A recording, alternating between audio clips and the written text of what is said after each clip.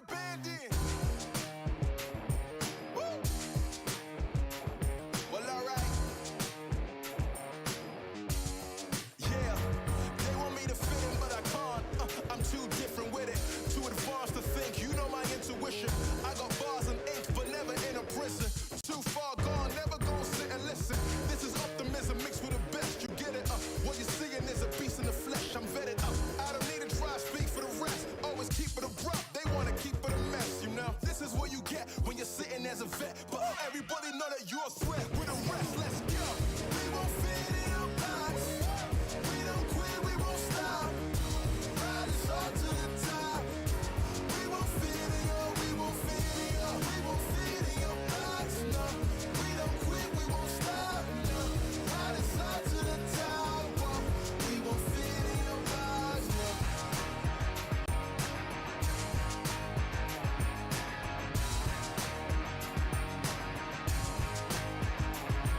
Look, I try to tell you we don't fit in your box. Why you try to box me and I got the key to unlock? I know the locksmith, optics, speak of the loss. I'm eating lobster, chopsticks, freaking the boss, you know. I'll never fit in where I go at. Ooh, boss talk like I'm Boaz. Ooh, why fit in where you know you can stand out still? They remember you more when you hand out deals. Let's go. We won't fit in your box. We don't quit, we won't stop. Ride us all to the top. We won't fit in your, we won't fit in your, we won't fit in your box, no. We don't quit, we won't stop, no. Ride us all to the top, whoa. We won't fit in your box, no. Don't box me in, I do my own thing, spirit is right within. I got my own way, violent is not within. Look at the way that I do my ops again, oh. Better let me loose, you know that I got the juice, everything I got to do, words that I speak out my mouth, I gotta move, oh, oh. We can't fit in your box, we too cold and you know.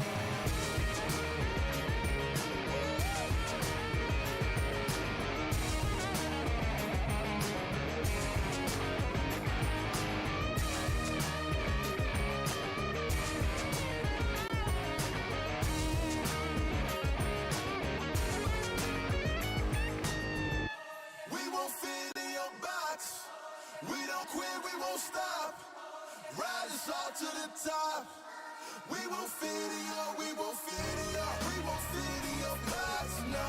We don't quit, we won't stop, no. Ride us all to the top, whoa. We won't fit in your box, no. Thank you, Ben, for coming out tonight. My name is Son of Augustine. Woo! Let's go.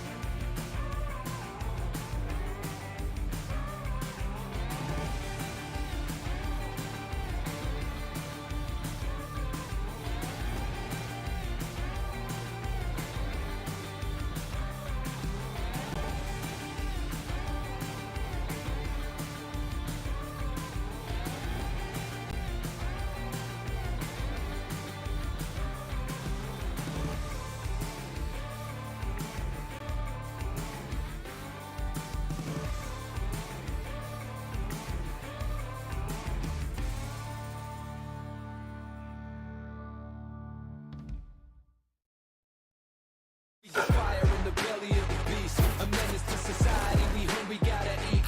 We ain't gotta lie when it's clear enough to see. Action over anything means everything to me.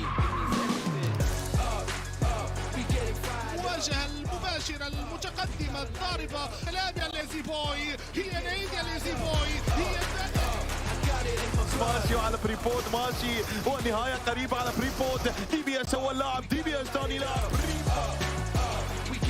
كويست ما بعد هذا اليوم ما بعد هذا الاسبوع لديكم فرص كبيره. دبليو 7 هنا يخسر فرصه التواجد، ممكن غيث يتلاعب بمقدرات دبليو 7.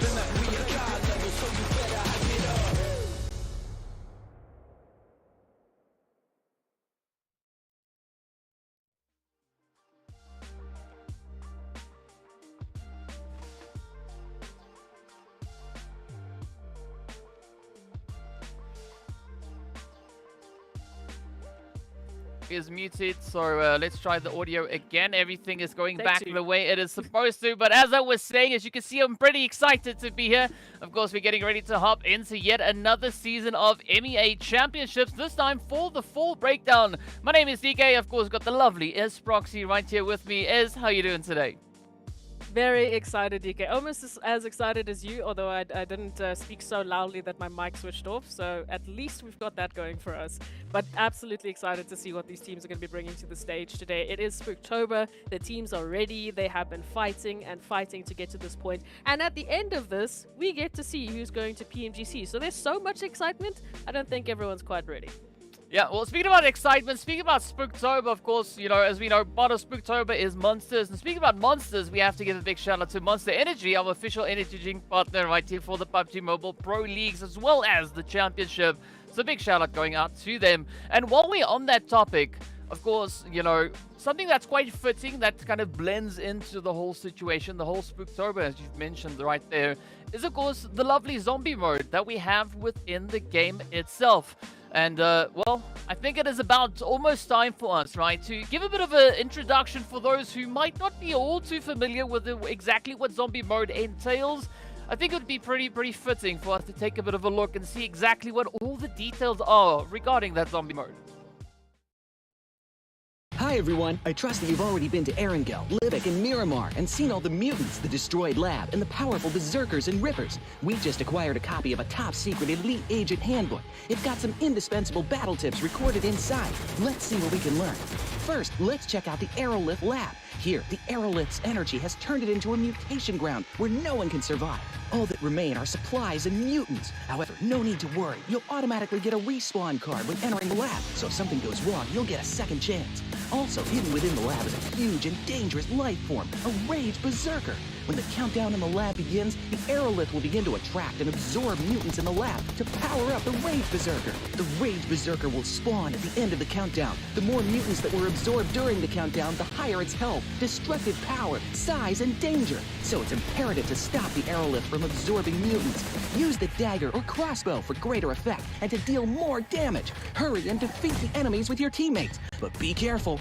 In Zombie's Edge, the large and powerful berserkers can be found all over the map. They possess an extremely muscular right arm and a unique weapon. Take care as it changes up its way of attacking depending on which weapon it wields. However, our intel tells us that if we can locate its weak point, it can be dispatched much more easily. Of course, it's also better to work together with teammates to defeat this powerful foe. When you defeat a berserker, there's a chance to obtain its genetic abilities, the mutation gauntlets and the mutation blade. Equip mutation gauntlets to mutate your arms into large gauntlets. The slam attack delivers devastating damage, and the zombies can't retaliate when struck.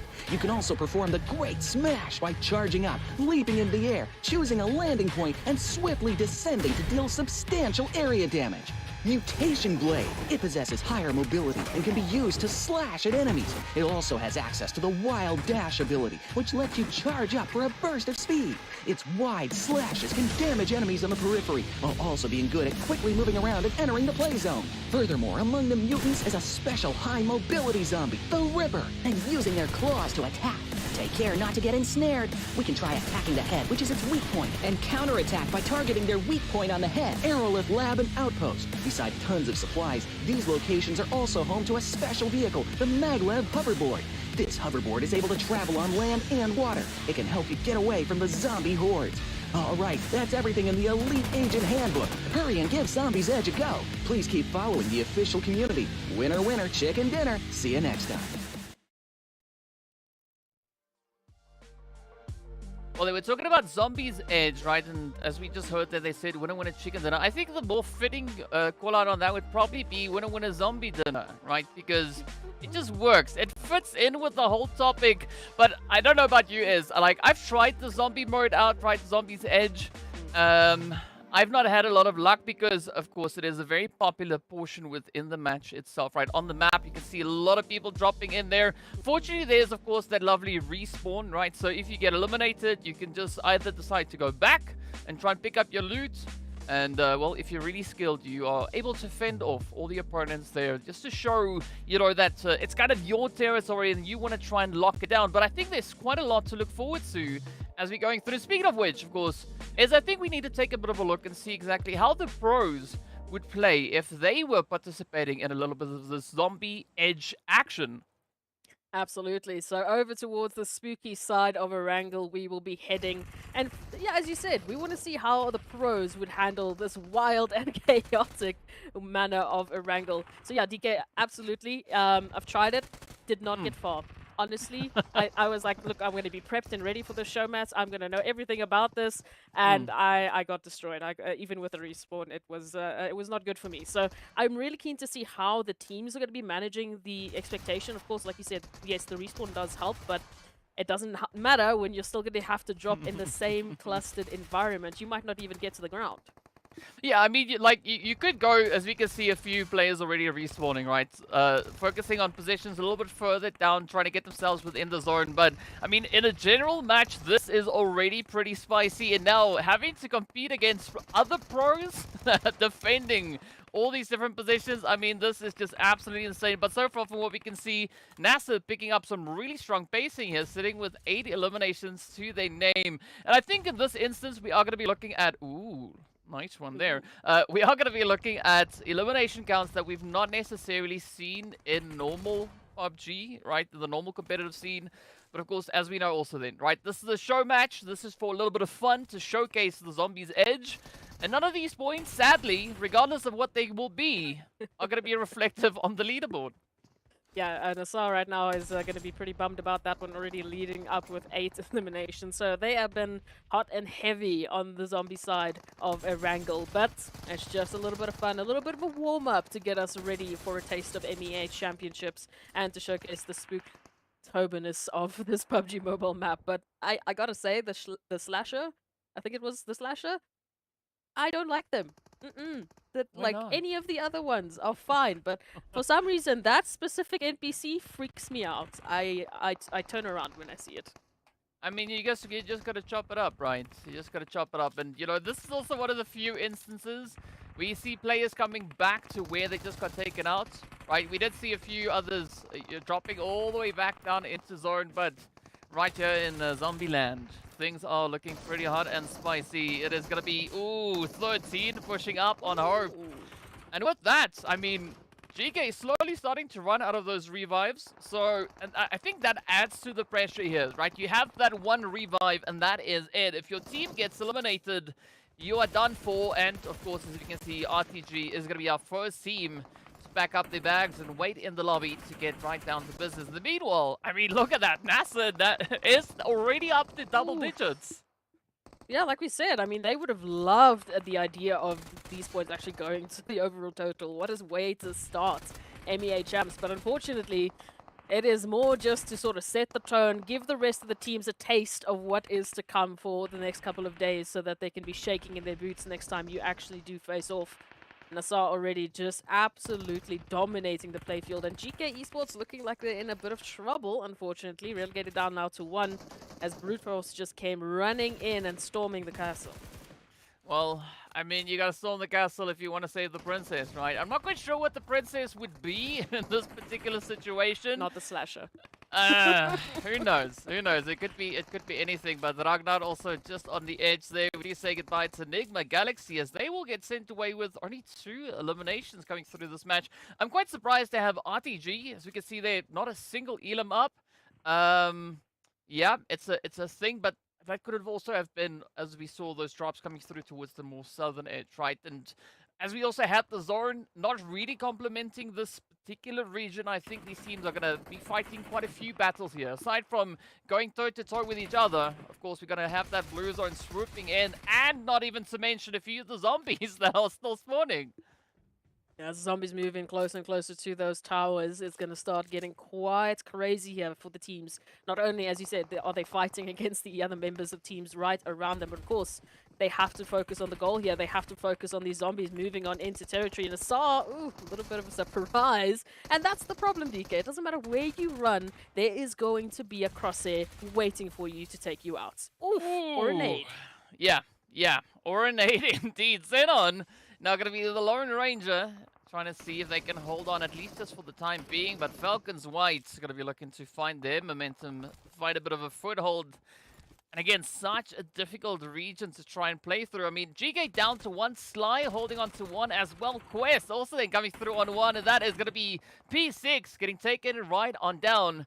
Now, Teak just waiting patiently as El Chapo is going to be taking that approach. But I like the fact that the teams are actually trying to get themselves as close to this lovely tower here. But, yeah, it's brutal. This is quite brutal. Yeah, you can definitely say that. Again, XENON already trying to get themselves meted up before the rest of the onslaught does appear. Again, NASR just doesn't seem to be going down anytime soon. I think that's one of the first times I've actually seen someone from NASR knocked. We do see Falcon White also just making an appearance, finding a little bit of action there. El Chapo not feeling too great about it. Oh, but it is a tough battle here. No one is really looking to give up, and we even got some bumper car action going here. Oh, R8, man. Yeah, just trying to fly on through now. They still have CR7 holding on the ridge. Brute Force, or as I like to call them, the Broody Fruities, looking to bring in quite a bit of a play here. I mean, they've also been doing pretty well, right? Just look at the elimination count. Meanwhile, we are going to be saying goodbye to Sly Machine as they will slide their way into the lovely lobby itself. Clear Vision also just lighting up that feed. I mean, this is what we love to see, right? The team's having a good bit of a warm-up before turning their focus back onto the big matter at hand. Speaking about matters, I mean, here we go, the slasher. Yeah, look, that's not exactly someone that you want to be poking. You know, when we talk about poking the bear, that is not a bear you want to poke. And you immediately saw that run back coming through here from NASR, trying to get a little bit of extra points while they're dealing with the rest of the teammates. But ooh, that is a terrifying view to see. Broody Fruity still holding on just barely, DK, but they still got plenty more players to handle. Yeah, and well, aside from players, they also have zombies to worry about. As we know, ooh, the blue zone is going to be making its way on through. Now, Brute Force all the way up onto 17 eliminations. We are seeing some pretty intense elimination counts being secured here by respective teams. But, of course, we still have 7 of them trying to fight their way on through. I'm curious to see if they're actually going to be able to take down the boss. I'm just worried right now. Yeah, for that member there from Brute Force. I mean, if that if that monster just takes like 2 steps to the left, there's going to be an unfortunate surprise for them. No cover to work with either, so it would not be a very fun experience. But we'll have to wait and see how they're going to handle that one. Already, still NASR. Oh, they have just been taking names left, right, and center. But now Brute Force is tied with 14 eliminations each. I can't see who's going to be taking the crown. Yeah, it's a tough one. I mean, NASR, good centralized positioning here. Brute Force picking up some pretty good momentum as well. So I think it could potentially be between the side of Brute Force and NASR to have that decision made as to who's going to be the team to walk away with the winner zombie dinner for this game. But Marshall also still holding on, and we actually see just a few Lone Rangers now just trying to survive the onslaught. But I like the fact that the Blue Zone is also very slowly closing in. I mean, it's not making a big major rush, so the teams actually have quite a bit of time to spend out here to see if they can not only take each other down, but also then the big boss. Yeah, NASR definitely need to put a few knocks into the side of Brute Force here. Otherwise, they will be seeing their crown taken away from them. They've done so well to hold on to this lead. And now, unfortunately for Brute Force, it looks like they're a little bit just cornered in the sense that that rotation out is going to be a bit tough. The Blues are now coming in to add a little bit spice on top. And, oh, I don't know how they're going to be able to get themselves out there. Although that knock might be the opening they need. That definitely could be the opening, and well, beautiful follow-through coming through here from J7 as they do step up to the plate now, trying to find all the devastation they can deal into the side of Brute Force. XENON also going to be biting off a few tough bullets, but oh, Mind getting spotted out here as Teak now comes through with the approach with the push, trying to send the Brute Force team right back from whence they came. J7 also not having any luck on the outskirts, but Twisted, look at them. 14 eliminations up. FALCONS sitting on 12, about to be 13, and there we go. Again, double digits essentially as for these top few remaining teams. Oh, I tell you now, imagine these points were added to the overall tally. This would be an unprecedented start that we ever would have seen in an MEA champ, but let alone, it is, like you said, just a little bit of bragging rights, just a little bit of an opportunity to showcase for the rest of the teams what they should be expecting. You know, what truly might be lurking around the corner for them in the next couple of days. Again, these extra like abilities and all the extra gear that they get to use really does prove for some very interesting strategies. So very curious to see how AZ might be utilizing that arm and maybe just surprise Teak around the corner with that rotation. Well, a big surprise could definitely be quite advantageous at this point, but as you can see, Evo Station going to be holding up on the edge. Pre-pod. Oh, feeling the heat as Twisted. Just twist and wiggle their way on through, finding the knock. Teak also just going to be riding on the edge. Beautiful work being done here. And again, right, I think this is such a great way to essentially warm up the teams for what we could be seeing coming through into this MEA Championship. But I mean, so far, pretty strong representation. Really high, insane elimination counts.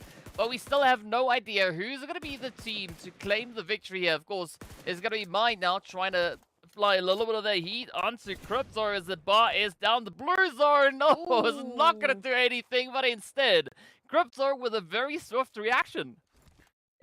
Yeah, look, a great reaction, but you can see that mini-map in the top right side. NASR has been keeping their eye on the prize. They've been following that zone, making sure that they're still in this map. And right now, sitting so pretty, waiting beautifully for Twisted Minds to make a move. And lo and behold, Twisted Minds, no way out of trouble. And unfortunately for them, that will be the end. But for NASR, my goodness, my gracious, what a way to start the day.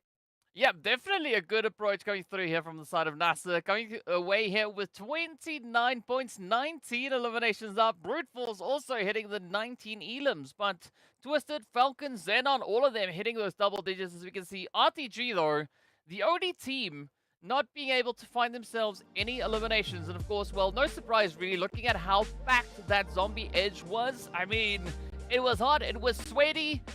For some, it was a little bit devastating, but that is just the way that we like our zombies, I guess. Yeah, no, we like them also dead. I don't want to be in that situation myself. So thank you to the teams for taking them out. But yeah, absolutely. Nice little bit of a warm-up, getting the teams introduced into Spooktober, and hopefully they're in the spirit of things. But ultimately, DK, at some point, we're going to have to get back to business. Yeah, well, I think that is pretty much our cue, right? We've now had a little bit of fun, looked at the Zombies Edge and what all these players can do as a bit of a warm-up, but let's get back to the serious business, right? It is MEA time. It is championship time. The teams have quite a lot on the table. As we know, 4 slots available to move forward up into the PMGC, so it is going to require quite a bit of grind to come through here. I mean, we've seen several teams just grind their butts off through their respective PMPLs, coming all the way back from the start of the year, trying to build up the points, trying to build up that opportunity, the expectation, and of course also to get themselves a seat moving into the MEA Championship. But speaking about teams, let's take a look and see exactly who we have that are going to be playing here. Now, for the fans that have been following your PMPL Africas and your PMPL Arabias, and even the previous MEA Championships, some of these teams might look very familiar to you. Obviously, we've had a lot of roster shuffles, and we've had a lot of surprises in the previous PMPLs. I mean, one highlight, especially most recently, has definitely been the return of FALCONS White. I mean, in terms of the performance that they brought, in terms of the ferocity, we definitely could be seeing a massive, massive competitor for those top slots. And I mean, again, from the Arabian side, we have a lot of fans who are hoping and just looking with heart-beated eyes to NIGMA Galaxy to see what they will be bringing in today. And a few fantastic teams that have honestly just been, you know, highlighting for us once again the excitement of PUBG Mobile. I mean, Brute Force, as you like to call them. They've also been a fantastically solid team. And ultimately, we're going to have to see today how they're going to be bringing in that action. I think another team that I'm also quite excited to see what they're going to be doing is the side of XENON, right? We did see them come pretty close in the previous MEA to qualify, but this time around they made it in. And of course, let's take a quick look at the format here for our viewers that are not all too familiar as to how these championships work. So we've got all 16 our teams. They are going to be playing across 24 matches. So if you break that down, it essentially gives us 6 matches happening each day across the next 4 days. And all these points add up into the overall standing. And, well, speaking about points, right, of course, the teams are going to be looking to utilize our point system, right? That pole position still being worth 10 points. And, of course, it trickles all the way down. 9th to 16th place is going to award them bubbles. But to pop a few of those bubbles, you can also look to add yourself a few of those elimination points, as you will get awarded 1 point per each elim that the teams are able to find here. So we've been seeing quite a few heavy hitters, really just, I would almost say, using that a little bit too much, right? Going pretty crazy with the amount of eliminations. And I mean, based on what we just saw in zombie mode, right? 19 eliminations alongside a winner chicken dinner, it provides the teams with a phenomenal amount of points, and I think it really lays the foundation quite heavily, especially on this first day. Yeah. So, I mean, as we've been going through these PMPLs, we've obviously seen many different iterations of that point system, and with each iteration, we see the teams having to adapt to a new playstyle, having to adapt to a new focus point. And this time, obviously, that focus point has been shifting for a while, but now it's taken its most gigantic leap towards that focus in eliminations. And so the teams have been a lot more aggressive as they need to be. They have to be a lot more consistent. They unfortunately can't just sit and wait for those placements, because they will inevitably fall behind. Well, and of course, falling behind, right, also means a little bit of a reduction. But the kind of reduction we're talking about here is, of course, with regards to the prize pool. So let's take a quick look at that and see exactly what these teams are fighting for on top of those slots getting into the PMGC. Of course, pole position is going to award them a lovely $26,000. From there, we move down to $20,000, then $14,000, and we continue with the trend all the way down to 16th position, which is going to award them $3,000. Of course, the lovely MVP award comes in here as well. So the player with the best performance at the end of these 4 days are going to be awarded an additional $2,000 on top of whatever the team has been able to secure here. So great opportunity for the teams to try and fatten up the bank a little bit more, right? To add even more into the tally there before, you know, they move on to what could be potentially the next stage. Yeah, so I mean, for some of the teams, they are definitely going to be looking to see how their individual stars will be rising to the occasion. Obviously, previously we had to give a big heads up to Coops, so we'll see what's going to be this case in this time around. But of course, DK, we keep talking about the short stint. We keep talking about how tough this match is going to be up and how quickly these teams have to rise to the occasion. And that is, of course, due to our wonderful calendar that's quite short. It's quite sweet, but it's only 4 days of action. Yes, only 4 days of action, and that is all of it, right? I mean, they've worked their way through 18 days of PMPL action to get themselves qualified into the championship, and these next 4 days is going to be make or break for these teams. But of course, within each day, we also have our respective map rotation, right? So the map rotation for each day is going to be exactly the same. Here, as we can see, we are going to be starting off with Erangel, heading into a bit of Miramar, heading back to Erangel, then we add a little bit of spice, heading up into the lovely Sanhok before concluding the day with our very last Erangel and Miramar. So I think this is a very exciting rotation here, because especially looking at teams that are super proficient when it comes to the map of Erangel, with a potential opportunity on Miramar as well, they will have a great opportunity here to really bring in quite a bit of a dominating push, a dominating performance to ensure their positioning within the leaderboard. Absolutely. So yes, it is going to be a short, sweet push for that top slot. And again, we keep talking about PMGC. I mean, those groups have already been laid out. We know some of the teams who are already waiting for that. And we would love to have, teams from both Africa and Arabia join them, but they can only be 4. So it is going to be a hard-fought battle, but it is going to be an exciting one. And again, DK, we can speculate as much as we want, but there are some potential speculators that can give us a bit more information, and that is, of course, our viewers. So for our viewers, if you are watching, if you do want to interact with us and give us your insights into this wonderful matchup that we're going to be seeing both today and for the rest of the week, please do let us know on our socials using the hashtag PMPL MEA Champ, of course, on the platforms YouTube, Facebook, and TikTok. We would love to hear your thoughts. And of course, I mean, ask us some questions, give us some insights. We want to interact with you and see how you're feeling about this year's matchups.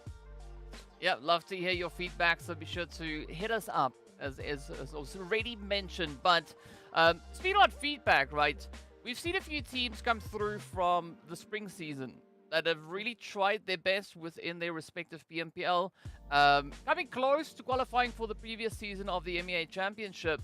But, I mean, looking at what they've been doing coming through this time around, we do see a little bit of improvement. Of course, with those teams, I'm referring to the players from Virtual Gaming Squad. Yes, we know they changed rosters. We did see the side there from XENON, the former Cryptics team. Came so close in the previous season to qualify for the MEA Championship. Just barely missed out, but this time around, this season, we did see them make it in that 6th place within the full split, and that allotted them the position to move into the MEA Championship. So very excited to see what Virtual Gaming Squad and, of course, XENON are going to be looking to bring it to the table here. And, of course, then from the Arabia side, we've got the teams Sly Machine and Twisted Minds, right? Also putting in some good effort in their previous PMPL to get themselves secured, but they changed their mindsets, they changed the approach, and, of course, change is as good as a holiday, I think, at some point. And coming through into the full split, things just really went click, and, well, they were able to qualify. So I like having a little bit of new flavor coming into the championship to just try and shake up everything a little bit more.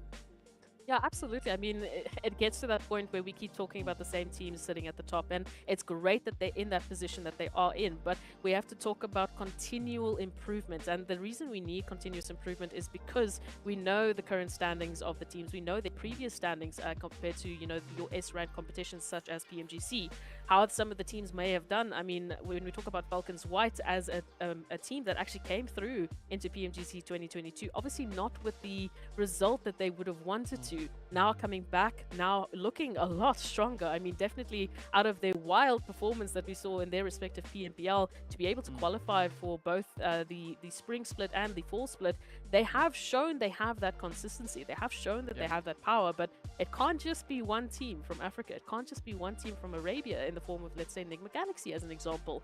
There has to be that continuous competition so we can see these teams having to better themselves. We keep talking about that adaptation that they have to bring in. The points can change, we can see the structures change, and that obviously does form a different change in the meta, but it has to be up to the teams to put in that work and to bring in a different level of play each time they are performing. I think it's important being able to maintain a good amount of consistency. I mean, we've seen teams come through in the previous season of not only the MEA, but also obviously the spring split coming through with regards to the PMPL. Teams performing quite well, making their way up into the previous MEA. For some teams, things went quite well. Other teams, not so much. It was quite challenging, and I'm excited to see how they're going to be looking to rectify that moving through into this season, right? We've seen Falcons White, the former Titans / Arab Golden Galaxy, coming through the spring season, rather, making it up into the MEA. Quite a dominating play that they brought into spring. MEA, I think it was a good proving ground for them, but as they went into fall season, they really upped the ante, coming through with phenomenal finish, locking in the pole position within that respective PMPL. So there's a lot of opportunities that these teams are presented with, and I guess at the end of the day, it all depends on what the teams are willing to make with those opportunities, right? Are they going to try and apply everything that they've learned within the PMPLs, or are they going to maybe try and add a little bit of a different flavor to the mix? I definitely would be expecting and hoping for a different flavor, because yes, for some of the teams it has gotten them to this point. Absolutely, they deserve to be in this position. For some teams it has been a very tough battle to get to this point. I mean, you mentioned XENON, who just managed to get themselves qualified, just managed to get themselves enough points, and that was off of the back of a battle between RUKH. I mean, it was a 1 point difference, I believe, into that qualification. So moving into this, I mean, yes, the top teams, they have a lot to continue proving. They have a lot to say. They know the expectations that are on their back, and they want to keep that expectation high. For the teams sitting from the middle to the lower echelons in terms of the qualifications, they're the ones that have nothing to lose. They're the ones that have never been into this point, have that opportunity to, for the first time, get themselves into a PMGC slot potentially. So they're the ones that need to bring that different flavor, that completely different spice, if they want to be able to take down the top dogs. And they need to be able to do that if they want to be able to kick it in PMGC, because that is a whole different sort of competition they need to be ready for. Yeah, I mean, we saw it was pretty tough, right? And a good indication of what, I think maybe a good preview, a good taste of what could potentially be coming through in towards the PMGC is, of course, what we had happen over in towards the PMWI, right? As we know, only 1 or 2 teams having the opportunity to move forward into that next opportunity, right? So NIGMA Galaxy, or in fact, rather, it was the side of GEEKAY having the opportunity to, showcase a little bit of their talent, getting that direct invitation into the PMWI. And I'm curious to see just how much of what they've learned, right, not only through the fall and the spring season, but also having the opportunity to play in other events, right? Play in the PMWI, of course, the previous MEA Championship, and many of the other events in between. I want to see how all of that is going to come down onto the battlefield. And of course, well, we don't have to wait all too long, as we are going to be hopping into our very first match right here into MEA. No zombies. It is going to be normal PUBG. Right, I know it's going to be feeling a little bit weird, because this time around we are going to be looking at flight path, we are going to be looking at zones and everything in between. But I guess this is also a great opportunity for the teams really to show us what they are looking to bring into this very first match of the day. Yeah, so as we like to say, the first couple of matches, they tend to be both the opening statement from the teams, but also we can only take a little bit of a pinch of salt usually from these sort of matches. Unfortunately, however, for these teams, as we've already mentioned countless times, there's only 4 days. There's only 4 days of opportunity for them to get themselves onto the overall ranking and then keep that momentum, keep that lead. So starting off with a great start in Erangel, especially since it's a Erangel heavy day, is definitely going to be the key. If they don't do well here, well, you got 2 more opportunities, but let's be serious. You don't want to fall behind. Yeah, I mean, that is definitely not something that you are going to be looking at. I mean, if we take a look back at what we had in the previous MEA, right? GEEKAY, absolutely dominating team when it came to the side of Erangel. They secured themselves 2-1 win. Chicken Dinner's 103 points coming off the back of that. So I'm curious to see whether or not they are going to be looking to replicate those efforts, or we could maybe have a bit of a response to that. I mean, from the respective PMPLs, right? A lot of contenders stepping up to the plate. A team like RUKH Esports, right? They showed quite a bit of an angle, quite a bit of a play. FALCONS White also stepped up with quite a bit of a dominance there as well. So I want to see how all of that is going to translate into the action here. And of course, now speaking about the action, is going to be Quest and Slime Machine looking to crack the can wide open. Ooh. What is it with the bumper cars today, DK? It just seems like everyone is, throwing caution to the wind. No need for guns. We just need some wheels. And I mean, a great use of utility right there. Quest Esports already picking up a great knock now, having to hold on to the rest. And looking at these rotations, well, it's just going to get more and more fun. So Quest and Sly, they had a little bit of an altercation here now. I mean, Quest can still make that rotation up north. It will be a little bit of a sandwich as they do. They've got GEEKAY to the east, and of course, quite a plethora of teams there towards the Georgia Pool Everest location. So hopefully they will not be setting their eyes on that for the time being. But, just a quick hello, how's it going? That's my knock, thank you. I will be taking that point. I don't think there's anything wrong with a quick knock, a quick, just a sneaky play coming through here. But of course, speaking about sneaky plays, we do see the World of Battle also just trying to solidify themselves up within those apartments. And I mean, based on where the zone is, I think that is going to be a beautiful position for them to hold. It allows them a great opportunity, more specifically with teams that are going to be rotating up from that western side. Yeah, no, look, I really want to say that since we've seen that point change, since we've seen these teams, being forced into a more aggressive stance, we have seen a bit of a increase in terms of the challenges that we would see in the earlier phases. Normally, we would see a complete split. I mean, they wouldn't even pretend that they knew that there was an enemy on the team until much later into the map because naturally they were looking for that longevity. Now, however, it is crucial to try and get the jump on a team sooner rather than later. What we just saw from Sly, there is that opportunity. They knew that Quest wasn't quite ready with their equipment. They were obviously scattered. They were obviously isolated. And bam, there's an easy knock. And that is crucial for Sly to pick up earlier rather than later because, the longer it takes, the more equipment those teams are going to have, the more structured they will be, and it's going to be a lot harder to take them out. So I do like that we do see some teams, maybe thinking about those early engagements, but it will be up to them whether or not they feel ready in the positions they are to take those fights because, you got to be ready to win the fights. If you lose them, well, that's your first Erangel of the day done and dusted. And I think also looking at early game engagements, it really shows whether or not the teams have actually done a lot of bot reviewing, right? Trying to get that additional information, trying to figure out where they could potentially be looking to move to, or if they want to play a bit of an upset, who could they look to challenge? So I think this is a very interesting phase to be in, having the teams presented with that opportunity to really showcase all the homework that they could potentially have done, if any at all.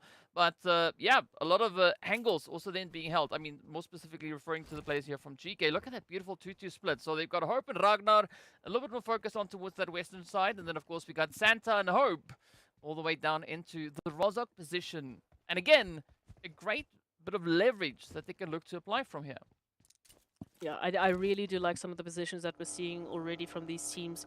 Twisted Mind all the way over towards that Milta position, right alongside rotation that we saw there from Sly. So they took quite a jump all the way from that western side of Quest into the side of Milta. So putting them right between, of course, Twisted Minds and Clear. Right above to the north of them, we do see NASR. So we'll be interested to see how that might pan out for the time being. At least they are within that zone. They have that time just to settle and get themselves ready. Of course, here towards that western side, as we can see, we have quite a plethora of teams that are looking to also get themselves well situated. And this western side is going to be the focus for us moving into these next phases, of course. So we've got the Quest R8 and, of course, Vision that needs to move in. We've got RUKH coming through from the northern side. We've got Falcon Whites all the way in Promosk having to make that rotation through, and Virtual Gaming very cheekily over towards that military base island, which I quite like. I like that we still give that military base island a little bit of a high five every now and then.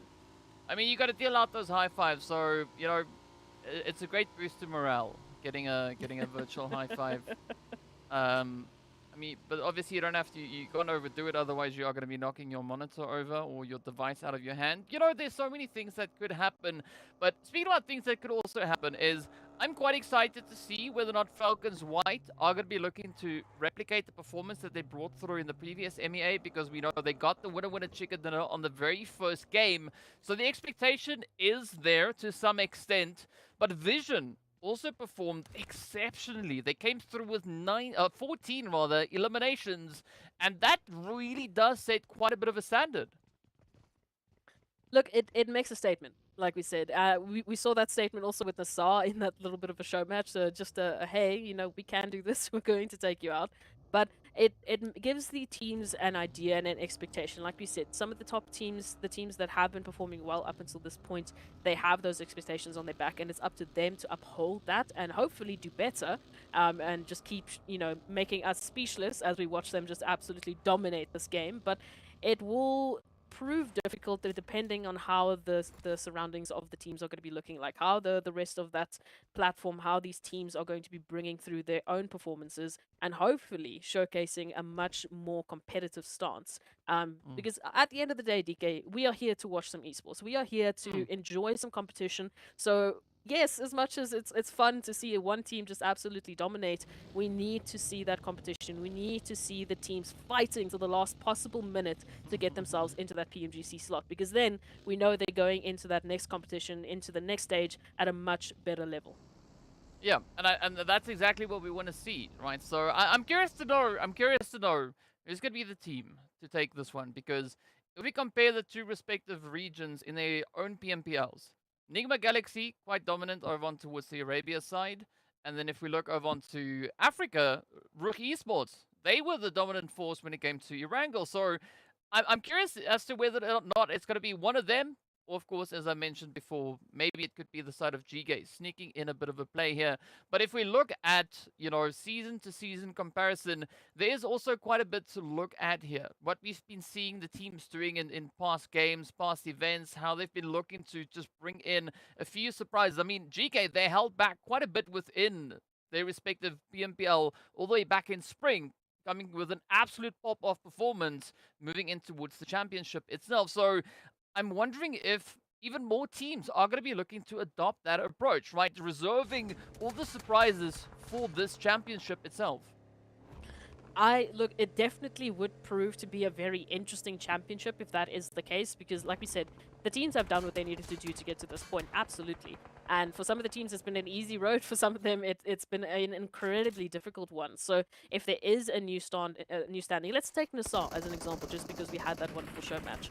They had a very difficult spring split, and now if they can start today and improve on the MEA spring fall split performance, then we could be having a different conversation. Then we could say, okay, well, I mean, I thought we were going to be talking about NIGMA Galaxy. I thought we were going to be talking about, you know, FALCONS White, but there might be other teams that are going to completely take that ranking, and it might start with the way in which you're seeing these rotations again. Like we said, that Western rotation was the focus, and now as all the teams are cramming into this next slot, I mean, we have the likes of FALCONS and Virtual Gaming still yet to join the party, and now look at Twisted Minds. Goodbye. All of a sudden. Oh, yeah, it is quite the players. The World of Battle now are going to be battling to survive. Down to 2 they go. It's Krona and Mohammed now going for a little bit of a hidey hole down in the underground section. But I love the contention coming through. We do see quite a bit of focus of the teams now situated more towards the southern sides, but the utilities, as XENON look to step it up. This is exactly what we want to see. R8 now going to try and see whether or not they can survive the onslaught, but Senkei, it seems like they mean business. It was Prestige already brought to their knees, but a quick response does exactly the same thing into Senkei. Oh my goodness, I thought that was going to go a different way, but unfortunately we can see the split now from XENON. They did make that rotation. However, it is, you know, sending in one player, having the 2 back when you've got a player literally in the battlefield with another team. There is that timing issue, unfortunately, and they just weren't quite quick enough to get that return from R8. They did do a great amount of damage. I mean, R8 now being reduced down and, you know, having to regather themselves before they move on into the rest of this chaos. But it is not over just yet. We can see just in that exact area, there's quite a few more teams still rotating on in. We still got Quest potentially moving up a little bit closer to that center line just behind those compounds. So they have the opportunity to get involved, but that zone, it just keeps going on to south. And that is really going to favor the likes of Twisted Minds and Sly even, who have made that rotation through. It's going to be a tough one. Ooh. But now, FALCONS Gonna try and at least hold on to a little bit of ground here. We are yet to see those eliminations come through now for the side of Falcons themselves. But again, looking to play in from that southern side, it does put them on a familiar footing. So I don't think Falcons are going to be feeling all too bothered about it. Again, it just comes down to how they look to prioritize these plays. Are they going to focus all their efforts right down onto the virtual gaming squad, or are they instead going to be taking a bit of a swing over onto Sly? Because Sly, even though they have a position perched up on the hill, it's still going to put them in some bit of a vulnerability here as they do take this approach. And of course the garage, not necessarily the easiest place to pull into. Yeah, no, it's absolutely not the easiest place, nor is it the most secure. I mean, just a couple of nades, those vehicles go boom, and all of a sudden, you've got a bit of a battle in the top floor. So we'll have to wait and see how that is going to return. I do want to start seeing who is going to be taking that aggression, who is going to be taking a little bit more of an aggressive stance. I mean, obviously we had XENON picking up those 2 points, looking great for them. They unfortunately had to say goodbye to Gay, who got those 2 points in the process, but it is a great start. For the rest of the teams, it's been very quiet. They're still making those rotations in. They're still trying to find their footing. R8 even taking a split now with a 3-1 towards XENON's position. Not quite really committing to it, but still looking for that information whilst ensuring that they're not opening themselves up to the surrounding teams, which I like to see. We've got GEEKAY also taking a bit of a slower, stilted approach, but they could end up right behind R8 Esports. They could definitely end up right behind them, and it's all going to come down to, again, prioritization. Ooh, but Al-Hajj now going to get dropped on down as Quest. Well, almost bite off a little bit more than they can chew, and Easy is not going to have this one be all too kind to them. As you can see, clear vision. I like the spread coming through from them, but I'm very curious to see what VanKid is going to be doing. I mean, VanKid just popped off quite a bit over in the PMPL itself, so I'm hopeful for a little bit of that carnage to find its way on through. But of course, speaking about carnage, right? GEEKAY, the defenders, the first team to get the winner chicken dinner in the previous MEA Championship. Well, smooth sailing, not yet found themselves any eliminations, but they do have a decent region to push through. Yeah, absolutely. As you said, they had an opportunity to go towards that western side. They've rotated on through, went to the north, very close to Brutal Force, rather. I keep wanting to say Fruities, so this is your fault. Anyway, right alongside that prison location, so an opportunity for them just, again, to get some information. It's not going to be easy for them to get settled just yet. That zone is also going to force the issue. As we can see, Twisted Minds once again in prime location. Yeah, and I mean, this is the opportunity, right? We got Crypto, Evo Station, Dadin, all holding nice and steady, holding on to the lovely timber, or rather the plantation there, the lumber yard. I had to find the right word to speak of, but we do see Coops also now getting dropped on down. GEEKAY feeling quite a bit of the heat here, as the Brute Fruit, as you were saying, or as we all know, it's also then the Brute Force squad are going to be looking, so hold on. I mean, it's tough, right? We got Vision laying in a bit of heat coming through from that eastern side, but then we still have XENON, and the rest of the teams are over to the west. GEEKAY Santa holding on to the edge of zone, and things are not looking all too hopeful here for GEEKAY. Unfortunately not. It was a slow approach for them to get into the northern side, unfortunately. We did see a lot of teams already in a position where they had, you know, the prime locations. They had every angle covered. They were waiting for those rotations in, and then unfortunately they just get themselves into a crossfire, which, yeah, it is the risk that we do see with late rotations, but it was the choices that they had to make. And again, the zone always will have a part to play.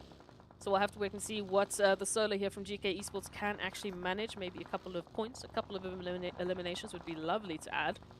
But it is not going to be easy. Twisted Minds have just been relaxing up here in the zone for time and time again, while we see XENON once again finding a very tough engagement. And as the split that they're taking, it's not leaving them much room for recovery. Yeah, and this is going to be a pretty tough one to bounce back from here. But R8, I like the approach that they're taking, holding a decent spread. Yes, sure, they might have been a knock, but they were able to get themselves back up onto their feet. So Prestige will be ready to fight yet another zone. And this is now the chance for RA to see if they can bring that aggression through. Can they pick up brute force? Can they pick up the side here of XENON and clear their pathway moving up in towards the next zone? Well, at least we know the team that got the chicken dinner in the previous MEA Championship are not going to be able to do it, as we do see GEEKAY getting eliminated all the way in 14th position with not a single elimination up. But look at that spray, though, from Neos.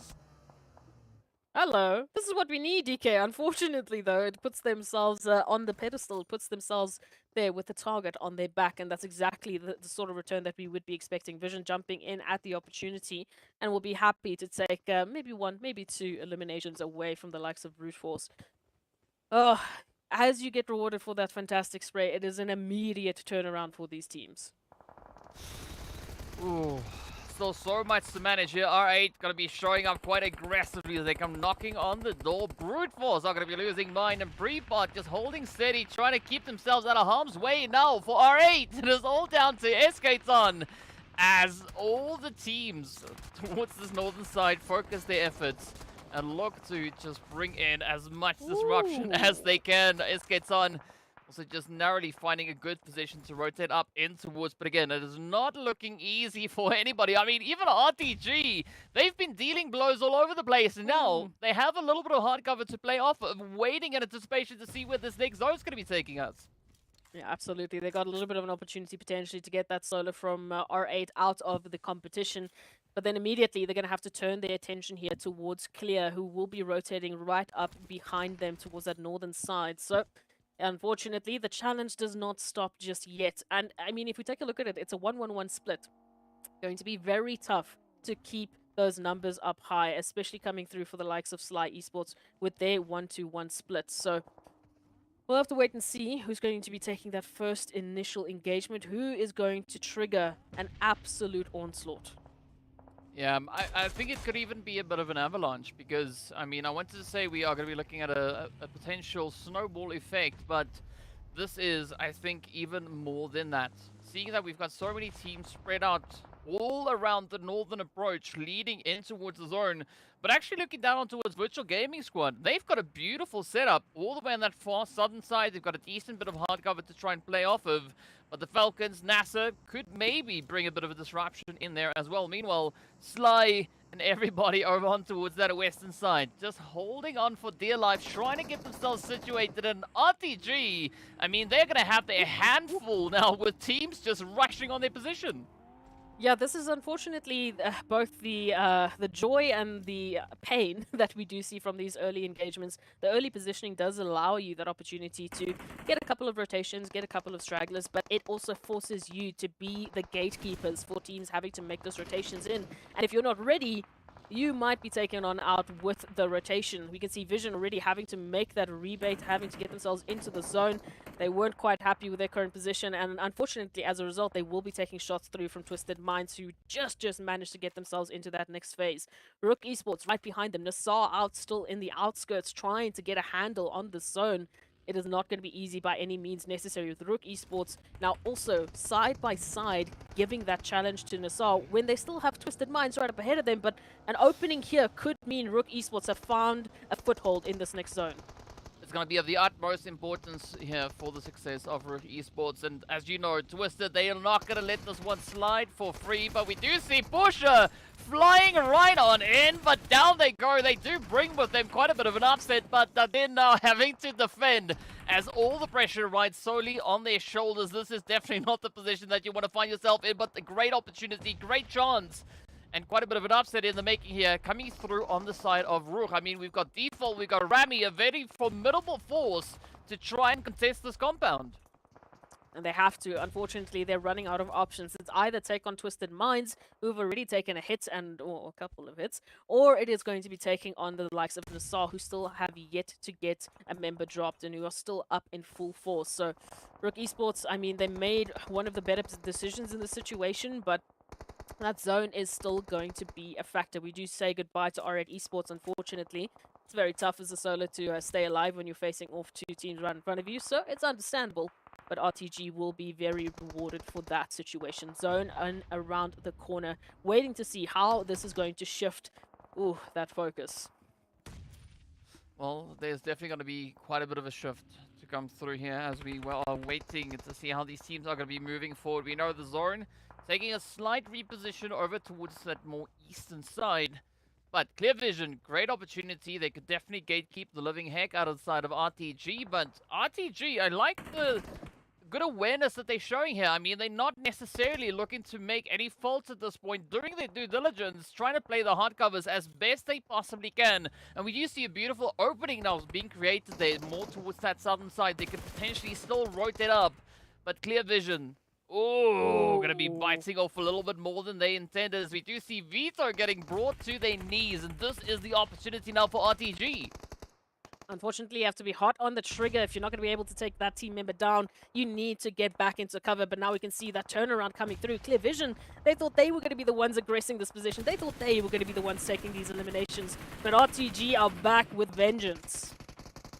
Ooh, come on. RTG. They've not lost a single player just yet, but they are dealing absolute devastation into the side of Clear Vision. Pokers with a quick response, but down they go as the third-party play comes on through. RTG now cleared to progress forward over in towards the zone. But a phenomenal play coming through here from Clear Vision. 8 eliminations, or rather 8th place is where they got taken on out. But a very strong approach, and what a play, what a start to the day for them. Back in the action. I love to see this. A great back and forth that we've seen from these teams. It hasn't been a one-sided battle too much. We've seen a lot of payback in those situations. We've seen a lot of teams being ready for that aggression, being ready for the rebates, and to retake that position back time and time again. It's proving really good. It's proving to that competitive level that we were alluding to, that we were hoping to see. Now, however, it is going to be made essential here for the likes of FALCONS. We see already one going down. The second follow-up should be there shortly, and it might not be looking good here for FALCONS White. Well, let's see. Are they going to be able to spread their wings and survive? Doesn't look all too hopeful now with Virtual Gaming Squad mounting a full-on assault here. I love the approach here. I mean, look at this. Virtual Gaming Squad could definitely get the upper hand. We do say goodbye to Twisted Minds in the meanwhile as well, as they will have to pack up their bags. And now, the hit is in. That is FALCONS out of here. 7th place with 2 eliminations. Virtual Gaming Squad now. I love this momentum that they're starting to find. But of course, looking at the side of Vision, phenomenal position up in center zone.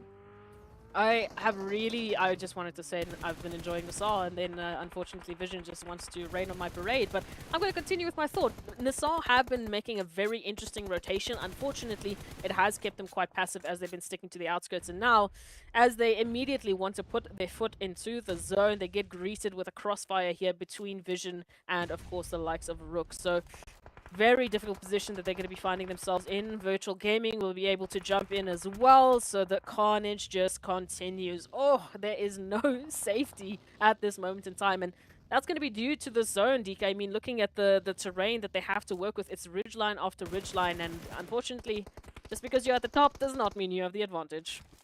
Yeah, I mean, even for Vision, if they are going to be looking to clutch this one out, right, they're going to have to find substantial positioning here, because they are quite exposed, and now it's going to be a RUKH Esports looking to capitalize on that fact as they come through with a clean sweep, and that is it. They now take control of center zone, but again, quite a few teams going to be holding in the vicinity. We still see the players here from Slime Machine just on the outskirts of zone, yet to find their position moving forward. Virtual Gaming Squad also going to be looking to sneak in from that southern side, but again, right, RUKH Esports, even though they have the high ground, it doesn't mean that they've got the best position. It could still lean in favor of our southern teams here. As you take a look at it now, of course, Sly, they have been keeping up to their name. They have somehow, some way, just been keeping very sneakily towards these outskirts and just been keeping to themselves, making sure that they don't pick fights that they aren't ready to win. However, even with holding this outskirt position, they have been able to pick up a great amount of eliminations, getting themselves into this position, a great foundation that can only be bested with a winner-winner chicken dinner on top that will really set themselves up strongly for this first Erangel of the day. But looking at the split, it is going to be a tough one. RUKH Esports having to split up so far just to keep themselves in play, just to keep themselves at least as much information as they possibly can with these surrounding teams. And now, of course, NASR still feeling the brunt of those crossfires. Yeah, I'm not quite sure if XENON is going to be able to make it back into safety. I mean, you know, mad respect to XENON for managing to survive up until this point, as we are approaching the end of our 7th stage. But Default also now having to just find a little bit of a reproach there as they get themselves situated just ahead, as the zone is going to be giving its way, showing us where these teams will have to move. But regardless of where it goes, this is still going to be quite a bit of a challenge for all our remaining teams here. And, ooh, now RUKH Esports find themselves smack dab center. They have the controlling position, and Virtual Gaming Squad are going to be looking to rush on in. That is XENON down, NASR getting shipped away. But a great opportunity for RUKH Esports to try and steal the show. The Slime Machine, the only team still holding on with a full squad, and this could still work out in their favor. This is what I've been saying. Slime Machine, I don't know how they've done it, but they've managed to keep themselves completely safe. A full squad up, keeping to the outskirts, and they're still picking up eliminations. They are still finding ways to stay aggressive and picking up a massive amount of points. And now, like I said, they're up for that winner-winner chicken dinner, potentially, if they can find the positions here of RUKH Esports and take them out systematically. Well, this is going to be absolutely phenomenal for the side here of Slime Machine. Let's see if they are going to be able to get their hands on that winner chicken dinner. I mean, they've got the numbers. Neither team really has the advantage at this point, so I'm curious to see how they are going to be looking to push through this. But I mean, this is a phenomenal play coming through for Slime Machine. As we know, they missed out on the previous MEA, and now that they found themselves here, they are looking to make quite a bit of a name for themselves, right? Looking to show up as aggressively as they can, and so far, things are looking pretty good, pretty decent for them. But it's all going to come down to how they deal with this next zone, because both Sly and RUKH Esports, both teams are sitting on 8 eliminations apiece. But again, it comes down to how they handle this next shift, this next stage. Absolutely. Slime Machine, they've had that opportunity to get some practice. They, like you said, they're new for us in terms of the MEA stage, but they've had that opportunity to go to the drawing board to get an idea of what exactly is their winning streak, what is their win condition, and what do they need to ensure that they're going to be bringing home the win. Right now, looking very good, but they do need to get a handle on these positions here from RUKH Esports, as they're currently delaying them, and they're currently making it extremely difficult for them to rotate on up. That zone is just going to continue constricting away at their potential spacing, so they need to, unfortunately, be the ones to make the move. Let's see if that is going to pan out. Now the blue zone is going to be finding its way in. Steezy finds the trade. That is going to be Default brought to their knees. RUKH now holding on to a 2-piece, but is this going to be the play now for Sly? They still have the advantage, but if they get too close, these utilities can definitely cause quite a bit of damage. And now Rami coming through with a strafe, sneaking in behind. Oh, the response is in though. Pusher trying to defend the honor here of RUKH, and still it's now down to a 1v1. It is 13 versus Pusher. Oh, this Molly could be the one to seal the fate, but it doesn't seem like it reaches all the way across just yet. Now Pusher gonna have to try and defend as 13 makes the play. The push trying to climb the hill. The damage is in. 13 still looking absolutely phenomenal and could still maybe turn this one around. But Pusher managing to get that mid back in, and up comes the damage. We now switch to the shotties, and RUKH Esports secures themselves the victory, getting the very first winner chicken dinner in the MEA Fall split. Making me eat my words. I like it. No, absolutely congratulations to RUKH Esports. I mean, that was a very difficult hold, and again, it was over the back of that fantastic individuality that we saw coming through from RUKH Esports, managing to clutch a situation that obscure in terms of all of the things that Sly were throwing at them. They had the bit of positioning, they had the bit of numbers, they had the utility, they had the ammo, and they were poised and ready to take, utilizing the terrain to absolute perfection, and just that final shot was so satisfying. So wow, what a start. A first Erangel done and dusted. I mean, there's a reason why RUKH Esports were able to secure in excess of 180 eliminations on the map of Erangel, right? They just showed that they are the but also when it comes to our very first Erangel right here today. So phenomenal play, 22 points being awarded to them, hitting the double-digit elim count. And of course, we can see Sly Machine and Virtual Gaming Squad also then finishing on double digits, but a very heavy hand being played here. Even Clear Vision finding themselves 8 eliminations, but unfortunately not a single placement point to accompany that. Like we said, it's that shift in focus that we've seen for the teams, staying aggressive, staying on the lookout for those eliminations.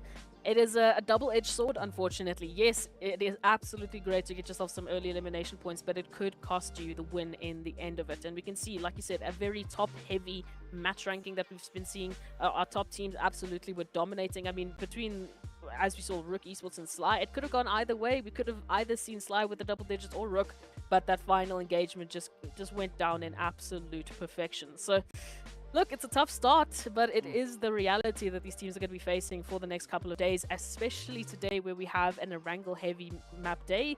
They need to step it up, and they need to be ready for a lot more action.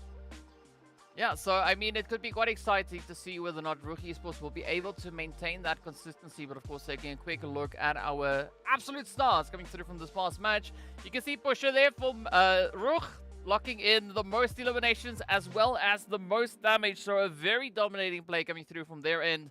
And of course you have Foz, right? Having a very decent arm, being able to lock in those nades, get the eliminations.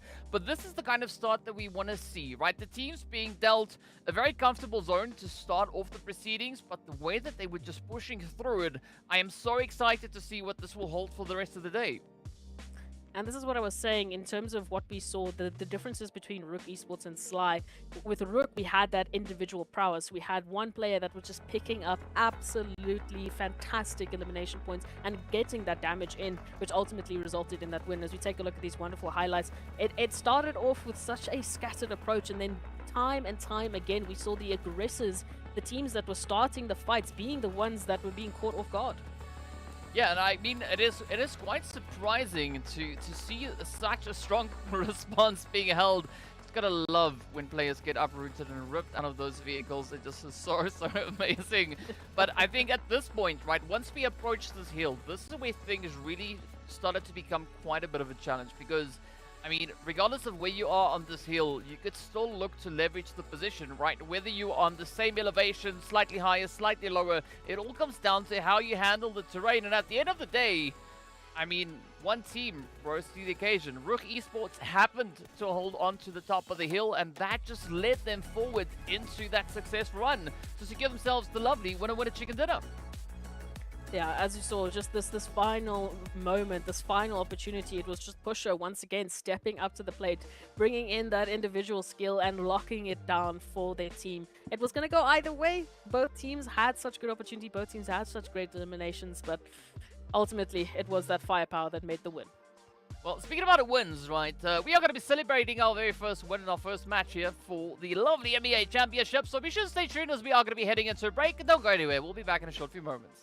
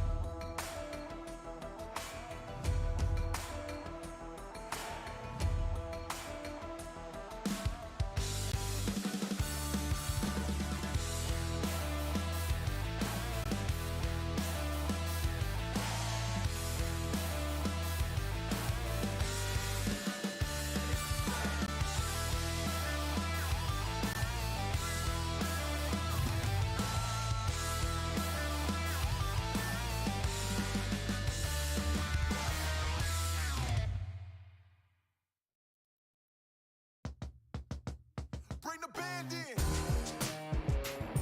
Woo! Well, alright. Yeah, they want me to fit in, but I can't. I'm too different with it. Too advanced to think. You know my intuition. I got bars and ink, but never in a prison. Too far gone, never gonna sit and listen. This is optimism mixed with the best. You get it? What you're seeing is a beast in the flesh. I'm vetted up. I don't need to try speak for the rest. Always keep it abrupt. They want to keep it a mess, you know. This is what you get when you're sitting as a... Welcome back, guys. We are getting ready to hop into game number 2. Match number 1 went over to the side of RUKH Esports, bringing in a little bit of dominance coming through from the Africa side. And now let's head into a quick breakdown as well. Yeah, as we saw, it really came down to that final few moments. When we were talking about it, it was that individual prowess just edging them across. We can see just a mere 200 damage in terms of that difference ultimately. And the assists were there, the eliminations were there, but ultimately it was RUKH Esports managing to find those final few moments, those final few winning conditions, getting them that first winner chicken dinner. And that's the first Erangel, DK. But of course, we're not going to go straight back into Erangel. We need to get to the Dusty Dunes first. Yes, sir. We are going to be heading right down into the lovely, lovely Miramar to see what our teams are going to be doing here. And I'm curious to see which region is going to be the region to take the victory. Are we going to be seeing another Africa play come through, or will we have one of the teams from the Arabia region look to claim the prize here? Of course, as we know, our top performers from the respective regions, right? GEEKAY, the defenders when it comes to Miramar from Arabia. And then, of course, to the Africa side, it is going to be FALCONS White. So it could be either of these two teams that can claim the prize, right? RUKH Esports already showing that they are the team when it comes to Erangel. But who will be the one to step it up? Is it going to be the teams that I just called out, right? Will it be FALCONS or GEEKAY? Or potentially, could we have a bit of a surprise, right? Another team looking to come through with a bit of a shake-up. That's going to be the question. And again, for the sake of the teams, I mean, right off of that crazy finish over towards Erangel, they get some more time this time around to get themselves situated and hopefully get themselves set up for a better finish over towards Miramar. They only have 2 of these today, so it is going to be quite an introduction with that zone heading all the way towards the east, including so much water. It is going to unfortunately cut down that zone pathing by quite a lot, DK, so it's basically the size of an Erangel zone now. Pretty much. I mean, we could almost say it's the size of a bit of Sanhok as well. As we know, we are going to be heading into Sanhok once we head into match number 4. So maybe this is a bit of a warm-up round to see what the teams are going to be doing. But I'm looking at those 2 islands over on towards the eastern side, waiting in anticipation to see if we are going to have anything come through with regards to that. But it doesn't seem like anyone is going to be all too phased about it just yet. Yeah, maybe one day. Who knows? Who knows? But Los Leones, of course, having its regular visitors. We got NIGMA Galaxy, we got Sly, we got NASR, all going about their business. But I think the exciting part rather here is going to be how these teams make their rotations into this next zone, right? Because we had such a chill start over on Erangel. Now heading into Miramar, it's like, you know what? Let's up the ante. Let's see what these teams can do. Yeah. I mean, the most chaotic that we had in the beginning of that Erangel was Sly finding a little bit of a bumper car over towards Quest Esports, and then everyone locked it down. Everyone focused on those rotations. We did see many late rotations, unfortunately, being the cause of teams going down earlier than what they would have wanted to.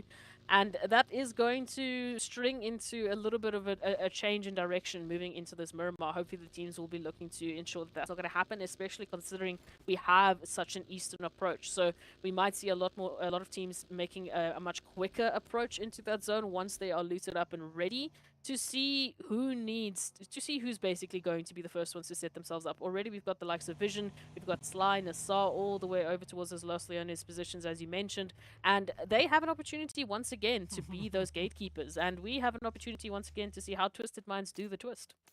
Yeah, I mean, they also have a few twisted cars in there as well, so you just gotta love the plays coming through here, as they are just providing us with so much material. A very original material, I gotta say. So, thank you, Twisted Minds. Yeah, I mean, I say that and then I just let it slide. But either which way, maybe we'll use it a little bit later on. But in the meanwhile, there's gonna be Kalaga looking to sneak in as they do find the dinner. Down goes the first. That is our first blood being drawn, and Twisted Minds going to be starting off with essentially 3 players. Now it's going to be up to Crypto.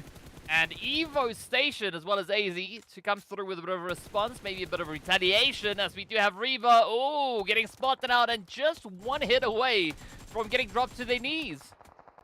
Oh, the damage numbers keep moving on in. We can see RTG already just finding that first knock at least, but looking to turn those eliminations up and ante. It's been a hit for hit, unfortunately. Right now, Twisted Minds, they're going to be trying to get themselves out of the situation. Again, it's the aggressors that are just getting clapped back twice as hard every single time. Twisted Minds once again trying to pick a fight and having to ducktail out of there, unfortunately not being in the position to deal with it. We might see RUKH Esports actually doing a follow-up and going for the chase.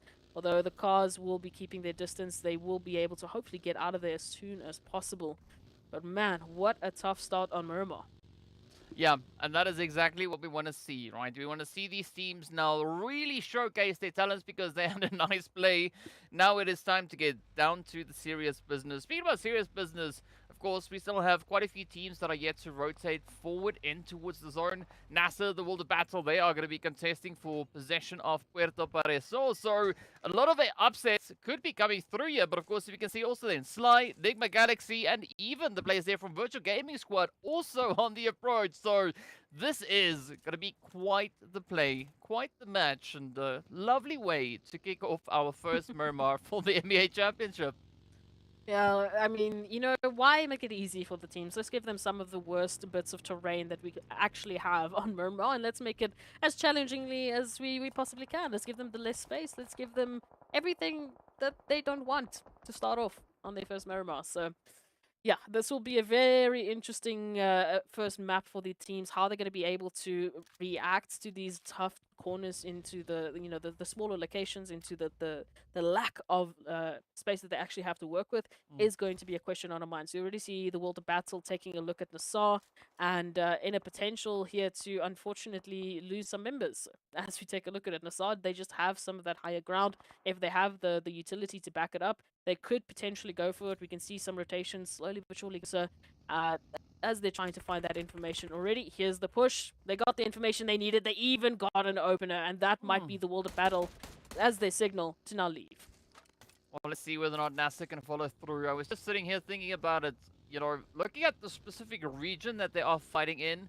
The terrain is not the most opportune to play off of. I mean, not at all. These hills are pretty challenging. So I think the ideal approach here would be to get yourself on even ground in comparison to the team that you're looking to contest, right? So you're gonna literally either get up to the level or drop down to the level to face them head on. And speaking of which, Vito gonna be looking to bring in a little bit of a sneaky play here onto the back end of Clear Vision, and let's see if this is going to be the play, as Vision now will have to hold nice and steady. A lot of contention coming through as the teams continue to push through. I mean, Impala also now getting engaged, and I was looking at Clear to see exactly how they're going to be looking to push through this one, but it does seem like they are managing to hold their ground. Yeah, I would want them to rotate out. They're very scattered at the moment, which is quite strange, but we can see that regroup already being called, as we do see the damage numbers now being punted through, with Vision now making a massive statement to say, back off, this is our location, this is our territory, and they might even be rewarded for that in terms of an elimination. There it goes, Clear already losing one, and that's off the back of that scattered approach. They were caught off guard, unfortunately, with that rotation, so they'll have to back it up and find themselves a new position to hold on to. Ooh, Vision even feeling a little bit confident, looking to maybe go get some extra loot, maybe even a further elimination. So we'll have to wait and see how that is going to turn out. We see a few stragglers in the form of RUKH Esports and, of course, Brute Force still having to find their way into zone. But thankfully for them, as the focus is on the east from the zone, the focus is also on the east from the team. So the northern sides and even the western approach is going to be clear sailing for RUKH and Brute Force to get themselves into zone. Ooh. And they need to do so very quickly. Yes, the zone centers up right into Impala. I mean, my focus instantly turning down to the Falcons. Curious to see how they are going to be looking to play this. I mean, they are no strangers finding themselves in a situation like this. So the heat is going to be on. And I'm curious to see what their approach is to come through here. But as you pointed out, those teams rotating through from the north, they're going to have to add a little bit of haste to the play. As we know, the blue zone is no one's friend. Speaking about friends, Slime Machine gonna be looking to reacquaint themselves with a little bit of aggression as they are waiting for not only XENON but R8 to find a bit of an opportunity. This is beautiful. Nice opportunity that we can see there with that drive-by coming through. A little bit of damage dealt, and it's going to give them the space that they need when I'm talking about XENON to actually get through this Valley of Doom. But it's not going to be over just yet. As the XENON makes their approach, they get right behind the likes of two members here from R8, immediately going for battle, immediately going for eliminations, finding one in immediate turnaround. But where is SK Ton? And unfortunately, they will be finding a little bit of a surprise over towards Marshall. Not quick enough into the window, though. And we'll have to wait and see. I don't think they're going to be able to recover from this. Well, let's see whether or not any response could be brought in. I mean, now it is going to be a quick retreat, right? Prestige having no other option. They're going to have to find a more opportune position to get themselves relocated in towards. But fortunately, they do find exactly what they need, at least for the time being. In the meanwhile, it's going to be Falcons and Clear Vision getting ready for a bit of a showdown. Is B6 up on the front line, looking to shake things up as they come strafing on in. But again, not necessarily having the safety, the reinforcements of the rest of the crew as they do start to trickle on in. Puncher King dealing quite a devastating blow. And this is Falcons White now trying to show their dominance. And so far, I would say they are succeeding quite a bit. Hello, it is about time that we say hi to Falcons White off of the back of a dominating performance in their respective PMPL. Now bringing in a little bit of that spice, a little bit of that flavor, as we mentioned, into the MEA stage. But of course, it's not going to stop there. We have a lot more contention, a lot more space that is up for grabs, and it is winner-winner, chicken dinner potential as we see these teams trying to get themselves their positions. The World of Battle constantly, unfortunately, finding themselves in the worst position. Even Virtual Gaming now getting involved to find the final straggler. And again, it's those rotations. It's that unfortunate timing that has been the nail in the coffin of the World of Battle. But we still have to see how this one is going to end. We've got two teams already that have had to bow out, and now for the rest, there's still a lot more terrain that they need to follow. There's a lot more trouble along their way. Yeah, it's going to be a pretty tough one as we now see the zone coming to its senses, right? Putting back onto the dry land. I'm pretty sure the teams are going to be quite satisfied with that, but I think an interesting play is going to come through from that southern edge, right? Virtual Gaming Squad looking to get themselves situated back in towards the zone. NIGMA Galaxy could be part of the welcoming committee to just escort them either into the lobby or up in towards the zone. Brute Force, a very interesting approach. I mean, it's like they're playing a more reserved angle here. Not going to be flying up in towards the zone just yet. Instead, trying to play a little bit of leapfrog, you know, one upon the other, trying to get themselves situated. But of course, RUKH Esports, phenomenal setup here as we got Default just off in the distance. And this could be exactly the opportunity that RUKH or either Brute Force now need to find themselves a bit of an opportunity. Well, for the likes of Brute Force, they've had the same brain cell moments as what we saw with RUKH. They were both the two teams that we saw straggling on out. Brute Force actually took a much more eastern approach, coming through all the way from the side of Mendita to get themselves into this position right behind the likes of RUKH Esports. So a little bit of a same brain cell moment coming through, and now they have that potential to surprise RUKH Esports if they haven't given away their position just yet. It does look like RUKH is aware that someone is behind them. You can see already looking out, waiting for that position, but oh, the prime angle, the prime sneaky ability coming through in Spooktober, and that is going to be a ninja take to get themselves that first elimination. Now, we just have to see how the rest of RUKH Esports will handle, once again, a situation where they are being taken apart bit by a surprising team. Well, I think this is a very good play coming through from Brute Force. I mean, they just slowly encroached up behind the side here of RUKH Esports. Now, finding that surprise opportunity. Pre-Pod also got to do their due diligence, but a quick response, but it's not going to be quick enough as Eugene lays it down. Oh no. Speaking about down, Eugene sliding down the hill, almost hitting the water's edge, but look at that Mind managing to sneak in a cheeky hit before, well, dropping to their knees. This terrain hurts. This terrain hurts in every shape and form, DK, because one misstep, and as you can see, all of a sudden you go from spraying down an enemy to potentially falling into the water and getting sprayed down. So now Brute Force, they've had 2 of their members unfortunately be taken out, but that's a fantastic nade, a great opening now from Neos to finally get back. But once again, it's like deja vu. It's Pusher to hold on for RUKH Esports once again. Oh, well. Brute Force just pulling it almost out of nowhere, managing to reclaim their footing as they start to push and aggress onto the side here of RUKH. Now, Pusher gonna have to keep the side of Brute Force at bay, but this is exactly the kind of upsets that we want to see, and to add to the pressure, the tension, the Blues already is gonna pop as well. But Brute Force, they could still very well have this one in the back, but how are they gonna play through this? Fortunately, neither team needs to rotate all too far to get themselves positioned back into this next phase. Oh, what a tough battle. Pusher just constantly finding themselves in these 1vx situations where they need to clutch or unfortunately be kicked. And now they're going to be laying low, just holding on, waiting for Brute Force to make that rotation in and hoping that they forget about him. Because, yeah, that's not going to be a tough fight to take this 1v3.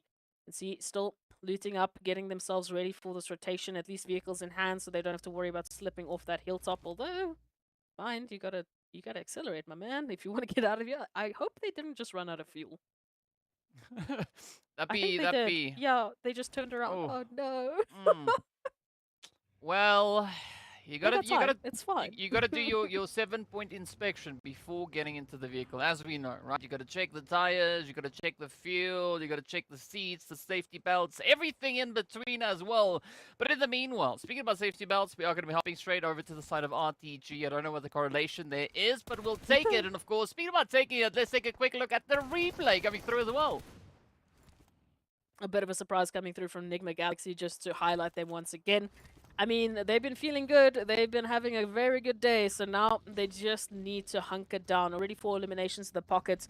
Add on that little bit of a placement point, maybe even a winner chicken dinner, and they could be cooking a fantastic set of points for that overall standings. But of course, GEEKAY Esports now coming through from that southwestern side, right to the south of them. As we were just talking about NIGMA, they are actually making an approach, potentially getting closer and closer to GK's current position. We do have Falcon White a little bit up towards the northern side of NIGMA Galaxy, so that 2-2 split from NIGMA makes absolute sense, as they need to get as much information as possible before making an approach. And this is going to be an interesting one. We have a few stragglers in the form of, potentials that could bring some upsets. We've got still that one solo from R8 Esports somehow, some way staying alive, and of course Pusher has managed, for the time being, to stay hidden from the likes of Brute Force.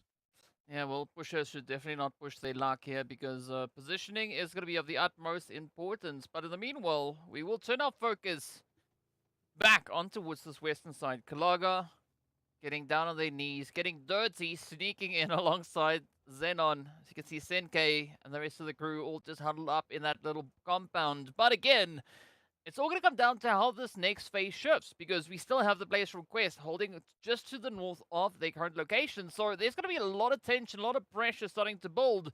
And of course, you can add the players from GK into that mix. So once the zone is delivered, I think these teams are really going to try and bring everything they can to the battlefield. They have to, DK. Only 4 days. We keep saying it. And I know the zone is horrible. I know. I don't know who made the zone gods angry today, but you have to deal with it. This has to be one of your opportunities to bring in points. So any and every opportunity is going to matter. Very interesting situation that we're seeing. We're not going to be heading through to those eastern islands, unfortunately. We never get what we like, DK. But it does mean that we still have a wild terrain to work with. And if it shifts towards those compounds of vision, we have an even tougher battle for these teams, because then, as we were talking about them slipping off, yeah, well, it's going to continue. Now, all of a sudden, Vision Esports have a massive advantage to be the only team with a compound in zone. I mean, that could be a very, very interesting play indeed to come through here. But you know what could also be quite interesting? This approach coming through from the side of NIGMA Galaxy. I mean, they're sneaking up behind the players of NASR. And NASR now having to defend their honors. They do find the opening play on towards Lord. Now, Coops trying to get the vehicle just out of harm's way. But again, the elevation could be elevated and really leveraged upon. As you can see, Freak cooking up a little bit of spice, looking to let it loose. Off it goes. Is it going to find its point? It gets quite close, but not finding the sufficient damage that they are looking for. I mean, Freak, Raouf, Coops, formidable force. But how are they going to look to establish themselves moving through this one, right? Are they going to be finding a bit of a play to make? And yes, elevation can be elevated upon. 100% correct, as having me make a bit of a chuckle as we do Great, see great Carry Boy getting ended right there. Yeah, look, there's a lot going on right now. English is going to be flying out of the window as we wait to see how these teams are going to manage this next zone rotation. Elevation can be elevated upon DK, absolutely, but it is going to be a descent for the teams at this moment in time. Heading towards that compound of vision, heading towards this position that we highlighted here from NIGMA Galaxy, it is just going to get worse and worse. Every step, every ridgeline is going to be exposing themselves more and more. And behind every ridgeline, of course, there's a couple of teams that are looking to take you out. NASR being just one of them. GEEKAY already feeling pain as Ragnar goes down as well. NIGMA Galaxy chiming in, and all of a sudden we could be seeing NIGMA Galaxy going back into the lobby, unfortunately.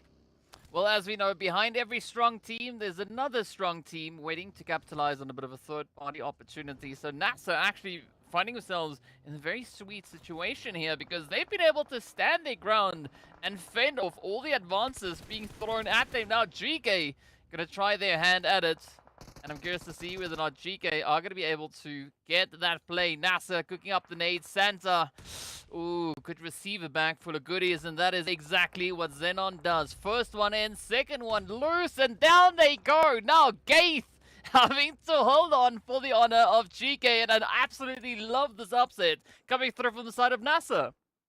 Absolutely. I mean, this is what we've been wanting. After, you know, that little bit of a zombie show match, we saw that they had that capability to be that aggression, to be that team that is taking eliminations. And now, finally, we get a taste of it. We're even going to be going for that finish over towards Gates. You got to jump out of the vehicle now, man. Ooh, not too fast enough. Even a second for Gates. How is he getting away with this? J7 has to be the return on him. No. No way. 3 down we go. Wow. Gaith, I mean... Clutch, man. Yeah, Clutch. mad respect. Mad respect. That was insane. Absolutely phenomenal performance coming through. But Gaith's not out of the woods just yet. I know this is the desert, but imagine there were woods here. And no, NASR also going to be holding on to Solo. As you can see, Spec all the way over towards that eastern edge. But Sly stepping up to the plate yet again, as they are going to be looking to bring in as much of an upstairs here as they can. FALCONS also looking for a bit of a position to get themselves secured in, but we do say goodbye to Twisted Minds as they get sent out in 10th place. Ooh, B6 though. Oh, getting instant karma on that play.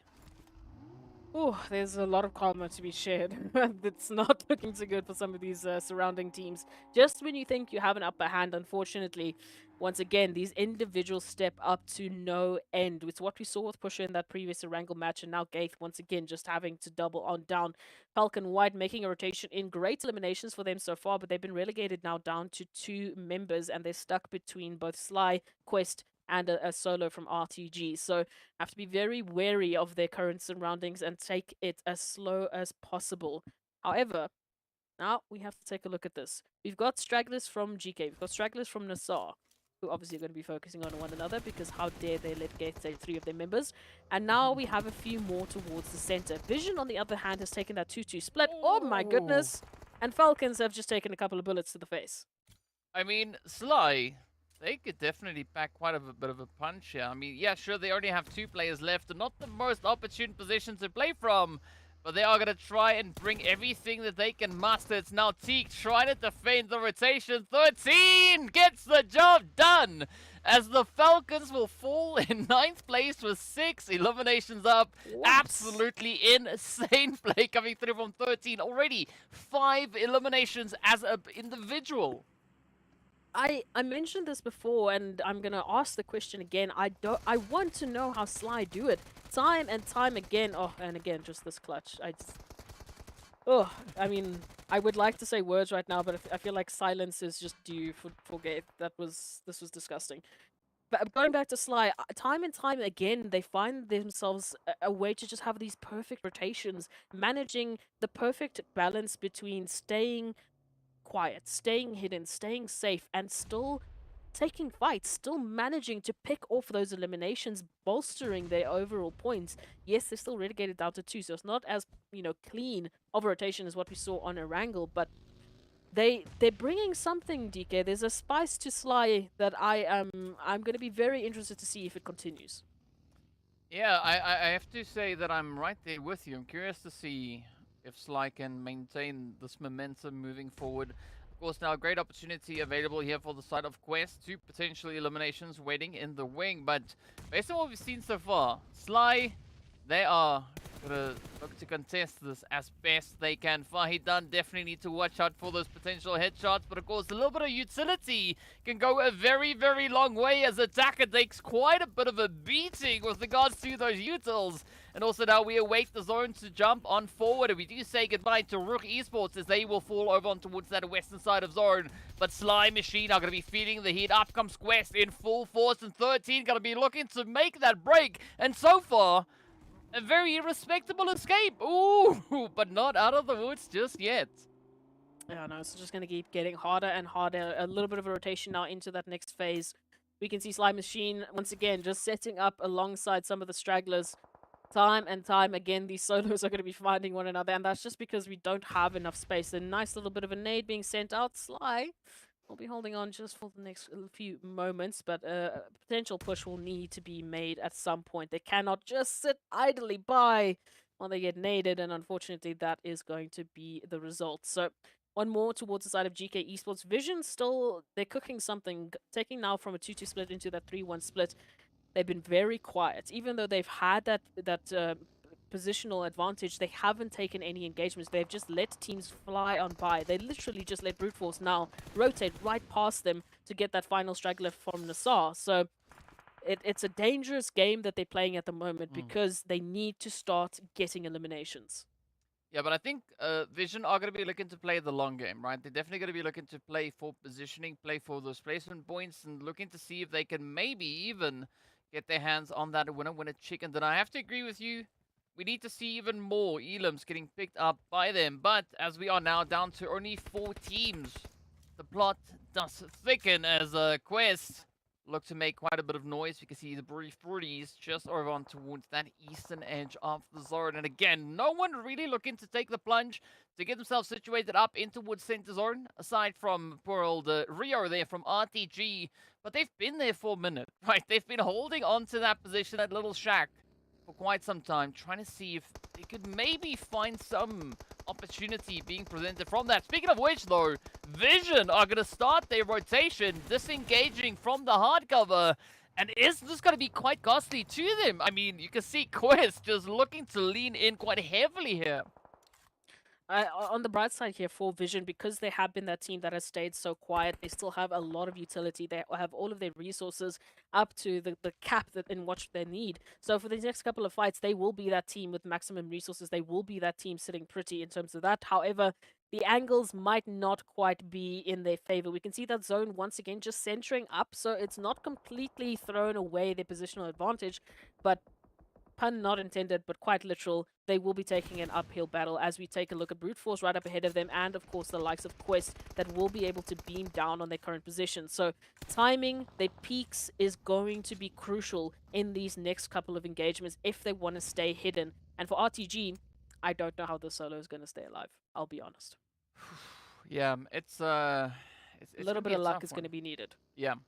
I mean, I think the best case scenario here for Rio would be Quest, Brute Force, and Vision all engaging, but it doesn't seem to be the best case scenario. Instead, it is going to be Easy trying to inspect, trying to get a bit of a third-party angle to see inside without putting themselves in danger. But I think Easy has drawn the conclusion, right? There is indeed someone inside, and now, ooh, they look to close it up as we see the end of RTG, but Vision also coming through with a bit of a setup here. Yeah, and again, there is an opportunity now set up ahead of them. Hopefully they'll be able to get the final number of eliminations, because then they're shooting with an absolute great amount of eliminations moving into the final leaderboard. We've got Quest up now currently with 8 with that final hit. and of course Brute Force tying in with Vision Esports with 4 apiece each. So plenty of opportunity. We've got a 4-3-3 split, and that does mean there are plenty more points, other than of course that winner chicken dinner still up for grabs. But it is going to be a 3-way fight, and it's going to come down to who takes that trigger first. Well, let's see who will be the one to find it as we now await the teams. Brute Force trying to build up a bit of momentum as they start to climb the hill. Quest right there alongside them. But I think Vision are going to be finding themselves in the most challenging position indeed, especially now that we are in the 9th stage. So this means no more zone. It is only blue. But they do have about 2 minutes and a bit of change left on the clock until that is going to start to apply all that pressure on top of them. As you can see, slowly starting to advance up as the blue zone comes in. Vision trying to lay at least a bit of a smoke road so they can get themselves closer to the center. And this is the opportunity now for Brute Force and Quest to maybe focus their efforts down onto the side of Vision.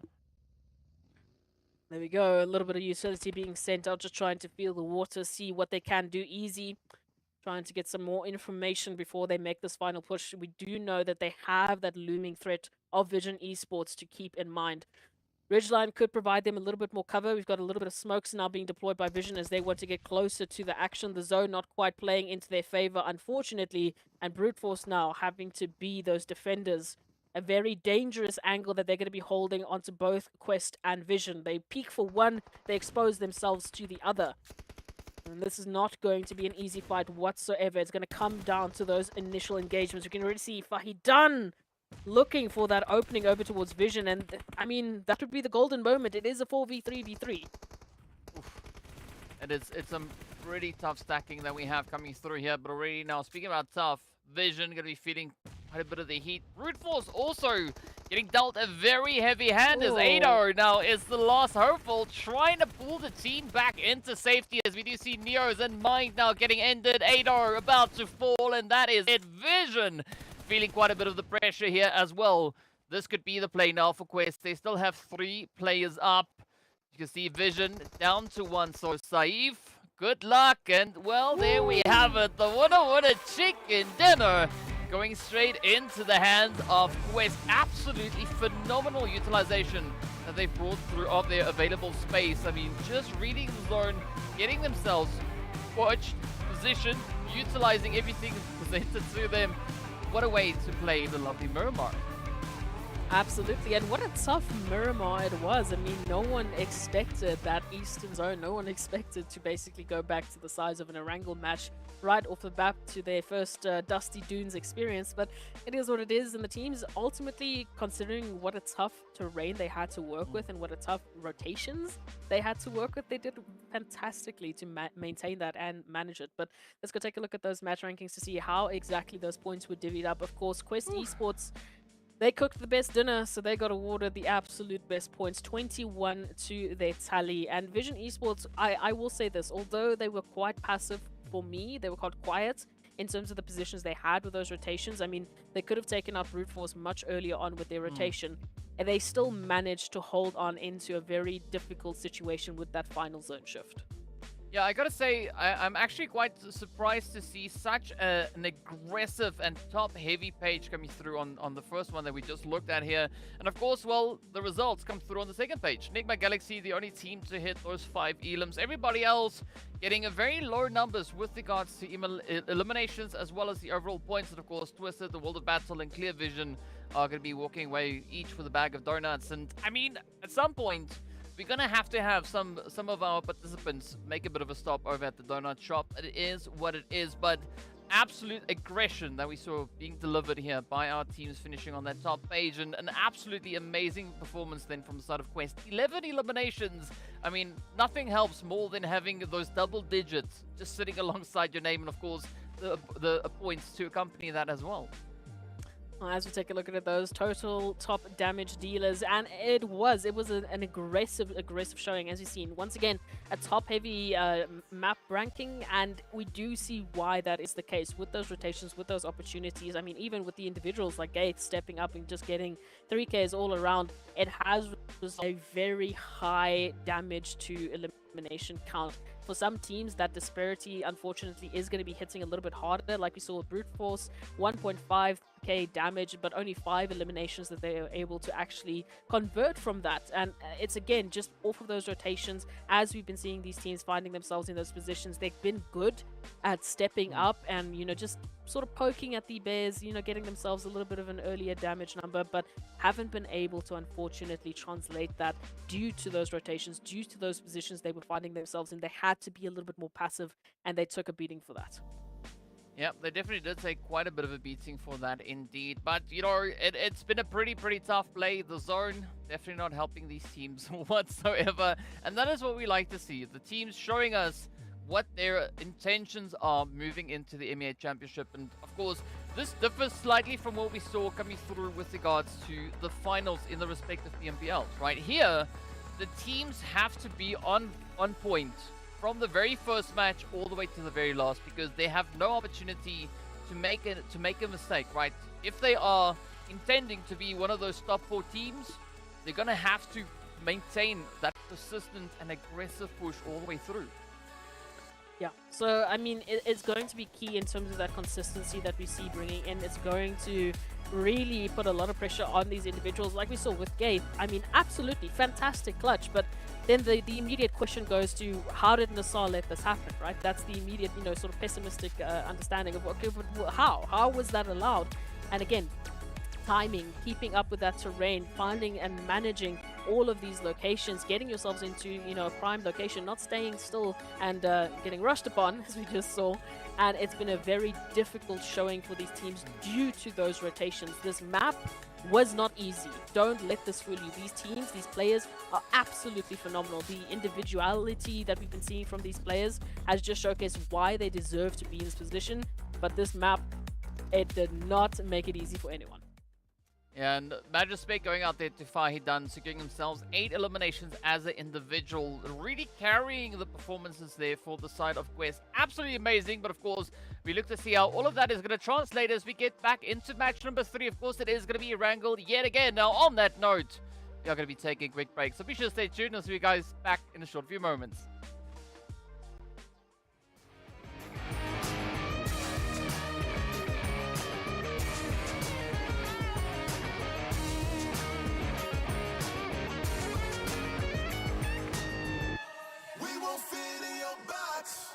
We don't quit, we won't stop. Ride us all to the top. We won't fit in your, we won't fit in your, we won't fit in your box, no. We don't quit, we won't stop, no. Ride us all to the top, whoa. We won't fit in your box, no. Thank you, Ben, for coming out tonight. My name is Son of Augustine. Let's go.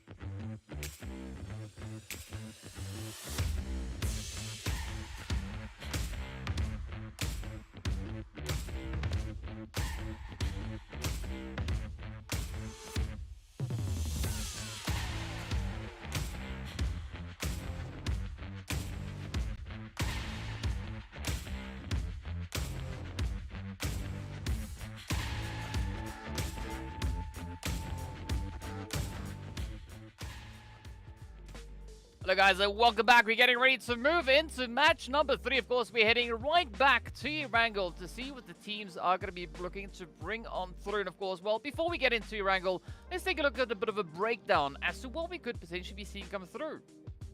Yeah, so we need to get our heads wrapped around Erangel. It is going to be the majority of what we will be seeing through these next 4 days. So for map heavy day of Erangel, you need to be one of these teams that are absolutely currently crushing it. RUKH and Sly, no shock that they are there in their current positions, being the first and second team that we saw in that first map up. But I have to say, I've been very interested to see what Virtual Gaming and Vision as well as Clear have been bringing in, especially in this previous map. We saw Vision a little bit more calculated in their approach. They ensured that they had better positioning and they had the resources for those final few battles, and they stayed quiet. Whether or not that's going to prove a winning strategy for them over towards Erangel is yet to be seen, but currently it's working for them. And on Miramar, they were doing not too bad themselves either. So I'd love to see if they will be able to continue that momentum moving into the second Erangel.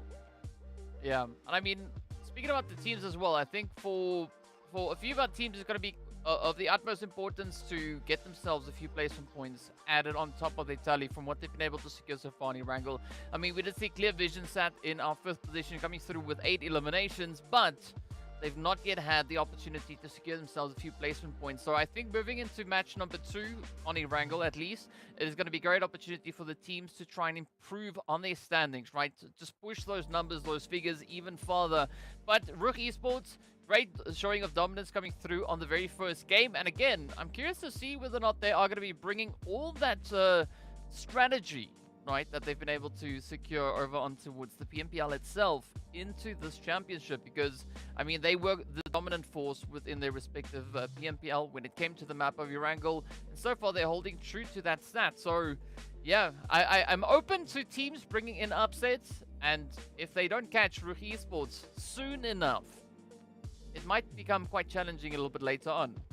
Yeah, as we've seen for RUKH Esports so far, it really has also been that individual prowess that we saw. I mean, Pusher had to bring an absolute tornado of a play into that final match to be able to hold on. It really wasn't looking too good for RUKH Esports ultimately in terms of the numbers. So moving into the rest of the Erangels, I really do want RUKH Esports to tighten it down, to get those crossfires going, to get those trades going, to really play as a team and ensure that Pusher's not taking, you know, the brunt of the action, because we don't want burnouts in a very short match. We've only got 4 days. It's back-to-back maps. We've got Erangel heavy days across all of those 4 days. So they need to ensure that they are at their peak performance. And hey, look, if Pusher wants to get, you know, all those 8 eliminations every single Erangel match, power to you. But it needs to be consistent, and that is going to be the key to winning. Yeah, I mean, consistency is of the utmost importance, especially playing through such a short event like this, right? Only 4 days, 6 matches a day though, but still, only 4 days, right? There's going to be a lot of pressure on these teams to maintain as much of that consistent flow as they can bring on through. But speaking about the teams, I mean, we did take a look at what we just saw happening over on towards Miramar. Quest, we can see them now situated up in towards, well, that's not necessarily the match rankings there, but they did make it all the way up in towards 4th place, and that was actually a 9-slot jump coming through with that glorious winner chicken dinner. So a lot of power still available in these early stages. And of course, speaking about power, that zone giving us a bit of a taste is what we had over on towards Miramar, again shifting over into the water. DK, did you have a bet with the zone gods before we started MEA? Like, what's going on here? Why we got so much water? This is not fair, man. They're playing for PMGC slots, and the zone is just not behaving. This is ridiculous, but I like it. I'm not at liberty to say. I'm not at liberty to say. Okay, but you'll tell me later if you talk to the zone gods. Who knows? Who knows? I need to talk to them as well. I will have to put in my request, but we'll see how it goes.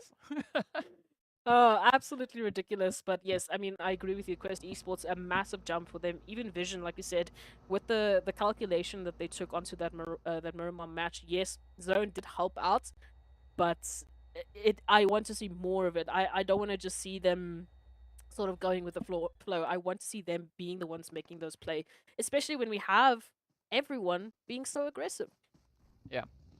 No, I agree with you on that. So the teams really need to try and utilize strategy, and of course They did have a great opportunity to do exactly that in the first match. This time around, they're going to have to keep a very close eye on what the zone could potentially be looking to do. But already we do see the players here from Twisted Minds, as well as Slime Machine, looking to grind their way through. A little bit of a bridge camp coming in. And no surprise to see Twisted really looking to make this play here, but already down to a 3-piece. So the pressure is going to be on, looking to see if they can find the adequate response onto Sly Machine, because, I mean, based on what we saw from Sly in the first match, they are definitely capable of bringing in quite a bit of an upset here. Yeah, I've been curious to see how exactly Sly have been making these rotations and how they've been so good, well, literally so sly, in managing to make these rotations without being seen, without being the focus of a target. So now it's an immediate engagement for them up against Twisted Minds here. There has been a bit of a back and forth. They have managed to pick up that one elimination, but as you can see, I mean, the resources are running low. They just dropped. They haven't had an opportunity to get that loot going, and the HP is not really in a position to extend this fight for much longer. So yeah, I like it. A rotation out. The same can be said from Twisted Minds. This isn't worth it to continue just yet. Utilities running out, they're going to be running out of ammo, and that's just not going to be setting themselves up for a win. So a little bit of a regroup from both sides as they disengage, which I love to see. You can see they are keeping a calm head about every single decision. And I think that's important, especially in the beginning. I mean, actually, for the entirety of the match, the more relaxed. Every decision. Yes, yes, every decision you need to try and keep a cool head. It's not easy because, especially looking at the amount of matches that these teams have to play, it is quite mentally taxing. So I'm excited to see what the outcome will be. They at least had a little bit of a taste coming through their respective finals, which was also 6 matches per day. That, of course, being only 3 days as opposed to the 4 that we have here. But the team's going to have to try and extend that an extra little bit further on. Speaking about extending it, though, Brute Force extending their time out in the edge of zone. We do see the blue zone is on its way. It is going to be a slow close to come through. About still 3 minutes left on the clock. But the Broody Fruity is all the way up in towards Yasnaya Poliana. And I'm curious as to what their rotation will be. Are they going to be looking to take the plunge on towards that southern island? Or are they going to be looking to position themselves a little bit closer towards that western bridge? Yeah, from what we've seen so far from Brute Force and RUKH Esports, it's been a focus on rotations. It's been a focus on making sure that they're staying to the outskirts, that they're the ones picking their battles. Whether or not, you know, that is the prime strategy that they're going to be utilizing for the rest of the week, it's going to be up to them. A late rotation for them, once again, is going to be on the cards, seeing as they're going to be moving in from that northern territory all the way towards that southern position from that zone rotation. So it's likely going to be a bit of a copy-paste situation here, but every time that we are seeing Brute Force and RUKH Esports in a new light, there is a slight shift. And like we said, there is that opportunity for them to get better and better the tighter that they get their synergy moving. So I'd be very curious to see if this is going to be that map that they make it happen. They've already had 2 maps. All of the teams have had their 2 maps to sort of shake off the nerves and get themselves into the swing of things. So this is where we need to start breaking down how these strategies are unfolding and how they are adapting to the ever-growing landscape. Yeah, and this is of the utmost importance, right? The teams having to show that adaptability, because I mean it's good coming through with a strat, you know, having a bit of a know-how when it comes to how the opposing teams prefer to play it through. But as we know, a big uncertainty comes through with what these zones tend to throw at the team. So I want to see how these plays will be made. Now NIGMA slowly rotating out of Pachinki, approaching that western bridge region, but again, not making a very hasty decision here. I love this slight bit of caution that they are bringing through here as well. Absolutely. So information plays. I mean, this is what we've been seeing. The teams have been so almost sporadic in terms of how they've been taking these engagements, and it's been a little bit of a shock. As we see teams time and time again, they're the ones that they want to start up, they want to be the ones that start that aggression, and then they just get turned upon, whether it's by a third party, whether it's just, you know, the turnaround from that aggress team. They've just been hitting shots, man. Unfortunately, if you're not the ones to get those eliminations sooner, you will be the ones being taken out. So caution is likely going to be the focus moving into the second Erangel, especially with when we think back to that first Erangel, how many teams caught themselves in a crossfire. I mean, GEEKAY Esports, when they took that northern rotation, everything was looking good for them. They had a full team stack moving in from the north, and then bam, they run into 4 teams sitting in the exact northern position, just waiting to take them out, and they got picked apart bit by bit. So it's understandable that they are looking for a little bit more information and that they are looking for better positioning before making those plays. I think the teams will play with a little bit more certainty as we progress, not only further through the day, but also approaching tomorrow, because the teams then will have a good assessment as to what the opposing teams are looking to bring through here. Because, I mean, VOD reviews only take you that far. You have no idea as to what the teams are currently looking to do here. Everything is still unknown to some extent. You have a bit of an indication, and a big indication coming through with the zone as it does focus in. I mean, that's a beautiful setup for NIGMA, right? They can now look to assert a little bit of dominance over on towards that bridge. But looking at the sheer number of teams rotating up behind them, I don't know if that is going to be too... maybe a little bit too much to try and handle. Yeah, we keep talking about the Guardians of the Gates, and now literally NIGMA Galaxy are going to be the Guardians of the Bridge, now holding up against the likes of GEEKAY, XENON, we've got R8, we've got Quest already up close and personal, we've got RUKH still rotating on in, we've got FALCONS White still rotating on in, so I would be worried, but we'll have to wait and see. They also need to get some information to see how many teams are actually going to be rotating through and what they will be able to handle. And remember, ammo is going to be a high commodity moving into this rotation. Already a couple of teams holding onto that military base island. The split also favoring the military base. So all of the teams on these main islands are going to be running for a rotation to the military base. And that might prove a little bit too much for NIGMA Galaxy, but never say never, right? We saw what Gaith did in the previous match against a 3-stack of NASR. So everyone is here. Everyone is ready to play. And that is exactly what we want to see. We want to see these teams meet the challenges head on.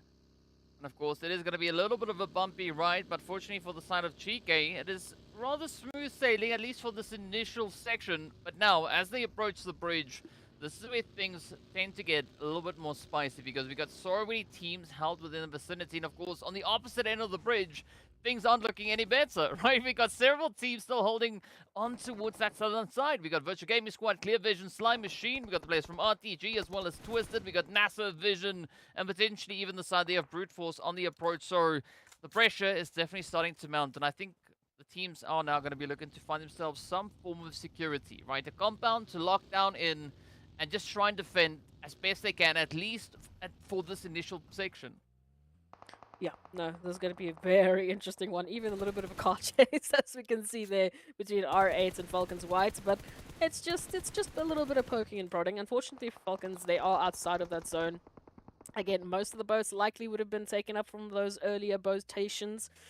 And now we question what's going to be happening here. We just saw Quest Esports having a beautiful start onto that Miramar, but here come GEEKAY Esports looking for a little bit of revenge, looking for a few more eliminations. Already one down, and a little bit of a very close encounter potential once again for Gaith. Look how close they are. Look how much Quest is hurting.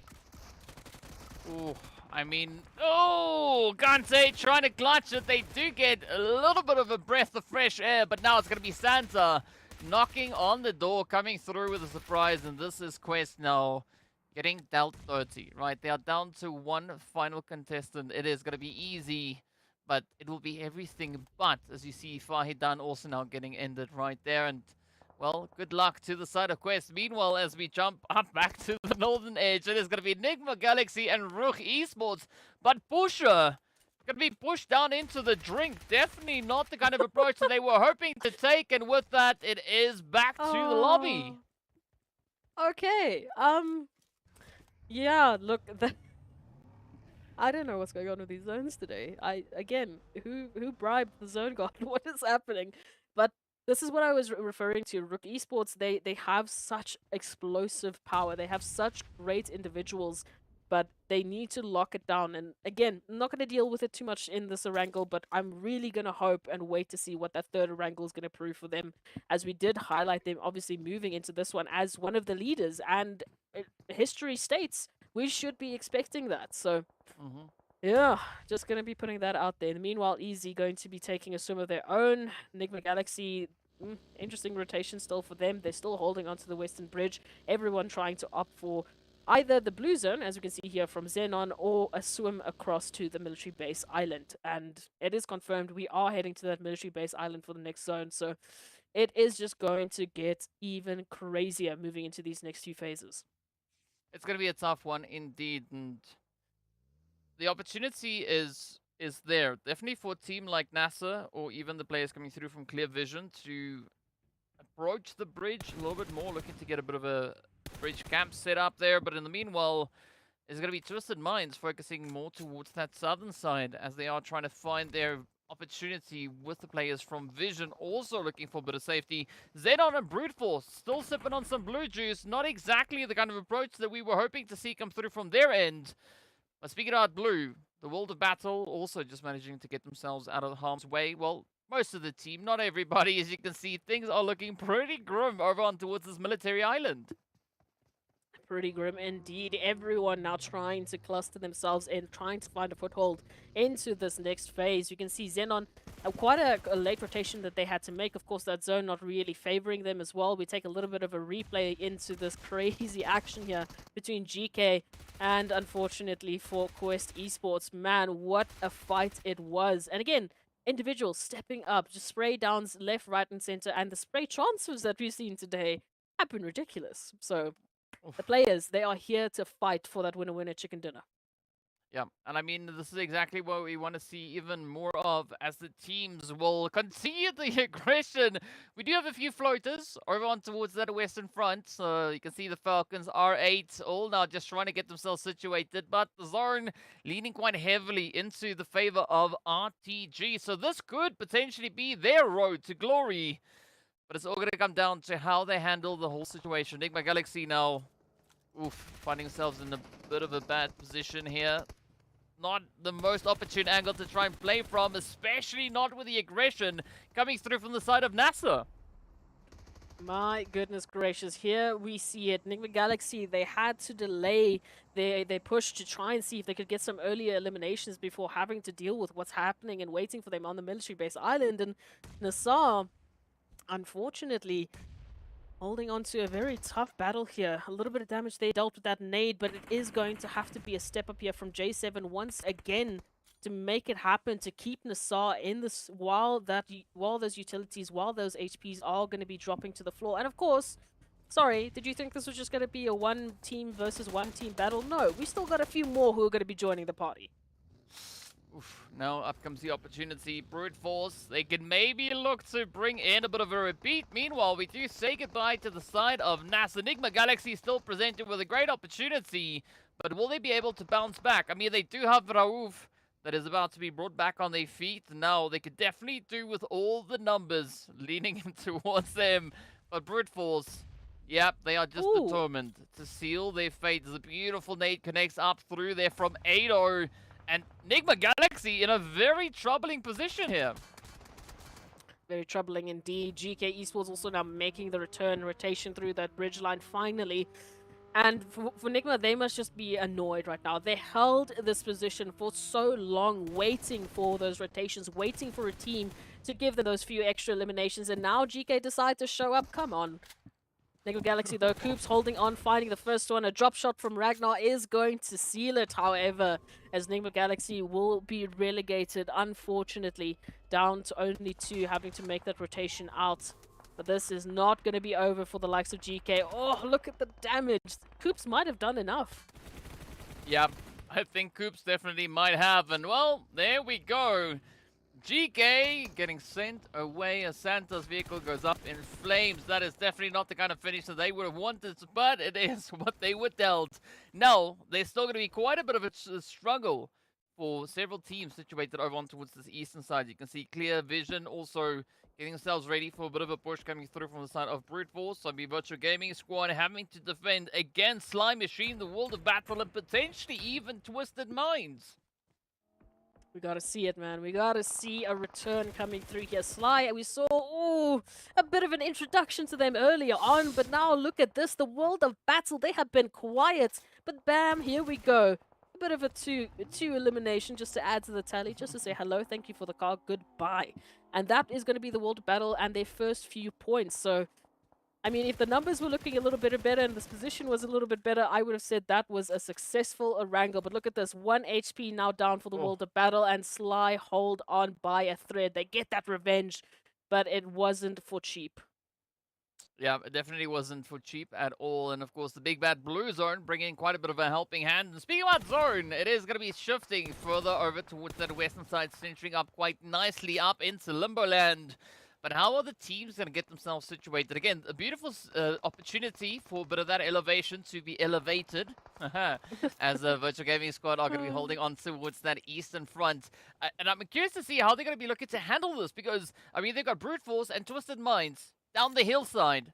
But it does seem like Brute Force and Twisted are going to be focusing their efforts instead on each other. It's going to be an interesting one. Virtual Gaming already finding Twisted Minds. A little bit more damage being dealt, as you can see, with a back and forth here between R8 and Clear. But now we continue it on. A rotation into the chaos is going to be necessary. And again, I can't really give you a prime position in the zone that's really going to benefit anyone. Everyone just trying to hunker down. Unfortunately, this hilltop is so exposed and it is open for the taking. Clear now feeling the pressures. R8 move on in for the finish. Ooh, here we go though. Here we go. Come on. Will R8 be able to clutch this one out? Finding quite a bit of devastation into Clear. Oh, it's now just down to Vanguard to see if they can survive the onslaught. Oh no! R8 brings an end to Clear Vision. Off they go. Only one elimination to show. And unfortunately, not a single drop of placement points. But R8, very tough position here. Blue Zone doing absolute devastating damage to them, and I'm not quite sure whether or not Prestige is going to be able to survive.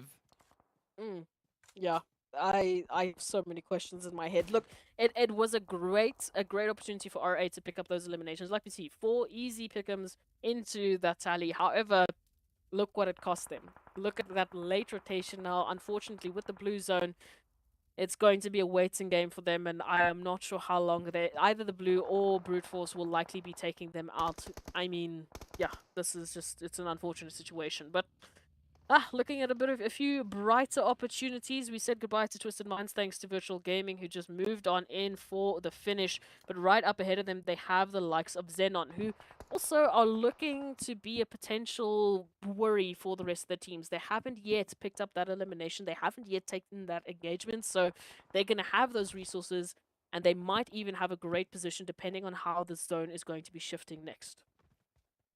Well, it's going to be a big if, right?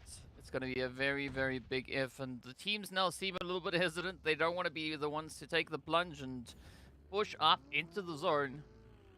Let's see if Brute Force can maybe make a little bit of magic happen here. They have caught wind of Virtual Gaming Squad. As you can see, a relentless effort. Brute Force trying to find the angle, but most are up on the hill. Ooh, with a quick response. Just sends a big welcome out on towards Neos. But I think there's a good opportunity now for Prepod, because Virtual Gaming Squad, they've not seen the approach coming through from Prepod, and this could be exactly the opportunity they need to get the jump. This could be it. Now a little bit of a rotation, a little bit of timing is going to be absolutely key in this situation. Where Virtual Gaming will be holding is also going to make matters potentially even worse. But we can see this now, just a slow crawl into safety while we wait to see how that zone is going to be shifting. NIGMA Galaxy holding on towards the edge line, and just on the edge, that does mean we are going to be favoring XENON. This is what I was alluding to. They have not been taking any fights. We can see they haven't been able to pick up any eliminations, but that still means that they're a full squad, smack bam center of the zone for this next phase. Yeah, this is a great play for XENON, but are they going to be able to hold on though? Because we still have that slight elevation on the Virtual Gaming Squad side. And Vision, they're going to have a pretty tough play. We do see Saif now looking to take the plunge, approaching the hilltop. But who will be able to clutch this one out? We've seen a very similar play, like some very similar play to this, rather, coming through over in PMPL. But now is that opportunity that we've been waiting for. Virtual Gaming Squad going to be looking to lock it down, and they find the angles, the approach down into the side of Vision. But not only is it the side of Virtual, also then absolute disruption raining in from all angles. Again, who's going to be the one to clutch it out? Because I'm not quite sure if Vision will be able to make it out of this in one piece. We highlighted them. We wanted to see a little bit more from the aggressive side. Now running in with a two-man setup is going to make this a lot harder. Potentially now, though, as we can see, the fights being focused on XENON, Brute Force, and Virtual Gaming might give them that opportunity to move in and pick off a few stragglers on the side. NIGMA Galaxy, unfortunately, in a tough position with RTG right behind them, with Brute Force right up ahead of them, dealing that damage is going to be sending them into the lobby. Still holding on, and I'm very curious to see what they're going to be able to turn around from this, because they have everything. We've seen them in these positions before where they are center, taking a 360 view and just picking off names, but they need to make it happen here before these teams take that push.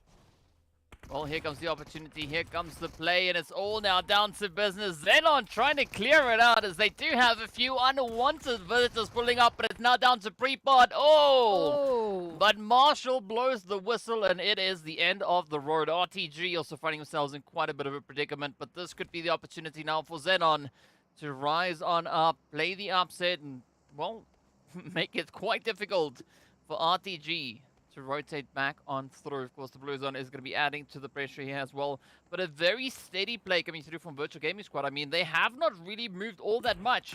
Essentially, I think they might have moved like an excess of about maybe 50 meters from their initial point over on towards that eastern side of zone. So they are going to be looking to milk the high ground as best they can. Absolutely. The tables have quite literally turned on the position here from XENON, but it's all due to their own decisions. They wanted to get those eliminations. They did thankfully leave Senke in with that 1v3 split to try and hold on to the positional advantage, but it is just going to get even harder as we wait to see that zone rotation in. As you can see, Vision finally starting to pick apart a bit of an engagement. However, they will have this, where their focus actually split both XENON and Virtual Gaming. That is going to, unfortunately, potentially relegate them down to only one member, maybe even the lobby. RTG taking hit from hit. Virtual Gaming, they are just up on something else. Well, let's see if that approach is going to continue across the way. Because again, still no clarity secured just yet. Virtual Gaming Squad waiting for the opportunity, waiting for the angle, but XENON holding on to hard cover. This is going to prove to be quite devastating for the rest of the lobby. And I mean, great read coming through from XENON here. They have the numbers, they've got the position. All they got to do is just keep a cool head, defend this as best they can, but also they got to watch all the possible approaches onto their compound. I have to say, this split from Virtual Gaming is quite exciting. It looks like a very confident play as well. To be able to take that 2-2 split, to have two members out in the open like that, but it is going to poise them in the perfect crossfire to get as many eliminations as possible. We can see already one being picked on up, a little bit of a third party coming through. Oh, but the damage dealt back and forth. It is absolutely decimating these HP bars. However, it is resulting in Virtual Gaming picking up elimination after elimination, currently leading the lobby and in, once again, a position to maybe convert this into a win. They've got 4 members up. They've done the damage to RTG. They've done the damage to XENON. Maybe they can turn this one around. Well, let's see if they are going to be able to find the success they need here. It is of the utmost importance for the teams to continue with the angles. But now, RTG out on the edge. Oh, Riva goes down. Kalaga not having much hope here. This could be the side of Virtual Gaming Squad and XENON both focusing their angles, their sights down into the side of RTG. So I'm not quite feeling too hopeful here. The Virtual Gaming Squad, XENON, they have this one in the bag. And I think essentially it's going to be between the two of them to decide who will be granted the opportunity to get themselves that winner chicken dinner. Well, here we wait and see. This is going to be quite an interesting one.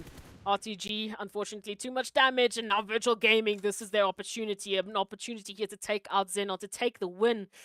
But they are going to have one member down, and they want as many numbers as they possibly can. So a little bit of a pause just to get those numbers going. XENON still managing that center of the next zone. So they still have the positional advantage, but they need to hit these shots. They need to stop Virtual Gaming in their tracks. Oh, a lot of pressure here. Virtual Gaming Squad sitting on 8 eliminations. XENON coming through on 7.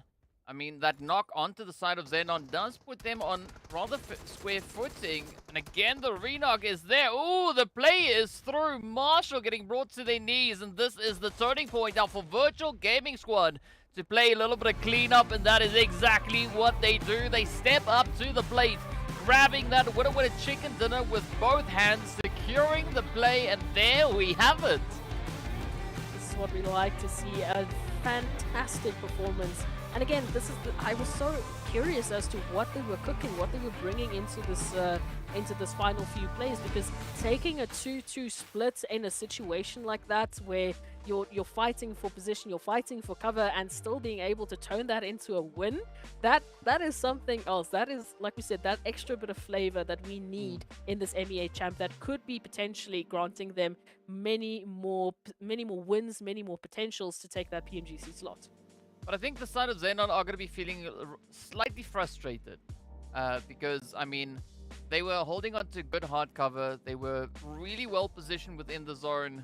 And then, of course, Virtual Gaming Squad, well, they were just able to outmaneuver them. And again, big ups to the side there of Virtual Gaming Squad. You know, once you've got the angles, once you've got the strats, if it works, it works. And, well, big ups to them indeed. But, of course, speaking about which, we are going to be taking a look at a bit of a breakdown, looking at our match points as well to see exactly where our teams find themselves. Speaking of which, let's hop straight to it. Man, oh man, Virtual Gaming Squad, no surprise, of course, to see them in the pole position, just absolutely raking in the points. Once again, a double-digit elimination pointer and a very heavy top-handed head.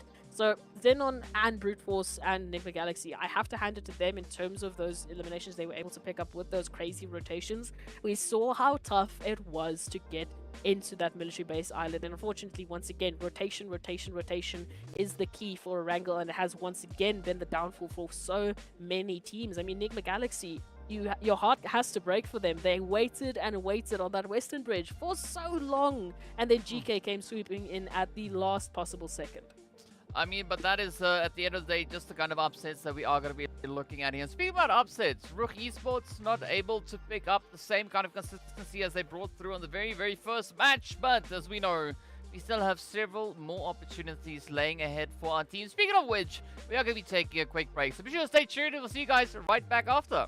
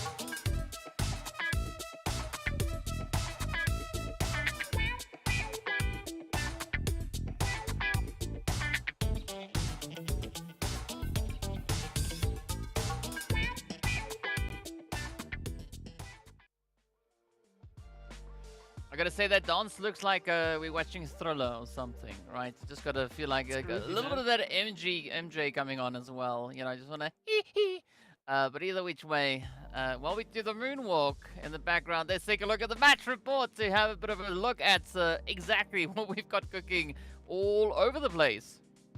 Yeah, look, it was really tough to highlight one dominating team towards the midway point of that Erangel. So taking a look at this is quite interesting just to see exactly the impact that we saw Virtual Gaming have. I mean, picking up those most eliminations and highest damage makes complete sense. I mean, with the way in which they carried those eliminations, absolutely deserved.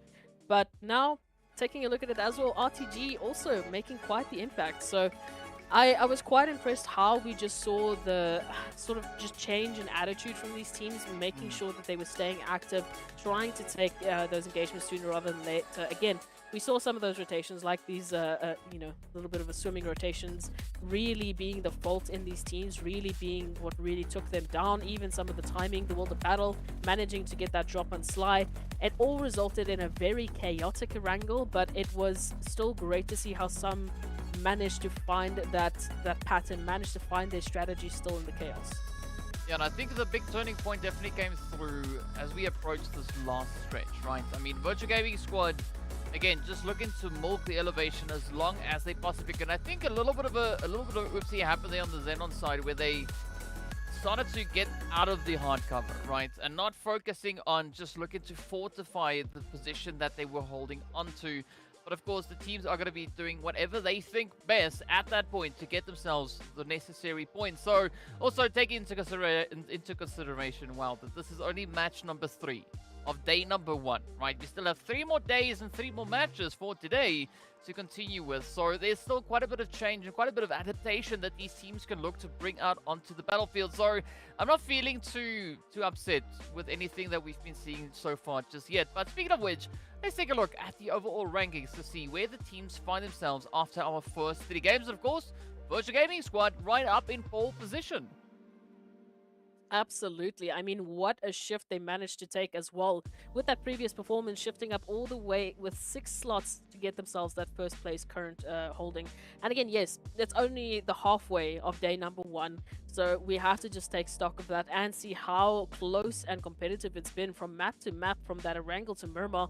It's been a very different story. It's been a very different set of teams that have been rising to the top. We're starting to see a few semblances of consistency in the form of Sly, Machine, and of course RUKH Esports, as well as Vision, but it hasn't awarded them as much of a scary lead as what we're seeing from Virtual Gaming. Still very close in contentions, a massive opportunity, but I expect it to be a very top-heavy finish as well. We see XENON finishing off in 8th place. Moving on to the next page, it starts to trickle down significantly, and that is understandable in terms of what we've been seeing with those overall rankings. It's been top-heavy. It's been double digits, you know, 9, 7, whatever, for the top 5 teams, and the rest are just fighting for scraps. Yeah, I mean, speaking of which, right, of course, the World of Battle, we do see them sitting with 2 points. Now, those 2 points, they only accrued them in this last match.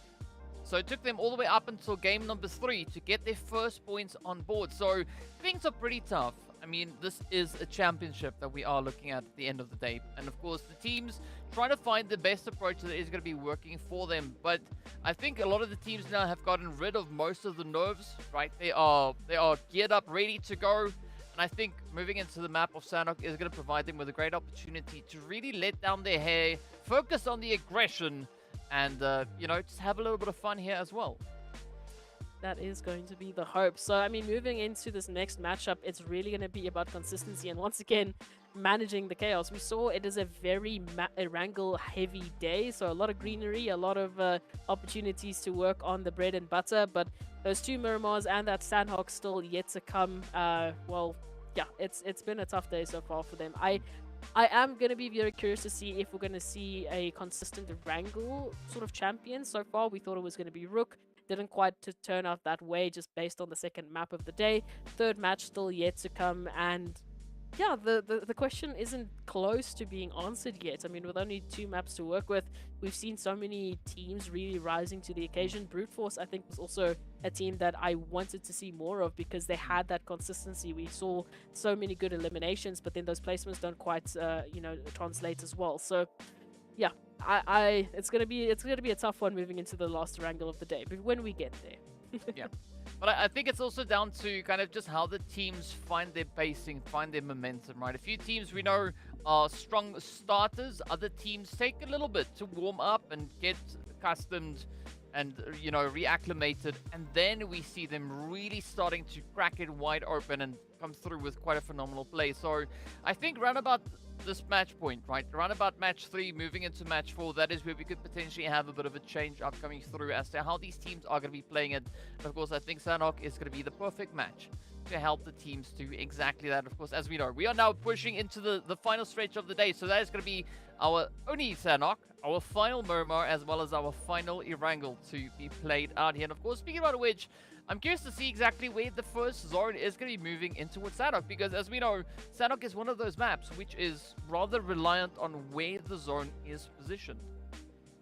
And we have not had great zones. Let's be honest. Our zones have been so sporadic and so one-sided in terms of the position that we've been seeing from these teams. It really has just been a case of, well, I'm in center zone, I get to sit and wait, where the rest have to run it for that rotation. Sanhok, obviously, it's much less of a concern. It's a much quicker rotation, and it provides teams that have had such tough times today with rotations to finally showcase what they've been hiding, to showcase their prowess, and to get some of those much needed points back. So, like you said, for the World of Battle, as an example, a team that just managed to get their first 2 points for the likes of Twisted Minds, I want to see more from them moving into the Sanhok. Well, speaking about moving in, let's get right down to it. Of course, the flight path is going to be starting us off in that northern side, heading straight down south. Again, flight path Sanhok, not all too important. As we mentioned, the zone itself is going to be where all the magic happens. But I'm also curious is whether are we going to have a few hard drops potentially to come through. I mean, you got so many teams, so many contentious teams looking to get themselves situated. So I'm at least expecting a little bit of heat in the beginning. Ooh, maybe even up to the north. It's definitely a possibility at this point in time. Yeah, look, so a very eastern flight path that we're going to be seeing once again. It is Sanhok at the end of the day, so rotations are going to be a lot more palatable than what we've seen in those previous matchups. R8 Quest Esports, quite a bit of a close and contentious position there. So it's a 2-2 split for Quest Esports that might see them in an engagement, an early one there with R8, which would be pretty interesting to witness. As for the rest, Sly, NASR, a little bit of split there. Now then, of course, the hot drop is here. It is GEEKAY and Virtual Gaming, of all teams, are previous winners to take a head-to-head. Ooh. Well, let's see whether or not they can keep the consistency flowing here. This is a great chance now for GEEKAY to show us what they can bring on in. Ooh, good nade up top. There we have it. Ragnar getting dropped to their knees. Amjad now looking for a bit of an approach. Trying to sneak their way around the outside. Santa going to be waiting patiently. I mean, Santa knows better, right? You never see Santa just blindly jumping down a chimney. Instead, they take their sweet time, they do their due diligence, and of course use all the available audio cues coming through. As we can see, Most Fares looking for a bit of a jump here. Ooh, here we go. Santa, yes, the first. Oh, but down they go as a quick trade comes in from Mosta. Oh, it was almost a complete turnaround here for Virtual Gaming or for GEEKAY, an either-or battle, but there it is. GEEKAY Esports, they put their flag down. It is their territory. It is potentially going to be their map. A fantastic 4 eliminations right into the pocket. And we say goodbye to Virtual Gaming, our current poll holders. So, yeah, they're going to have to wait until the next Miramar and Erangel to make something happen this time around. But looking at this now, we also saw a little bit of that trade-off there with R8 and XENON. They both will be able to pick up at least 1 elimination for the time being. Rotations are going to be key here for Quest as well. How they are going to handle that now with only 3 players remaining. And yeah, look, a northern zone, DK, once again, it's like we just want to avoid all of the land and only look to the water on these maps. Or maybe it's a cue from the zone guards telling us that the teams can do whatever they like. Right. Who knows? They're still going to bring action, even with half of the land available. Yeah, I know that was a bit of a tough one, a bit of a rough one as well, but either way it is what it is. Quest though, beautiful setup up in towards Hatin. I think they are going to be quite satisfied with their current positioning. I think NASR could also potentially look to bring a bit of an approach here, but I think the biggest question is going to be how our outlying teams are going to be looking to get themselves secured. I mean, RUKH, not necessarily an outlying team, as they've already taken the plunge, looking to get themselves situated up into close to center, as you can see them occupying the compound on the edge of that bridge. But, I mean, Vision, RTG, Clear Vision, as well as Twisted Minds, the World of Battle, NIGMA, XENON, FALCONS, bigger team. They all still have to make that rotation, and, well, they don't have too much time left. Yeah, sure, 3.5 minutes is quite some time. But again, you're still going to think of those potential engagements on their approach leading into the zone. And where exactly they're going to be able to find some space to set up. Like you said, that zone has basically cut in half the available spacing. So there's not a lot of options. There's not a lot of place that they can actually set themselves up with. We can see here a lot of splits, as you can see, between NASR and the likes of Falcon White, having to just share the mountaintop to try and hold on to something here, which is going to, as you said, result in quite a lot of third-party opportunities, as is expected on the beautiful map of Sanhok, which has just now been elevated into a whole different level of third-partying. But we have to also keep in mind GK Esports, just off of the back of winning that fight against Virtual Gaming, they also find themselves in an interesting position as a potential gatekeeper to the likes of those teams you mentioned that have to make the rotation in. Well, I mean, it's going to be a tough play either which way you look at it, right? Speaking about tough, though, it is going to be AXA finding the first opening up into the side there of Spec, and NASR definitely got to watch their backs here. As you can see, J7 and Starch looking for a bit of an opportunity. Maybe they can bring Spec back on their feet, but Falcons really prepped up and ready to bounce as they are going to be looking to defend the top of the seals. We know up towards the temple, that is going to be allowing quite a bit of a vantage point, specifically down towards that north and southern sides of the zone. But NASR still having a bit of an opportunity. They could definitely look to bounce back from this one. Not all their fates has been decided just yet. But B6 definitely holding on to a very tight angle there with regards to Starch. A very tight angle indeed. My goodness gracious. Now, taking a look at this, information is going to be key. You can just already see P6 trying to get a bit of an operating angle here. At least there's just a little bit of information. Oh, and I saw J7 needing to reload that shotty before they head into the action, because they are going to need as many bullets as they possibly can to keep themselves in this one. NASR, ooh, a nice little bit of an assist. They're finding one. So that is going to be at least one potential angle they can handle here. Teak now with the rotation in, that 2-1 split is going to be key here for Falcons. Do they have the utility to take NASR out of this? And for NASR, it has been a tough day. They could do with a great start here to take out one of their competitors.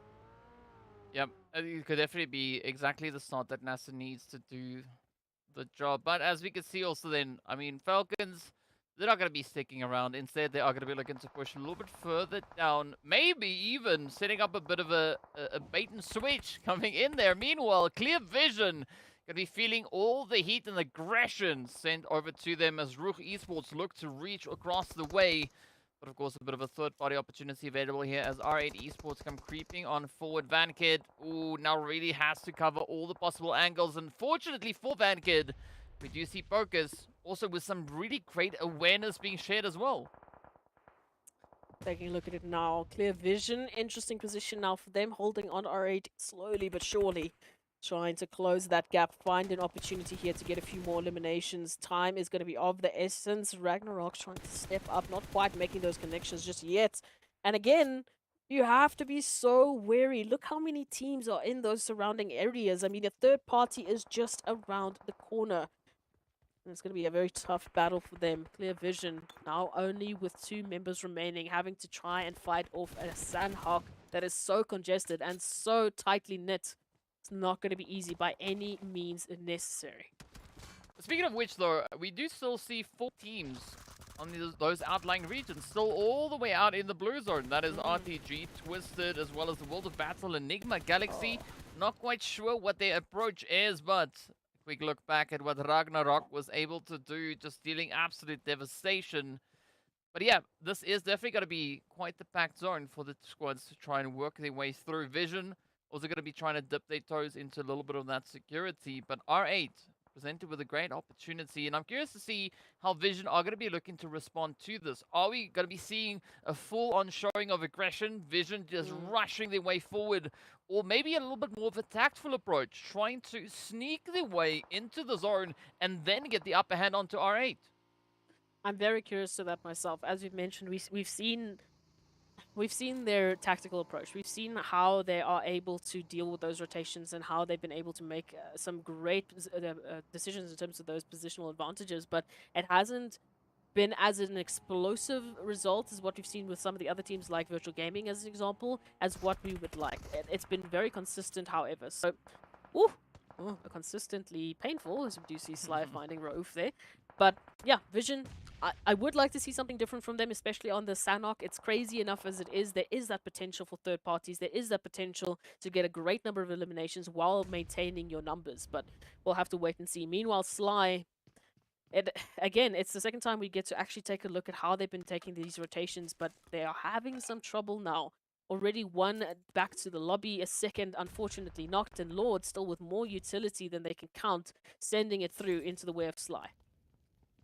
Ooh, hey, ow, ooh, but NIGMA, they've been struggling a little bit so far today to find good consistency with regards to placement. I mean, they've only had 2 placement points. The rest of their points all coming off the back of elimination and aggression. So I'm curious to see at which point NIGMA are going to be looking to play for a little bit more of a end game positioning, because I mean, being down to a solo this early on is not going to bode very well for the side there of NIGMA, especially not with the addition of GEEKAY coming through just behind them. Upsets are going to be all over the place, but again, we are still left with 15 teams, everyone essentially now being able to condense themselves and get themselves much closer towards the zone. We're still waiting for a few outliers to also dip their toes in. But speaking about dipping their toes, look at XENON up on the hill. A very interesting spot. I mean, great vantage point, especially down towards the southern side, but I'm not quite sure whether or not it's actually a position that they can capitalize too much off of. Yeah, look, again, it's a very similar situation than what we saw in that previous Erangel. Great positioning. They have a clear view on a plethora of teams to take a fight with.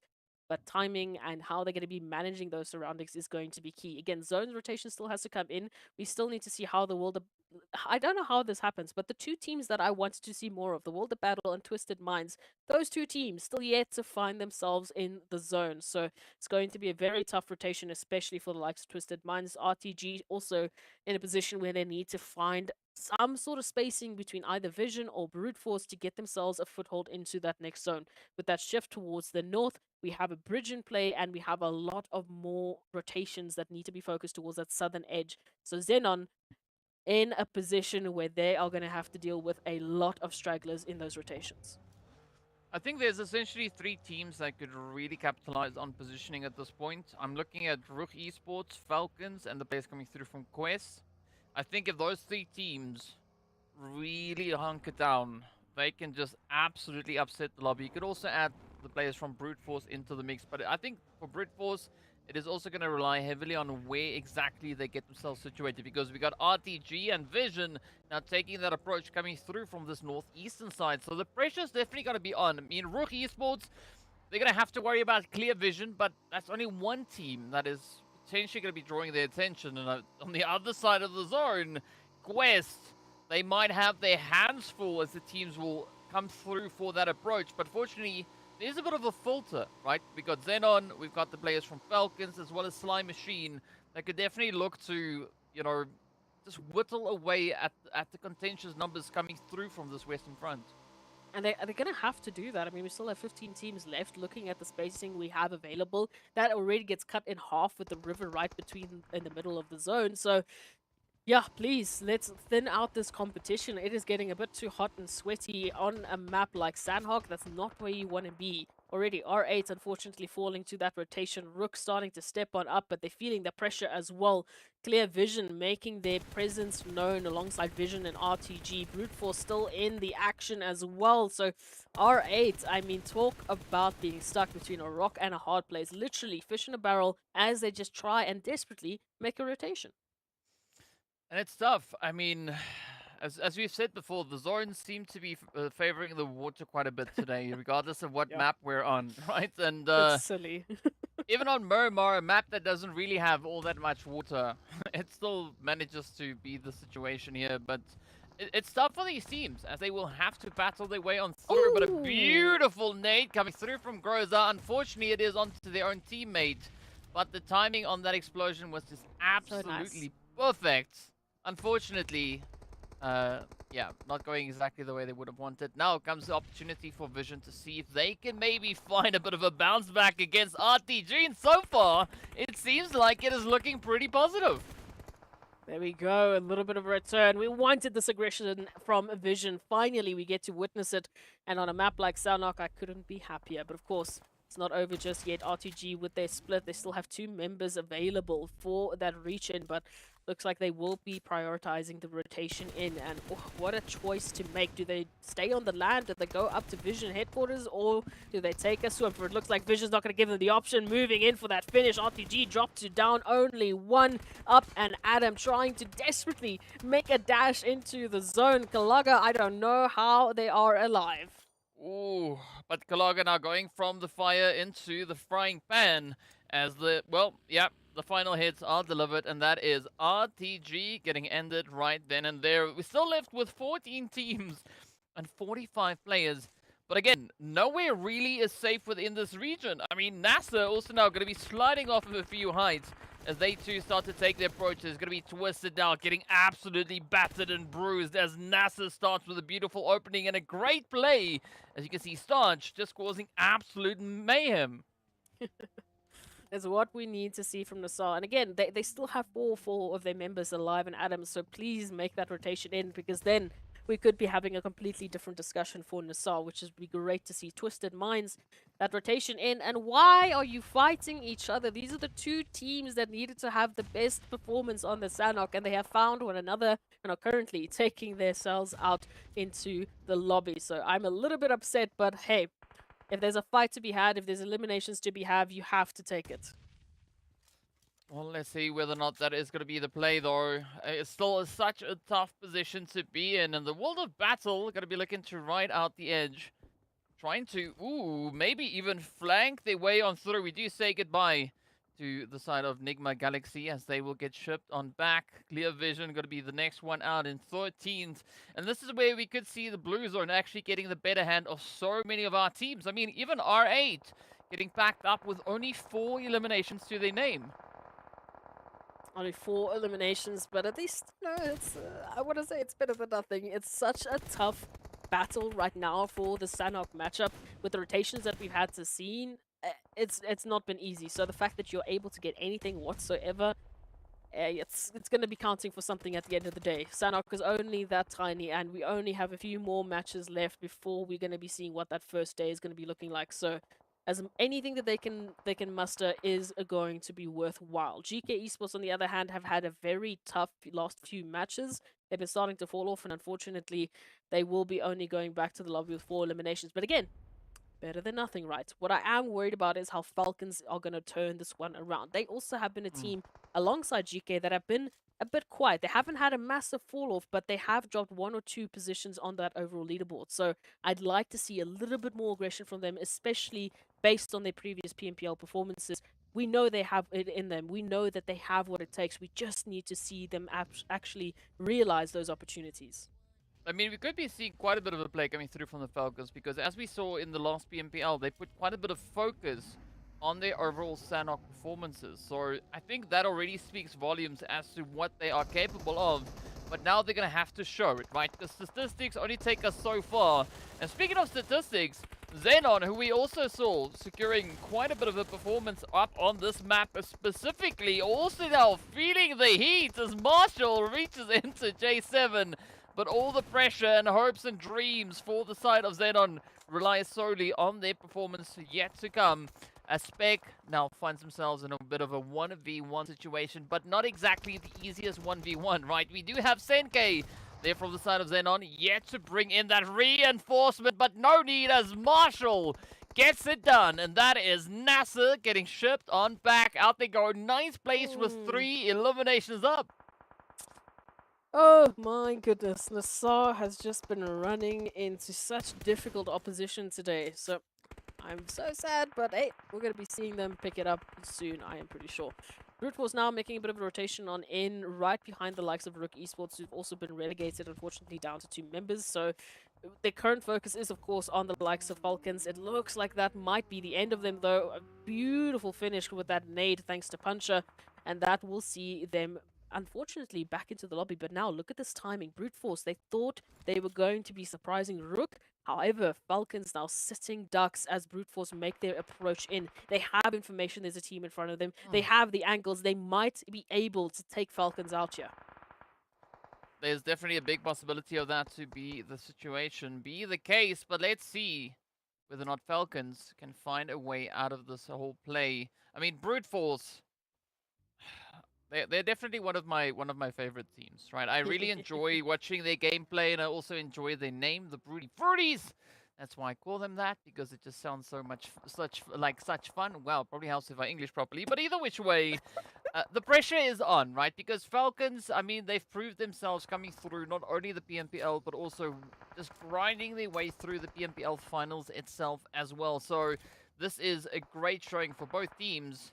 But it's going to come down to who's able to pull the trigger the quickest, right? And get their hands on those plays. In the meanwhile, as we move back over towards the western side, it's going to be the World of Battle and Twisted Minds now getting ready for a little bit of an altercation. And Krona definitely needs to get themselves patched up. Let's take a look at this now. Puncher King, unfortunately, getting a little bit of a damage, but a nice turnaround and an unexpected third party now coming through. Twisted Minds, they've taken a bit of a break from their battle against the World of Battle. Have to wait and see how that's going to turn out for them. They can't ignore them for too much longer, otherwise they will be putting themselves in a sandwich. Now we take a look at this. XENON feeling the pressure as well. Relegated to only 1 member still standing. I don't see Marshall, so that is going to be a bit of a tough battle now for them to turn this one around. Oh, damage now being dealt. The World of Battle finally making that push into Twisted Minds. And oh, the shotguns are just too good. Oh, absolutely loving it. I mean, Twisted Minds not going to be too happy about it. Ooh, but a cheeky nade as Quest look to capitalize RUKH, lock into rain down with a little bit of lead. The nade is out, the bounce is there, but it doesn't find the damage. The jump shots come through, and that is RUKH getting dropped to their knees. Fortunately, the reinforcements coming through from the side of Quest. Fahidan easy, really needing to close this one up, and oh, just on the edge. Beautiful strafing from Muhammad. Absolutely dealing devastation into the side of Quest. What a turnaround, but now Fahidan just needs one shot to end it for Muhammad. Will they be able to secure the play? Up comes the push. Oh, it's right there. Oh! Fahidan saves the day, but Muhammad absolutely clutching it out. No, man, this is ridiculous. Quest back to back, just bringing in those eliminations. But unfortunately, with that rotation, with all of that damage dealt back and forth, they will be seeing themselves back into the lobby. Not without like much pressure though, because they picked up those 10 eliminations, so they will be quite happy with that. Now, like we said, the brute force that they have brought in terms of that rotation now, holding into this coastal line, managing the expectation here between Vision and, of course, the likes of Falcon Whites. Brute Force, an opportunity here for them, but they need to maintain these numbers. They're up against a 2-team member on the side, and of course, the 1 member here from Vision towards that northern side. So they have that opportunity, but now they need to get these eliminations as soon as possible before they get pincered. Well, I'm not going to lie, I am low-key rooting for one particular team. I'm not going to name the name, but it's that one that we're looking at right here, more or less. And, well, things are looking pretty up and up and up. As, well, there's one player standing between that particular team and a winner chicken dinner. FALCONS, though, doing a phenomenal job. 6 eliminations. And getting packed up in 3rd place. That does award them quite a few placement points as well. But now comes the absolute barrage as the Broody Fruities get ready for the final showdown. I mean, Volt could still clutch this one out. One well-placed nade could play quite a bit of an upset against the side of Brute Force, but that is not going to happen. As they step up, they reign supreme, and they make Sanhok theirs as they claim themselves the lovely winner chicken dinner, and doing so with, you know, a handful of eliminations to just, you know, strengthen that up as well. Man, oh man, what a wild Sanhok. I mean, when you take a look at it, the teams that we saw in those final positions, in the better positioning, with those rotations, I mean, we were talking about the likes of XENON, we were talking about the likes of Brute Force also making that rotation in, and also Quest Esports finishing off with 10 eliminations, but not garnering the placement points that you would deem necessary to those eliminations. Unfortunately, once again, the zone is just playing fate. Yeah, as we know by now, the zone is no one's friend, right? It doesn't care who you are. It is gonna do what it does, and of course, the Brute Force squad also doing what they do as they secure themselves a lovely 15 pointers up. But as you pointed out, there is Quest, absolutely phenomenal gameplay, double-digit elims, and even though they didn't make it up into the top 3, they do walk away with 2nd place for this match. Ooh, you really would want to see them having more just because of all the hard work that they put in, but nevertheless, points are points, and this is definitely going to be helping the tally. Two teams that we weren't expecting to say goodbye to so soon on, NIGMA Galaxy and Road to Glory.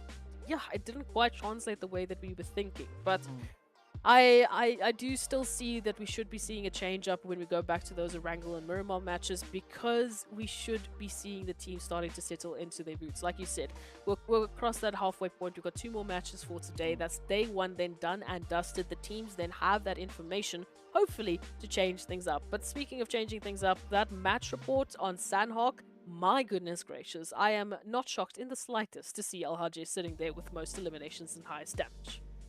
RUKH being our Sanhok GOAT here, so big congratulations going into RUKH. I mean, a very impressive amount of damage, 1,070. No surprise, as you've said, right? This is Sanhok, a map that really lends itself to a lot of aggression, and RUKH just capitalizing on as much of that as they could. I mean, this is a very impressive performance because that is 70% of the elimination tally coming through for their squad. So great job, well freaking done. But of course, then we also can see such a strong contribution coming in, right? The teams really having to work so much harder in this match up in Sanhok because, you know, there's just so much opportunity for punishments to come through, right? If you make a mistake on the map of Sanhok, you might not always necessarily live to regret it. Yeah, look, that Sanhok was no expectation. I mean, when we saw that zone actually making that rotation into the northern side, again, I don't know what it is with the zone guards and their love for water today, but it definitely proved a very difficult rotation for the teams. And we're taking a look at those wonderful highlights. I mean, we have no shortage of action on this match of Sanhok. It was just battle after battle after battle. And so many, once again, amazing clutches and amazing opportunities for teams like GEEKAY Esports as an example, or even FALCONS White, who have been a bit more quiet and have had a bit of a tougher start to those first 2 matches, finally having that opportunity, as we expected, to get a few more points. Yeah, but that is definitely what we are going to be looking at, right? Teams just utilizing the available opportunity to secure as much as they possibly can. And again, right, DBSs and the shotties doing their thing. No surprise, really. But of course, also love the ARs also just getting utilized across the board. I mean, these teams, so dang capable. But I think the big play definitely was made by the side of Brute Force, just finding momentum. Even though things were a little bit more quiet up on towards that northeastern side, they were fighting their own battles, of course, going toe-to-toe with the side here of Vision, trying to at least find themselves in some kind of a footing. But the big upsets definitely being played up and towards this container yard, with RUKH causing absolute carnage, just such a menace onto the side here of the world of battle. Yeah, look, the sound of that DBS coming for you should give you enough warning on this map specifically that you want to turn around and run, because that's not a battle that you want to really be taking. But man, what a fantastic Sanhok, and I'm very elated. I love Sanhok, so I'm very happy with things. DK, I think we need to just take a little bit of a break and actually get over this happiness before we go back to the dusty dunes of Miramar.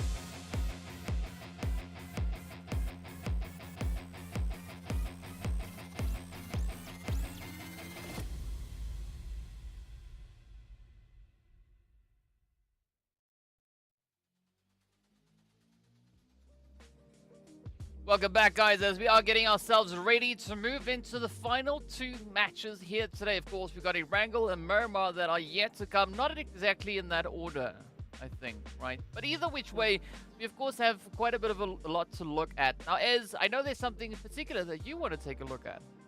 Yes, I mean, we mentioned it briefly, but just the contrast in play styles that we've been seeing between, obviously, you know, a winner-winner, chicken dinner winners, that being Brute Force, and Quest Esports. I mean, the team that got the highest eliminations, you can see the difference in that tactical play versus that aggression, of course, being in the side of Quest Esports. 10 eliminations with that 1.6k damage, but it doesn't result in the placements that they were looking for. I think they only got about 3 placement points ultimately at the end of it. And that's due to the sheer amount of action, the back-to-back fighting they had to take just to stay in the map on its own. So as we take a look at it, moving into Erangel, moving into Miramar, what this means for our teams is, again, I like that we're still seeing that change in these teams. I mean, like we saw with Vision Esports, having a more aggressive approach on Sanhok. I mean, it's not, you know, it's not shocking to see that happen, but it could mean a potential more aggression in towards maps like Erangel and Miramar, which could see teams either like Brute Force or the likes of Quest Esports rising to the top with those newfound points. I mean, that could definitely be a potential play for these teams to have, but I'm also quite curious to see what the approach is going to be moving back into our final Erangel of the day, because as we've seen, we've had Virtual Gaming Squad step up with a bit of a winner-winner chicken dinner. We've had RUKH Esports, of course, securing themselves the very first one of the day. But I think at the end of the day, it boils down to who's able to maintain that consistency, right? Who will be able to pick it up and just push to that next extra little bit? Because, I mean, Virtual Gaming Squad, essentially, they've been able to find themselves 33 points just on this match alone. The map alone, rather. I get what you mean. Don't worry, I got you.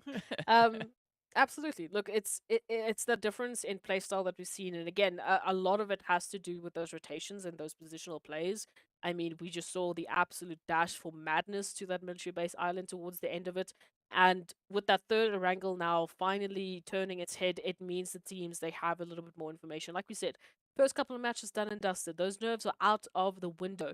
Now it's serious time. It is playtime. It is time for these teams to bring their playstyle and play their own games, not play to the games of their opponents, not play into their strengths, but to bring forth a focus on what they are capable of doing at this moment in time before we go back to those VOD reviews, before we just start to change things up. It is time to play to your strengths. And for Erangel specifically, I mean, the focus is obviously going to be on our current leaders, right? We're talking about our Brute Force. We're talking about that Quest Esport, that Vision, that Virtual Gaming, but also on some of the teams that haven't had as nearly of a successful run on Erangel today, what we would expect them. Like RUKH Esports, they had a great first match, second match not so great. GEEKAY Esports also, NIGMA Galaxy. I mean, we could go on and on just listing names that we expect to do so much better at this point in time, but now it might be that turning point. Yeah, I mean, it definitely could be that turning point. And one team in particular that I'm going to be hoping to hit that turning point is going to be the players coming through from Twisted Minds. Because, you know, they weren't having all that much luck coming through the PMPL with regards to Erangel. I mean, we know that they did at least secure themselves, you know, when with chicken dinner on this map. But I want to see how they're going to be looking to change that up coming through the championship, because this is the place where you show how you've been able to adapt to everything that you've learned through your spring and your full PMPL splits, right? How all of that information, all that, you know, all the struggles, how all of that has actually culminated and what you can then do moving forward from that point. So I definitely want to see Twisted Minds really starting to pop off, staying true to their name. And of course, you know, we've got Crypto and Evo Station in the squad. So they've got the players. They have exactly what they need to have one phenomenal match. And I'm hoping to see it potentially even start in this match. I also I want to have an answer to what Sly Machine and of course the likes of Road to Glory have been cooking. They've been semi-consistent in terms of their placements and in terms of the points that they specifically been able to get on this map. Some of our top 4 teams that actually have just had a great performance so far today. Sly in particular, their rotations are very interesting to me. Again, I don't know how they manage to just peek up, get an elimination, and then they jump into the shadows. They go and they disappear. No one can find them until much later when, guess what, they're peeking and taking an elimination from you again. And they do that so well that we get to that end point and they've got 7 or odd eliminations, and now they just need to worry about a placement. It's really interesting, and I wonder if they can continue that, especially moving into this last Erangel when the teams are a little bit more used to each other and they are aware of who the bad guys are going to be and who the focus needs to be. Yeah, and I'm curious to see just how exactly all of this is going to play out. But I mean, well, a great opportunity to really come up with interesting ways to approach these games, because I mean, there's so much opportunity, and we are still in the early stage of this championship. And once we end today, I do expect the teams to come through with a lot more focus and determination moving through here, you know, banking on the lessons they've learned off of the first day and seeing whether or not some of their strategies works, trying to get a good feel as to how they should be playing this.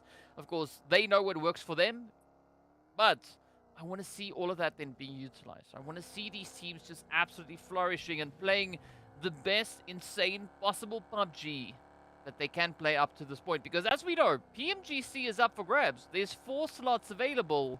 And these teams, I can't wait to see how they're going to be performing once they step onto the battlefield with, you know, squads from other regions. Yeah, I mean, then you go from trying to adapt to teams where you should be slightly more, you know, familiar to a completely different ball game, a completely different opportunity. And those different play styles are going to provide a new set of challenges, but also a new set of opportunities to learn and grow and be better. And the team that is able to adapt the quickest is the team that is going to get those wins, is the team that is going to be the one at the top of the leaderboard. So that's where these MEA championships are really going to be able to showcase who we should be looking out for. Who is the team, as an example, who's going to come through into this last Erangel of the day and have everyone's number and have everyone's strategy in a pocket and be like, cool, we know what you can do. We can be better. We can still beat you. So that's going to be the focus for me. This last Erangel is really going to set the tone as well for the rest of the week, because as we know, if you don't like Erangel, you're going to be in for a treat this week. Yes, especially seeing that we have 3 Erangels per day. So, you know, it's almost like broccoli. Either you like it or you have to kind of just force it down, right? It's one of those two. There's no in between. So I'm hoping that the teams do take a bit of a liking to this, you know, especially the teams that need to find a little bit more of a steady flow when it comes to the map of Erangel and their performances to coincide with that. Speaking of which, though, we've got Quest and R8 getting ready for a little bit of a showdown as RUKH comes through with a very quick play with that Bison. And now RUKH could be on the receiving end of a little bit of that hot and heated love, but unfortunately RUKH getting a little bit too excited with sending the nade out. Oh, Kante, though, comes in with a great assist. It was all a part of the plan. It was a simple distraction so that they wouldn't be looking at Kante sending in that beautiful nade, and it all made sense. So there we go. A nice little bit of an early present coming through. Unfortunately for the likes of R8, they're just going to have to give up on this one. There's no worth in going for this rotation at this moment in time. Quest Esports already going in for the finish, and yeah, information and position are not quite on the cards for them just yet, but hey, we should be able to see them still pull a rabbit out of the hat. A bit of a later rotation, as you can see, from all the way on Everest into that zone. What I'm interested in as well, other than this interesting position here between NIGMA Galaxy and RTG, is also how Vision once again are going to be dealing with this outskirt position. Very late on the rotation, all the way from shooting range and Georgia Pools, so it's going to be something to keep in the back of our minds. Yeah, that is definitely going to be quite a bit of a thing to, you know, keep a very, very close eye on as well. But still, quite a few teams yet to rotate up, sipping on some blue juice. As we know, blue juice, it's weird. It leaves a little bit of a tingling sensation on your tongue, so you can't have too much of it. And of course, it's not so good for your health. So you definitely want to get yourself out of that, back into the zone, so you stand a bit of a fighting chance. And speaking about fighting chances, XENON definitely going to be looking to make a little bit of noise as they come creeping closer towards that shelter position. Absolutely. Well, looking at this one, Quest Esports also massive pressure on them to maintain this lead and to keep themselves in the running with these crazy plays.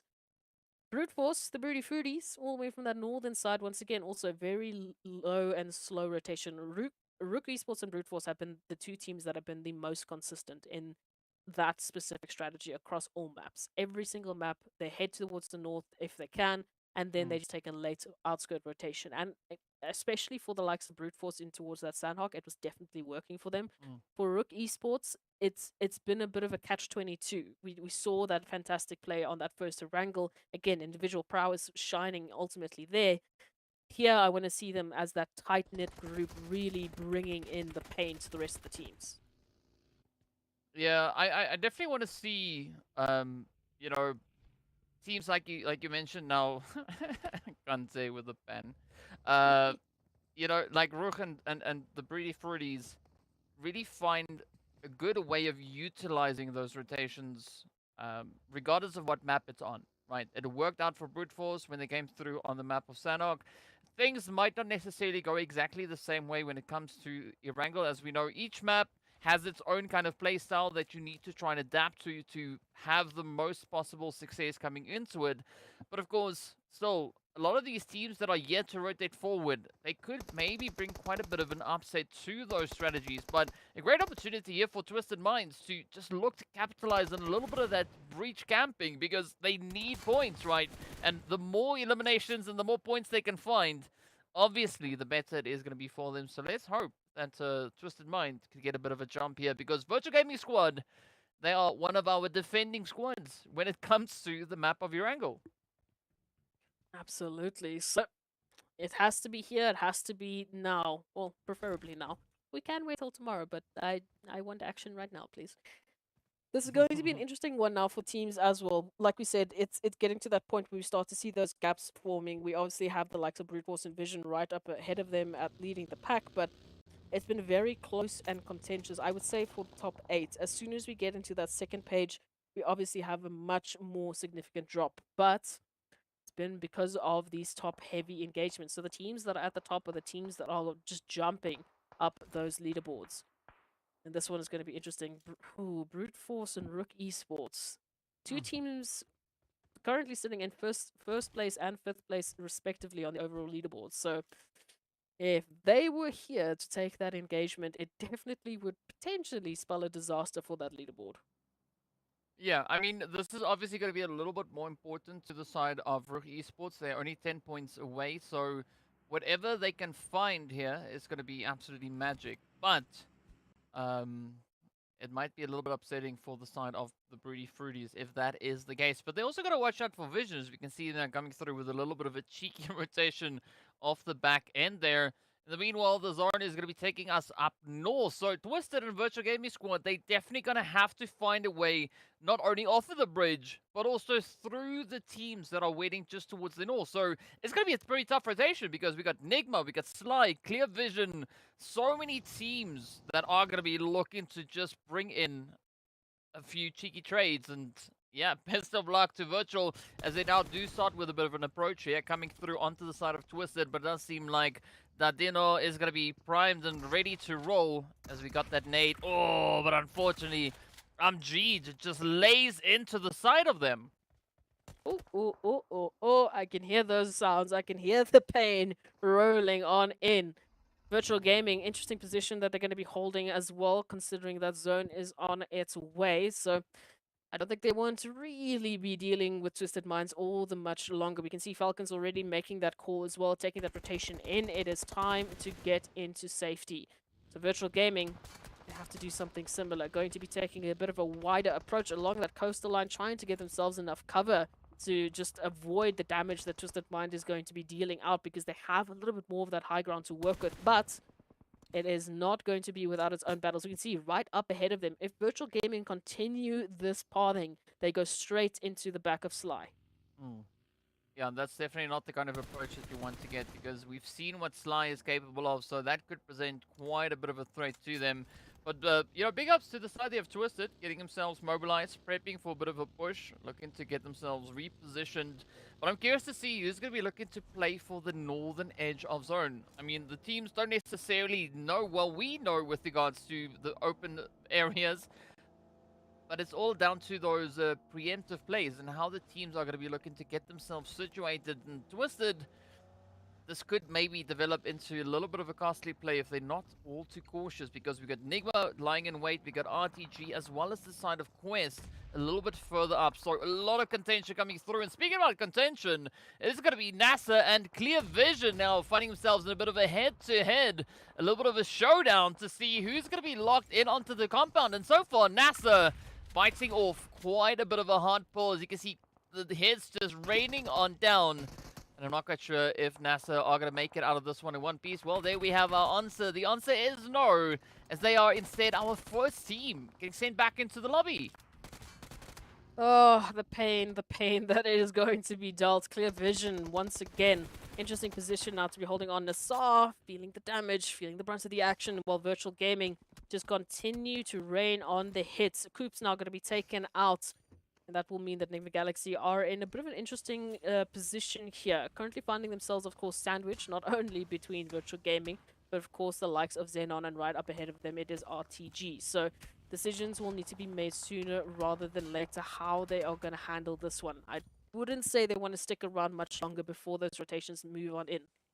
So, as we take a look at that, Zone is going to relocate. We've got GEEKAY Esports and the World of Battle with a prime position into this next phase. And here towards that northern side, look again, lo and behold, it is the outsiders of Slime Machine moving on in for a few potential eliminations. Well, there could be a few cheeky trades to be found there, but it is still going to be quite a tough angle to hold. And, I mean, we did see that zone shift now coming through, taking us down on towards that more southern positioning. And, I mean, GEEKAY, at least for the time being, a decent spot to have, but they're going to have to watch that hill where we see Prestige from RTG also now just perched on. And of course the World of Battle just across the way. These are two formidable angles to be holding, especially within a zone like this. And just a little bit further down south, we got XENON and Virtual Gaming Squad also contesting for a little bit of that hard cover. But GEEKAY really going to be looking to capitalize on every available opportunity, as they do have the reach, the lineup, and the angles to apply all the pressure they can muster. Love to see this raining in the action here. And quite a bit of damage now that we will be seeing as well. Oof. GEEKAY Esports just holding onto this one. Great positioning, like we said. And they definitely would love to finally have a fantastic Erangel showing here. Sly Esports again. A little bit of a rotation in. Is going to be caught on out there by Neos, with Brute Force holding the line, trying to keep their head on a swivel here with these rotations. So it seems like they're starting to at least get a handle on Sly's rotations and how they like to play their games. So I have to be a little bit more worried and concerned how Sly will be able to handle that. Want to see whether or not Sly are going to be able to pick up the pieces. I mean, they still have 3 players up, but a rather wide spread on their front as they do make a break. Looking to get themselves situated into the zone. Was holding on to that wizard tower could provide them with at least a little bit of a security, a bit of temporary security. But Steezy now reaching into mind as we look down at Prepod, Ado, and of course Neos. But I like the position there from Neos. A nice little bit of Overwatch. Definitely being in a position where they could lend quite a bit of a helping hand and maybe find those plays onto the side here of Sly Machine. So either which way, Brute Force and Sly gonna have to be quite, you know, cautious as to how they take these next few plays. Interesting position indeed. Again, this Erangel, it's a little bit more structured in terms of what we've seen from the previous ones. Again, thankfully to do with the zone rotation as well, allowing for a bit more of a mainland stay. But now it is going to come down to how the teams will be handling these situations. Sly, as we said, they made that rotation, had that opportunity to get a few eliminations before this point, but have unfortunately had a taste of their own medicine with Brute Force holding that northern ridge line. Some of the other teams that we saw, like NIGMA Galaxy, also had to lose a player just on that rotation. XENON still holding on to as many as they possibly can. But in the center, where this chaos reigns supreme, it is GEEKAY and the World of Battle. holding a very difficult position, especially now with this next zone rotation. They are still going to be the focus. They are still going to be those teams that can make or break this Erangel for the surrounding rotations. I 100% agree with you on that, and I'm curious to see whether or not they can hold true to that. In the meanwhile, there's going to be Brute Force now just reaching in onto the side of Sly. 13 going to be the last one left to defend their honor, but Brute Force adamant they are going to be looking to find as much of that utility placement as they can get. But Prepod, Ado, Neo is definitely going to have to pick it up. Meanwhile, it is going to be Tapok coming through with a very cheeky play, but Freak giving them back a bit of their own medicine, coming through with that S12K. And now, well, they got to try and see if they can maybe attend to Lord, because having NIGMA back on a two-piece could really go a very, very long way, specifically all the way to the end of this match. Oh, RUKH Esports now holding on. Wizard Tower is feeling the brunt of the action here, as Arthur just wants to stay alive and hopefully later rejoin the rest of their teammates as they hope to make this so much better of a showing as what we've seen in the previous matches. It's been a slow start for the World of Battle. We've seen 2 or so points being brought in these last couple of matches, but it's definitely not where they would want to be. So losing Arthur here could be devastating, but look at that. A little bit of a reach in from the World of Battle will mean that we have 2 now going down for the side of RUKH Esports. At least the knock is not going to be quite as devastating, but Arthur's still having to be in such a tough decision. Do they go for it? Do they try and stick it out and hopefully give their teammates an opportunity to rotate in closer? Well, this is a very bold play coming through from Arthur, looking to see if they can steal the vehicle away. And so far, I mean, RUKH Esports not going to be looking to give up anything just yet. So that will allow Arthur to just fall back into a little bit of safety. Meanwhile, it's going to be XENON now knocking on the door here, looking to see if they can find the plays down onto Virtual Gaming Squad. But Foz not looking all too great with that health pass being so low. But at least then, for the side of Virtual Gaming Squad, the teams in the vicinity making it quite challenging for XENON to get a good, secure breach to play the upset. And now it all boils down to one. As you can see, the approach coming through, the nades getting cooked up. Speaking about approaches, though, it's going to be Quest now rushing up into the side here of GEEKAY. They want to get the bounce in, but Santa, oh, they already have a bag full of surprises in store for them. And this is now going to come down to the wire. Santa sends it out, and that is Quest getting sent away. Only 3 eliminations up. My goodness gracious, how the tables have turned. Now, again, like we said, this Erangel is starting to showcase a different storyline. We're starting to see a lot more teams bringing in their prowess. GEEKAY Esports focus has been on them, of course, but unfortunately, they do not get a moment to breathe. RTG already here with the uptake, a few nades being sent on out, is at least going to find one potential further return as we wait to see what RTG is going to do in the situation. Once again, lo and behold, it is Gaith to try and keep GEEKAY Esports in this one. Well, Gaith got a little bit of that special sauce. Let's see if it is going to be exactly what RTG had ordered. As they now need to hold up the front line. Pretty isolated, making a quick break. Ooh, come on. Is Gaith going to upset this? They got the Bison in hand. Up comes the Broody Fruities as well. Oh, no. Down they go as Rio lands the nade. Oh, Kalaga with a follow-through. Picking up Ado. And RTG now just mounting such an aggressive defensive play here. Not quite sure how Neos and Prepod are going to be able to pick this one back up again. But as you can see, Riva, Rio definitely looking to show as much dominance here as they can muster. And up comes the push, the play. Kalaga going to be there just for a little bit of safety. But Neos with a beautiful nade does avert the initial push coming through. But where will it go? It's a 3v3. Slightly leaning in favor of the Broody Fruities, and of course they are no strangers to a pretty contentious play. But will these nades now result to anything other than a bit of a tennis match? You catch the nade. No, you catch the nade. No, I don't want it. Brute Force, RTG, a little bit of a situation here as well. Like you said, maybe a game of pass the ball, pass the nade, catch. You know, not really either one that I would want to do with a grenade, but RTG moving on in. Again, resources starting to dwindle. They need to finish this one off, and that is going to be an opener. Prepod goes down. And now we take a look at the remaining two. Brute Force all of a sudden in the hot pot, in the hot seat, and they managed to find a little bit of a success. RTG say goodbye, and unfortunately, as they will not be getting any more eliminations into their count. But again, 6 eliminations. Not a bad start on this Erangel. Yeah, definitely not a bad start, but we do have one team still sitting on a pretty good footing here. It is going to be none other than the World of Battle, and as I say that, Busher plays the upset, bringing Muhammad to their knees. Now looking to see if they can find the sneaky play on towards Alpha. But of course, we still have Krona hanging in the wing.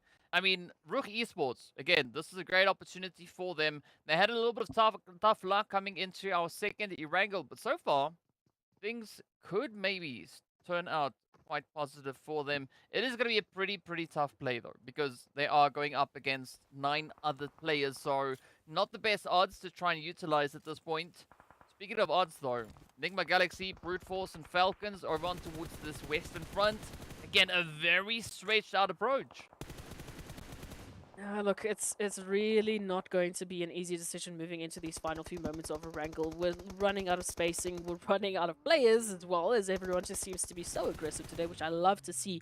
But NIGMA Galaxy, as an example, finding themselves quite literally pincered between either Falcons or Brute Force. We will be seeing them, unfortunately, bow out as a result, while Brute Force then takes their spot. Now, Falcons, again, position for them, and timing is going to be of the essence here. They do have a 2-man setup here currently, which, I mean, matches if they were to go against Brute Force. It will be a 1-to-1. However, that is not going to be as easy as we make it sound. With that rotation now of the zone, the World of Battle and RUKH Esports also will have an easy chime in to these angles against Brute Force. And again, everyone has that same opportunity. What I am interested in to see is how Falcons is specifically going to play it, because they and RUKH Esports have one of the longest rotations to get into the zone. Yeah, I mean, I definitely have to say that Falcons, they possess a great opportunity here, right? They could definitely play the aggression and the upset onto the hopes for Brute Force.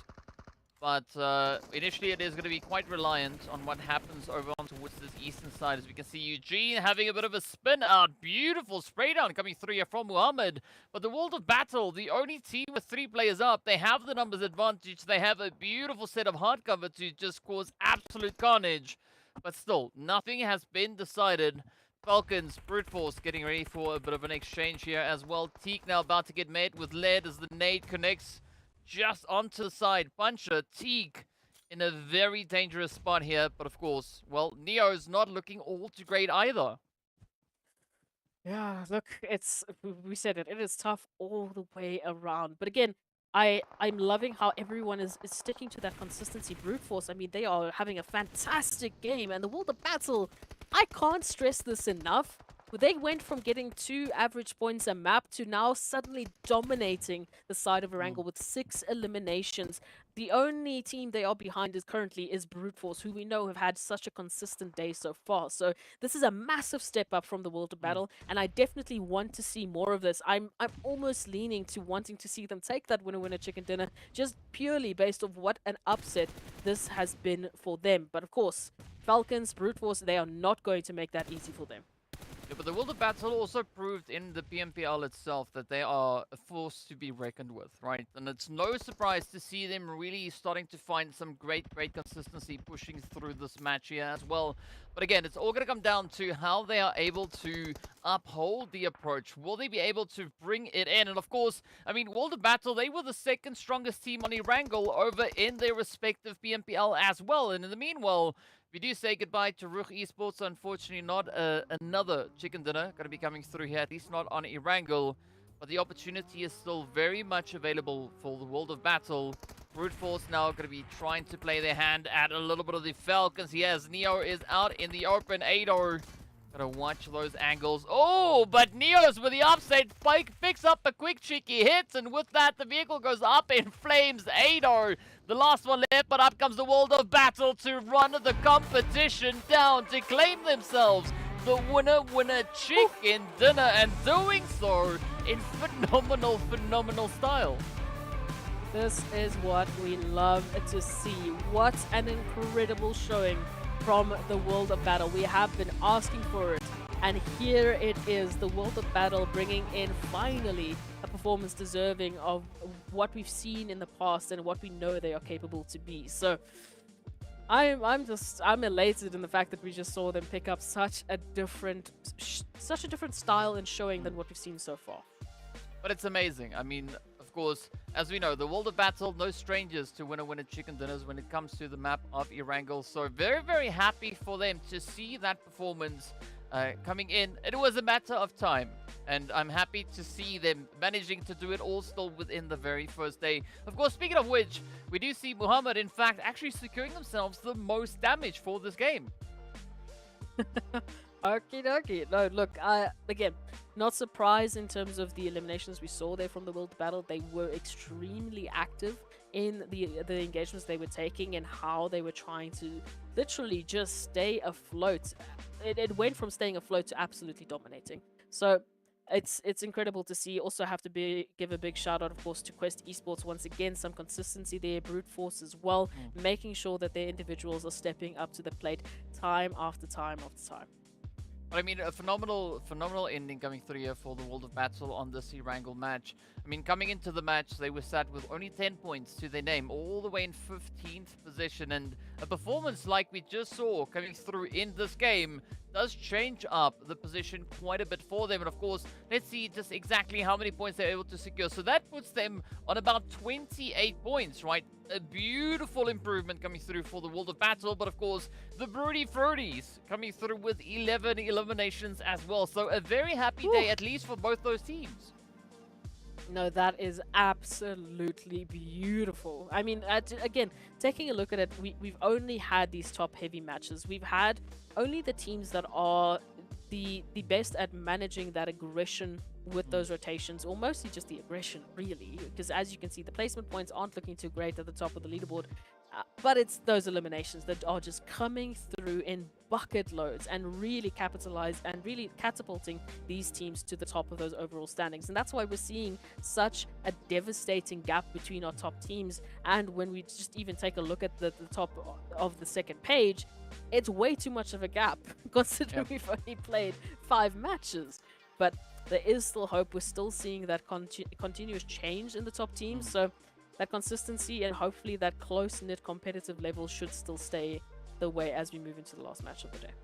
I mean, it's exciting, right? Because these teams keep on playing such an unpredictable game. But I think it's going to be becoming a little bit more predictable as we progress on through, right? First day is always the kind of litmus test for all our teams to get a good assessment as to what the competition will be holding for them. So far, I think everyone has been receiving a pretty strong answer as to what the expectation is and what the level of competition is. But now we still have one more match to work our way through, and we'll be getting into that in a little bit. But so far, things looking pretty exciting. We've, of course, now concluded all our Erangels available here for our teams. And so far I mean, a few surprising step-ups. I am so happy, honestly. Like, please continue surprising us. However you feel like you want to surprise us, it's fine. Just keep going. We're here for it. We want to see these teams step up. We want to see them shine and have their moments where they can showcase why they are in this position, why they made it to the MEA Championships. They all deserve to be here. They just need to have that opportunity to showcase it. Speaking about showcase, let's showcase a quick break. We'll be back in a short few moments, so don't go anywhere.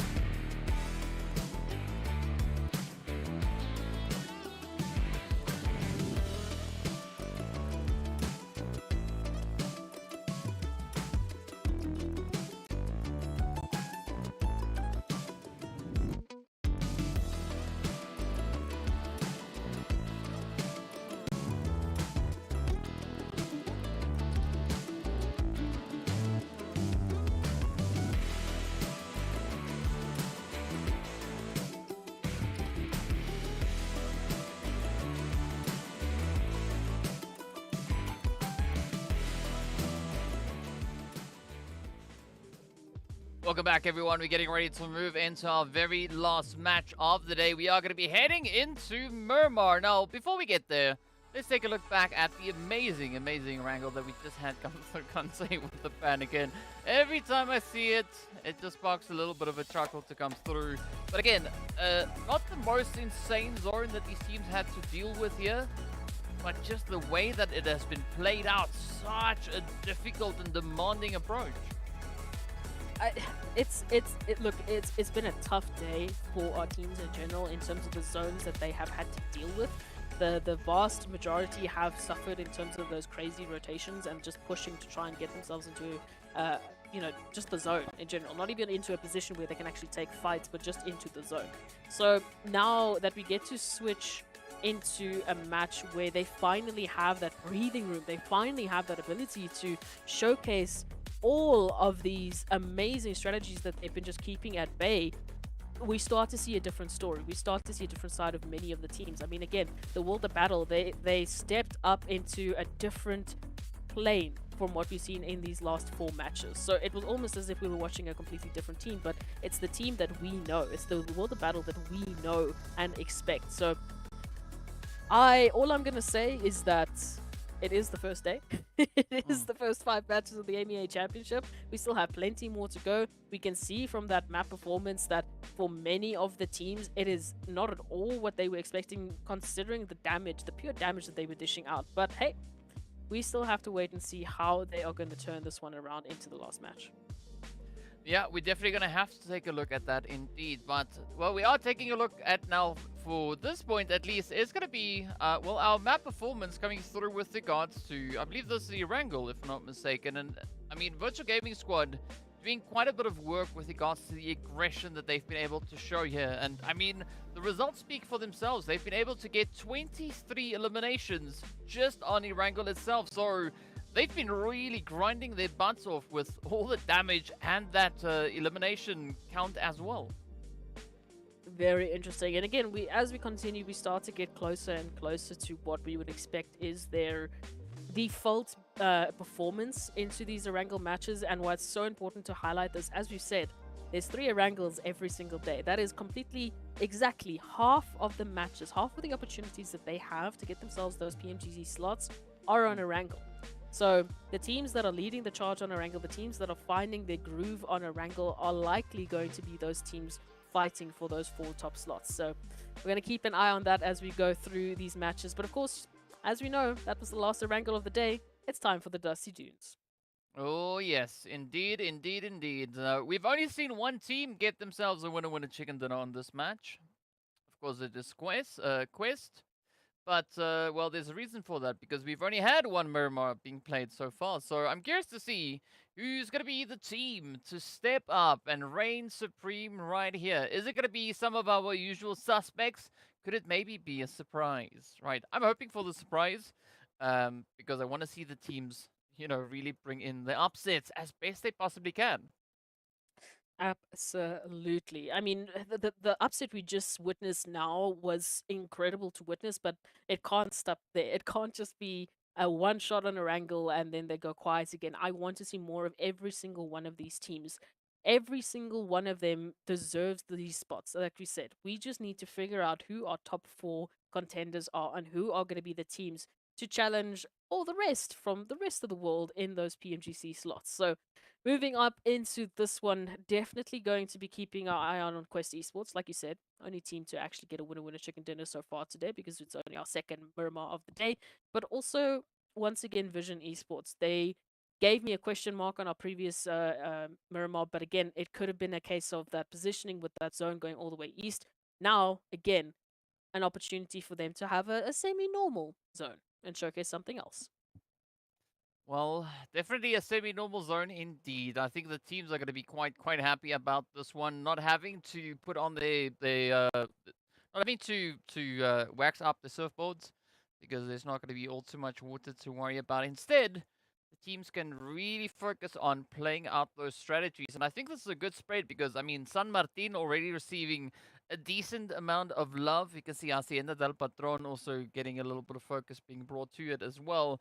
But I mean, a decent spread, right? A lot of the teams relatively respective of the space, aside from Quest and RUKH Esports getting into a little bit of an altercation quite early on. But Eugene, yeah, either they need a bit of ammo or they need to find a way to get themselves out of the sticky spot because it's not looking all too great. I mean, Quest, they've got a plan here.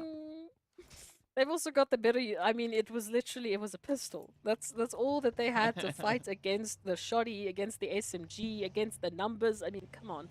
There are certain things in the realm of possibility, and certain things that if they did happen, I probably would have fallen off my chair. That would have been one of them. If we saw a clutch, a 1v2 with pistol. No, it's ridiculous. Anyway, another twisting car aside. Quest Esports, once again, just starting us off nice and strong, picking up one of those eliminations, getting closer potentially to being the second team to get a back-to-back winner-winner chicken dinner so far on the likes of the MEA champs. We haven't seen one so far in today's matchups, but hey, maybe a double Miramar could be on the cards. Well, let's see. I mean, all we can do is wait, right? Unfortunately, that is the only answer. I mean, I think if we had any other control, we probably still would just sit and wait. Because why not? It's so much fun to see exactly what these teams... Yes, yes. If we could control anything, we still wouldn't use it because we want to see what these teams will bring to the battlefield. What a segue. Yeah, even though the zones are quite disruptive, I still love it. I mean, it's amazing because the teams, you know, it keeps them on their toes, it keeps them guessing, it keeps us guessing, so no one really knows what is going to come next. But I'm definitely curious to see how the teams are going to be looking to play themselves through this next phase. I mean, Blue Zone slowly but surely on the approach, still about 4 minutes and a bit of change left. It's going to feel like a long 4 minutes, at least for the teams. But it allows them a great opportunity to focus on those positionings. I mean, I'm pretty sure the Broody Fruities over here are going to be just sipping on some blue juice. Maybe they might surprise us, come through with a bit of a preemptive rotation, trying to get ahead of that positional play. I mean, the same thing could even come through for the side of the Falcons, seeing that they are also still holding pretty much in the same position that they dropped in, all the way down to Via Del Mar. So, yeah. Only time will tell exactly what these teams are going to be doing, but I like this approach coming through from R8, though. I mean, a little bit of proactiveness, looking to get themselves into a more advantageous setup here. Absolutely. So, again, positioning is going to be key moving into this one, as it always is, but what's curious about this is, as well, just the risks that some of the teams are starting to take. Falcons, as an example, in their previous matchup, on Erangel, what we just saw, it was very close in terms of that shift that it could have taken to the side of Falcons. However, it was just those final few pieces, or final few eliminations and angles that weren't on the cards for them. And again, it had to do with that positioning, it had to do with that zone rotation. Now, taking a look at them, Falcons running a 1-2-3 setup. We've got AXA right close and personal to the likes of NIGMA Galaxy. Whether that was just due to the drop sites, whether they wanted to try and secure a better rotation into the zone because of that eastern shift, I'm not too sure. There is obviously the possibility as well that they're getting information on a team that they could be setting their targets on. A team like NIGMA Galaxy specifically, which would be a very interesting fight if we're talking about PMPL Arabia versus PMPL Africa, are two top teams going head to head, now looking at MEA champs, trying to figure out who's going to be the team reigning on top, who's going to be the winner between Africa and Arabia. So, just a little bit of an interesting one there. Might happen, might not. AXA might just be running away. You never know. Yeah, I mean, it's definitely interesting looking at the comparison between the different regions, trying to see, you know, who's going to end up in which spot, who's going to take which slots, and, you know, how all of this is going to be panning out. But so far, I mean, it's pretty dang interesting to see just exactly how these teams have been able to just, you know, keep up with the flow of things, because I mean, we've got the players from Falcons, a team that you would expect to perform slightly different, maybe a little bit more aggressively, not necessarily having that kind of performance come through so far today. I mean, we did see them locking in on about, 29 points so far. So things are rather surprising, but again, it's only the first day. So the teams might be playing that way for a specific reason. What that reason is, your guess is as good as mine, but this is something that we've seen come in, right? Teams not always trying to be as predictable. They keep a little bit reserved in the tank so that when they need to hit the NOS button, they can do exactly that. I do definitely hope that that's what's happening. Because we've spoken about it before as well. We have teams that literally just get such a running start that it becomes extremely difficult for others to catch up to them because they just start building this gap. And we're starting to see that split slowly but surely building between the first and second page on the overall rankings. It's not quite solidified, of course. It's day number 1. Again, we can only bring in so many stats at the moment. However, rather keep up with the competition than fall behind. Even if you are very confident in your sprinting abilities to catch up, you never know what's going to happen. I mean, just take a look at the zones that we've seen today. They've already thrown a spanner in the works for teams back to back to back. 3 maps in a row that are just unfathomable in terms of the zones that these teams have had to deal with. So don't leave anything up to chance. RNG is a little wild in this map, as we know. So I just hope that they start to basically bring that NOS sooner than later is what I'm saying. Yeah, I mean, I'm not going to argue with that. I believe that it could be quite beneficial. And I mean, looking at what we saw within the standings, we've got RUKH Esports being the highest placed team from the Africa region, holding on to that 5th position. And now they find themselves up to the north. So again, it plays into their kind of rotational strategy. But we can see Brute Force also now coming through with a very similar approach, you know. So, you know what they say, great minds think alike. And I like this. They have been thinking alike the whole evening. Every single match. Back to back to back to back. It's Brute Force and RUKH Esports holding hands towards the north. So let's see how they're going to turn this one into a potential for them. I do like that we've already seen a massive split coming through from those teams. NIGMA, Galaxy, GEEKAY, as we've said, a rotation now up into the southern portion. The zone is going to be wild. We can see the World of Battle clear right there, shoulder to shoulder, trying to find a spacing into the zone. Just flying right past those care packages because they don't have time to spare. They need positioning. This zone, these angles that they have to deal with in this terrain, we've been here time and time before, DK. We know how challenging it can be with all of these little compounds spread up and the ebbs and flow of the terrain. There's so many heals and surprises that could be lying in wait for our teams.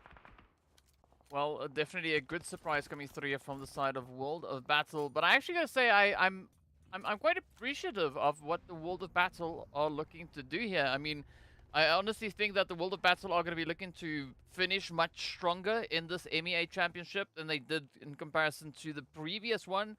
Of course, we know that they finished all the way down in 16th position. But so far, if this is the kind of pacing that they are going to be looking to bring to the board, I definitely expect a much, much stronger play indeed. But first up, well, they're going to have to just show what consistency they are able to maintain as they are now facing off against One Shot and VanKid. And VanKid, no stranger to a little bit of a challenge. No stranger indeed. Looking at this one now, a little bit of a nade back and forth there, as we can see at the bottom of our screens, but rotations will still be heading in. Ooh, Vision, One Shot. How are you alive? I mean, it's all they need now. They just need One Shot to get sent back to the lobby. So they are staying very true to their name, and that's probably why they are called One Shot. But now it's going to be that final push, that final play to see whether or not Clear can survive. Well, the answer is no. As Muhammad and the rest of the players there from the World of Battle, as well as Sly, will end it for them. My goodness gracious, the action doesn't start here. GEEKAY Esports now moving on in as well, wants a piece of the action. It is going to be an uphill battle for them. You can see the numbers not quite in their favor, but timing could be of the essence. We can see those HP bars not looking too great. RTG still taking hits from other teams as well. So there might be that opportunity here. GEEKAY Esports still playing it a little bit safer. We can see Hope now taking rotation into another building. And, ooh, there would have been another rotation, but unfortunately, timing is not working out here for the likes of NIGMA and for the likes of GEEKAY. RTG, on the other hand, picking up eliminations left, right, and center. So liking what I'm seeing from them. Again, a much better showing than what we've seen from the previous matches. Well, let's see if RTG can pick it up enough. Down to 2 they go. It is going to be Kalaga and Riva now just trying to bring the team back onto their feet. Meanwhile, the World of Battle are going to be testing their capabilities against Society of Slime Machine as they do find Fashe, but Arthur now again finding themselves in a very predictable and slightly tough predicament as they are going to have to just survive the onslaught. So far looking absolutely amazing as they deal with the threats and send Slime Machine off with only 1 elimination. Oof, it was bound to happen at some point, but here we go. Yeah, it wasn't quite what I wanted to see into this Miramar. I don't know. We'll have to wait and see how that's going to pan out tomorrow, but for some of the teams, they will have to go back to the VOD sooner rather than later. Falcons White being one of those teams that we started to see resurgence in the previous Erangel. And the World of Battle, as we just said, just getting off of the back of a winner-winner chicken dinner. Now, all of a sudden, HP bars looking a little bit too close to that red. We've got Brute Force taking hits as well. Mine down. We've got one more member trying to just get a hit on out to RUKH Esports while Prepod rotates on in for the helping hand. But RUKH, they might be playing this one well, and they have to be careful. Quest just behind them. I mean, third parties are everywhere, DK. They are just waiting to burst. Yeah, this is quite a contentious play indeed. I mean, we've got 3 of them happening, right? We've got this altercation up north. We've got Virtual Gaming Squad also in a little bit of a hot mess over on towards that western side. And the World of Battle of Falcons still going to be holding towards the southern side. But it does seem like Brute Force are instead going to be looking to disengage. Looking for opportunity a little bit more on the western front here. Ooh, nice opening as they now start to rotate up through the field. But again, where they're going to go, we do have a few compounds just up ahead. And that could be a bit of a safe haven, at least for the time being.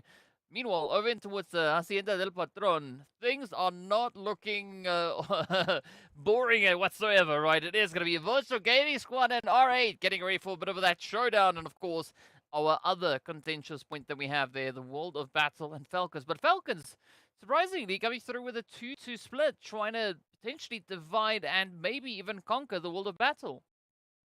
I like to see that. We want to see these teams bringing in a different side to themselves. RUKH Esports now, rotation up towards that northern side. An interesting one. Vision right across to them. A very split position that we see them actually holding. So we can see RUKH now just sending through a little bit of damage. That is going to be the trigger for Vision to regroup and get into a better standing. But as we take a look at this, R8 now also facing off against Virtual Gaming, who have had an absolutely it's an insane day that they've been having. Managing the points that they have, managing the clutches as well. These points could be a very different story for R8, however. 2 down now, the 2 to go for R8. Well, now is going to be that pressure play coming through from Virtual Gaming Squad, looking to clean up here. And, well, they are just 1 player away from succeeding in their approach. XENON are going to be looking to see if they can maybe sneak in a quick cheeky nade onto the side, but the angles are there. The words escaping me at this point, but XENON, oh, down they go, and Virtual Gaming Squad now up to 4 eliminations as they do regain a little bit of control. But again, XENON also just holding on to that southern edge, so it might be quite short-lived. Yeah, words are escaping me as well, DK, don't you worry. I am just so enthralled by what could be happening in this situation. I mean, looking at who we still have available, we still have Falcons, we still have NASR, who've had a hit-and-miss bit of a day. They have that opportunity to turn it around now. We still have Quest, who've had such insane elimination-driven games that, once again, in a similar position, could they change that up into a placement game as well? Could they match that performance? RUKH Esports, very same position. Now we take a look at this. Quest Esports already picking up the first elimination. Like we said, with Vision, it was a weird bit of a split, and unfortunately, they will be catching one of their players off guard as they now need to regroup and just sort of reconsider the cards they've been dealt. I mean, that could be a pretty gonna try and find as much of an opportunity around towards the very edge of that zone. But the tension's definitely starting to build. We still have 12 teams left. Still quite a bit of a spread across the zone, but a great, phenomenal spray coming through there from the side of Kante as they do find Saif out on the hill. But Saif well, it's going to be the last player of their team yet to rotate back into a little bit of that more secure position. Up comes Quest now, looking to meet them head on. It is going to be Discrim and Topok trying to just outstrafe them. But again, the plays, the angles, the utilities, lead flying all over the place. And Discrim now in a bit of trouble. A bit of trouble might just be a bit of a sugarcoat as well as we take a look at a Quest rolling up that hill, taking one. A second division esports player has to step on up to hold the line up against Kante there with the with a near bumper bash. We could just be saying goodbye to vision. Bam, there's a crossfire. No opportunity to unfortunately turn that one around. Quest Esports so quick to the trigger and so good at keeping their members in check, playing to the number advantage. I mean, that was absolutely phenomenal play coming through from the side of Quest. Maybe they had a bit of future sight, right? Just capitalizing on the vision they had. Maybe they envisioned themselves getting that winner chicken dinner. Who knows? But in the meanwhile, you know, the aggression is not going to relent just yet, as we can see everyone towards that western side. Virtual Gaming Squad and XENON still very, very close to each other. The rest of the teams essentially looking to break up and disengage. Oh, but Virtual Gaming Squad rushing right into it. Just a quick replay on the insane action we had coming through. And I mean, it was so close, but well played. Virtual Gaming Squad managing to hold on. Now, I think Quest, based on the pacing that they've been showing so far, I definitely think they are going to be aiming to get that chicken dinner yet again. Ooh, we are looking at back-to-back winner chicken dinners, at least in terms of the maps. So that would be an interesting opportunity. We'll have to wait and see. I don't want to jinx it too, just yet. I just want to let it play out. So let's take a look at it. Let's take a little bit of stock of what we currently have unfolding up ahead of us. In terms of that zone positional, we've got RTG, we've got Twisted Minds, we even have NIGMA Galaxy as well, holding quite an interesting position within the center of the zone. NASR yet to rotate in. They do at least have a scout in the form of Xenox in the zone holding position, but as you can see, unfortunately, the rest of the team is being held up here by FALCONS White as they are looking for a few extra eliminations before they themselves find a position in that zone.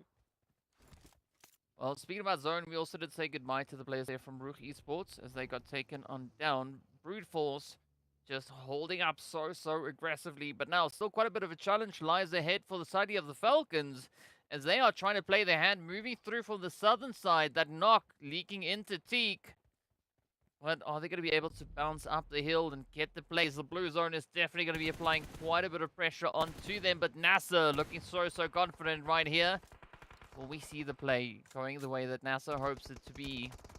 E6 not in the greatest position as they will get traded on down. J7 with a phenomenal angle. Now the rest of the Falcon team having to decide, are they going to look to aggress on towards NASR?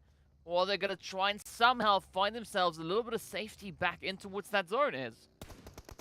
That's going to be a difficult battle. I mean, if we take a look at it, the rotation back into the zone won't be as hard fought if they were to continue up towards that eastern line. It's only really Arthur from the World of Battle that, as you can see, is hiding in a shack and has just unfortunately given their position away. So Falcons will be very happy to try and go for that, but Arthur is going to be holding on. A little bit of a helping hand as well with that rotation pressure coming through, and now we can continuously see how NASR are looking to get some eliminations. Even NIGMA Galaxy is jumping in, so yeah, well, choices were made, DK, and unfortunately they did not turn out well. I mean, mad respect going out to Arthur. It's like they pulled Excalibur, you know, out of the rock yet again. Which one? In the meanwhile. Yeah, that one over there. But it's gonna be XENON now trying to apply a little bit of pressure down onto the side of AXA. Of course, well, there we go, pressure applied, and that is it. Groups now also gonna be starting to look for a bit of an opportunity. I mean, NIGMA, they've been really quiet today, only with 15 eliminations up and 5 placement points. We really want to see NIGMA start to bring in a little bit of that spice, a little bit of that flavor, especially on the map of Miramar. Absolutely, it's quite a different flavor that these teams are going to be bringing in so far.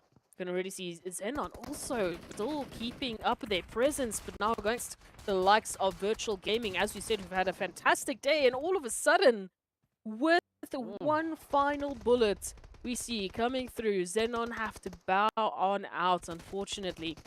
Third parties just all the way across, even NASR feeling the brunt of the action now with Quest Esports laying down fire.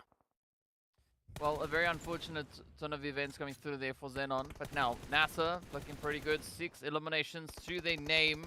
Gonna be looking to mount as much of an aggressive push as they can possibly muster here. But Starch gotta watch out, because not only is their HP bar pretty low, but that buggy is also smoking up, and that is not the play that you want to have. Kante quickly coming through with a follow up there.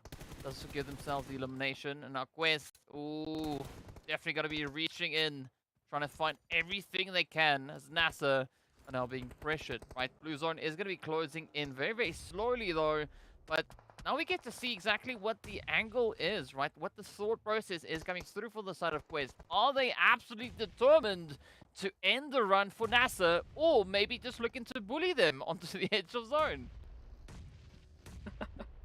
As we take a look at it now, oof, Ooh. just as well. Nade after nade after nade. Spec, even with the follow-up. Now, thanks to Al-Hajj, we'll see NASR being sent back into the lobby. Almost just too quick for me to actually even form a sentence about it. But here we go. Now, rotations are going to be a lot clearer here for the side of Quest Esports. No one really to challenge them up until that northern side of Twisted Minds. However, the West is a very different story. You can see NIGMA Galaxy right up alongside Virtual Gaming. Right behind them is Brute Force and, of course, the side of RTG. So, a lot of fights that need to be conducted before we get an idea of who's going to be able to move on into this next phase of the zone. Let's see what that zone will hold. Virtual Gaming Squad is now feeling quite a bit of the pressure, starting to build up. NIGMA Galaxy still holding nice and steady. Still got all 4 players up, but they are yet to find themselves a few eliminations. I mean, if they play this hardcover well, they could very much secure play over on towards Arthur and potentially up the hill onto the side of Quest. As you can see, Arthur is the master of hide and seek. They're just going to be trying to survive as best they can. Meanwhile, Brute Force, RTG, no change-up really coming through on that front, as we are patiently awaiting the zone now to be delivered. But Arthur instead going to be receiving quite a bit of attention, not only from NIGMA, but also then coming through from the side of Quest. Ooh, what a way to start the day. Now, looking at Quest Esports, they have quite a bit of an interesting story right up ahead of them. Zone still going to be favoring them, at least even the tiniest bit, but also they have no one to worry about behind them. They have everyone up ahead. They have every single enemy in their line of sight, in an opportunity for them to take the elimination. Even Arthur, lo and behold, unfortunately has been exposed. So we'll have to keep an eye out on Quest to see how they might turn this one around. We can see RTG also just having a field day with those eliminations, up with 8. So massive focus on their full squad right now, being currently pincered here between Brute Force, Virtual Gaming, and NIGMA Galaxy. Well, the pressure is definitely on. We are yet to see NIGMA Galaxy really starting to pop off. I mean, they've been having a little bit of a slow start here. But let's see, could this be the match in which we have exactly that now come to fruition? RUKH waiting patiently for Arthur to give them just at least a little bit of something to find. Meanwhile, there's going to be Groza there from RTG, experiencing a little bit of that difficulty as Brute Force try to clear their pathway moving forward in towards the zone. Twisted Minds still alive, holding nice and steady, doing so with their 3 players, but they too are yet to find a few more eliminations. To find indeed, we can see a little bit more damage moving on in. Brute Force having a tough time trying to get this rotation actually underway. Quest Esports just laying down the law. No one is safe right now from the side of Quest Esports. You can just see the elevation that they're going to be holding. These angles are going to be in their pockets. Oh, we can see, unfortunately, here for the likes of Virtual Gaming, they are relegated down to 1 that, oh man, you talk about timing, is going to be sending Virtual Gaming back into the lobby. Yeah, and with that, we are down to our final 4, as Brute Force will also get backed up and shipped out. Very unfortunate, but it is what it is at the end of the day. Now, let's see what our final 4 teams can bring through. This might be exactly what Twisted Minds have been waiting for, the opportunity to bring in A bit of an upset. Unfortunately, they are devoid of crypto, at least for the remainder of this match. But let's see now. Quest already sitting on those double digits along the players there from RTG. So 2 squads with double digits. But are they now going to be able to just sprint to the lobby here? Now, look, this is going to be a very different conversation. Quest Esports, as we know, they have been on something else, but finally we get to see RTG making an appearance. I mean, just look at the damage that they've dealt in one map alone. 2.3 thousand. It is no surprise that they're sitting there with their 10 eliminations. And this is going to be quite the battle. Quest Esports still holding on to that elevation, just peering down to the likes of NIGMA Galaxy and, of course, RTG as well as Twisted Minds. They have all these angles to work with. Timing is going to be key. And then the question poses itself, who is going to be trying to take each other out? Already RUKH. Oh my goodness. Did you see what gun they're using? Yes. AMR. Come on, RUKH. Give us more. Give us more. I love this. I want to see more. I mean, it's the M24 in the hands of Koops versus the AMR in the hands of RUKH. And of course, the blue zone does trump any bolty, unfortunately. But let's see whether or not RUKH can actually secure even more of a dominating angle. I mean, the AMR is exactly what you need, right? One shot, one hit, absolutely insane amount of damage coming through from that. And for RTG, we can still see Groza just trying to secure a little bit of a foothold, trying to make up a bit of ground.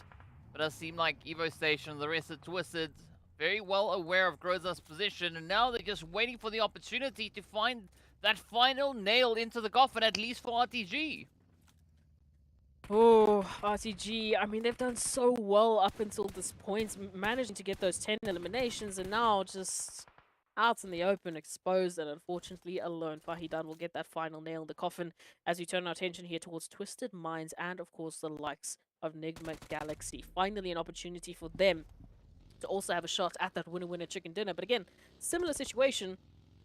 These angles, they are just not in their favor. And now even a follow-up from RUKH as they try and push on forward, holding on to the angles. They are still alive, but for how much longer? I mean, this is turning into quite a bit of a showdown now. It's going to be RUKH coming through with the M4, trying to aggress down onto the side of NIGMA, but Twisted Minds going to be sneaking up the edge. This could be their very first elimination. Oh, Evo Station is down. Raouf getting met with a beautiful nade. But will this be enough, though? Oh, there we go. AZ gets the job done, and Twisted Minds, against all odds, stepped up, claimed themselves the victory. I mean, we were asking for Twisted Minds to step up their performance, right? I gotta confess, I was not expecting that to be the result, right? They're coming through with the winner chicken dinner, but absolutely amazing. Well freaking played. Really? I mean, in that top 3 situation, you had a choice between Quest Esports with 12 eliminations, a choice between NIGMA Galaxy, who, you know, speaks for themselves with their reputation, and Twisted Minds, who at that time had no eliminations. Not a single one. I am speechless. I mean, if it works, it works, right? Twisted stepping up, claiming themselves the winner chicken dinner. Definitely not the fattest chicken we've seen. In fact, maybe a very thin one. But regardless, a win is a win. At the end of the day, the points are on the board. So well done, Twisted Minds, stepping up to the plate and waiting till the very last bit of the day to get themselves the winner chicken dinner. I mean, who would have thought, right? No eliminations through the entirety of the match. Waiting up till the very, very, very last moments. And they do what they need to secure the victory. So, yeah, insane. Big clutch up coming through from them. In fact, let's take a look at these match rankings. So you can see Twisted Minds walking away with those 2 eliminations does award them 12 points in total. But RTG and Quest, they were just on something else. 14 and 10, 11 eliminations respectively. I mean, what an insane play. That's just... And it's so... Oh, it hurts me to take a look at those placement points. We have teams literally dropping 14 bombs and 10 bombs in a single matchup, and all that they are allowed is a maximum of 5 placement points. Are you kidding me? Oh my goodness. I mean, speaking of top heavy, you can just take a look at this. So many trips to the donut shop here for our respective teams. And again, not the start that we were expecting, but this was such a tough rotation, especially for the likes of GK or R8, where they were just caught up between a rock and a hard place. As they literally just want to get into safety, there's a team waiting for them to take them out. But we have to give it up to Twisted Minds. I mean, talk about one of the sneakiest plays we've seen today. Not one of the most sneakiest plays. The biggest sneaky play that we've seen. Speaking about sneaky plays, let's take a look at the highlights as these teams just bring in so many surprises. I mean, of course, no surprise to see the DBS is doing their thing. I was actually quite relieved and quite satisfied with the fact that RUKH brought through the AMR. Gotta love it. Wow. I mean, I'm always hoping to see, you know, someone just wield that weapon. But RUKH definitely with a strong performance coming through in this game. Quest doing so much. And again, no disappointment on their side. I mean, yes, they didn't get the winner chicken dinner, but Miramar, so far, looks to be theirs. I mean, if we were talking about a team that was the most likely to at least get 2 winner chicken dinners, my money would have been on Quest. Like I said, in those final top 3 teams, who are you going to pick between a team that's getting 12 plus eliminations or a team that is still trying to get their first one and then just manages to take it all? My goodness. Anyway, let's actually go take a look at the map performance there for Miramar. As we know, Erangel is going to be the most maps that we're going to be seeing in this MEA Champs, but second to that obviously being Miramar. So starting to get an idea of the leaders on Miramar, how they will be hopefully participating in the next couple of matches. It starts to paint a very pretty picture, especially if you are a fan of Quest Esports. Look at that, 12.5 average eliminations. Are you kidding me? But I mean, that's your average. This is the beauty of these teams, because I mean, if you look back at Quest from PMPL, from the spring split, this is not the Quest that we saw when it came to the map of Miramar. They performed completely differently. I mean, they got, like, you know, 3 winner chicken dinners on that map. So love how teams are able to just step up and surprise us with the way that they can handle these maps. But of course, let's take a look at a bit of a head-to-head as well, you know, to just continue with the lovely storyline as well.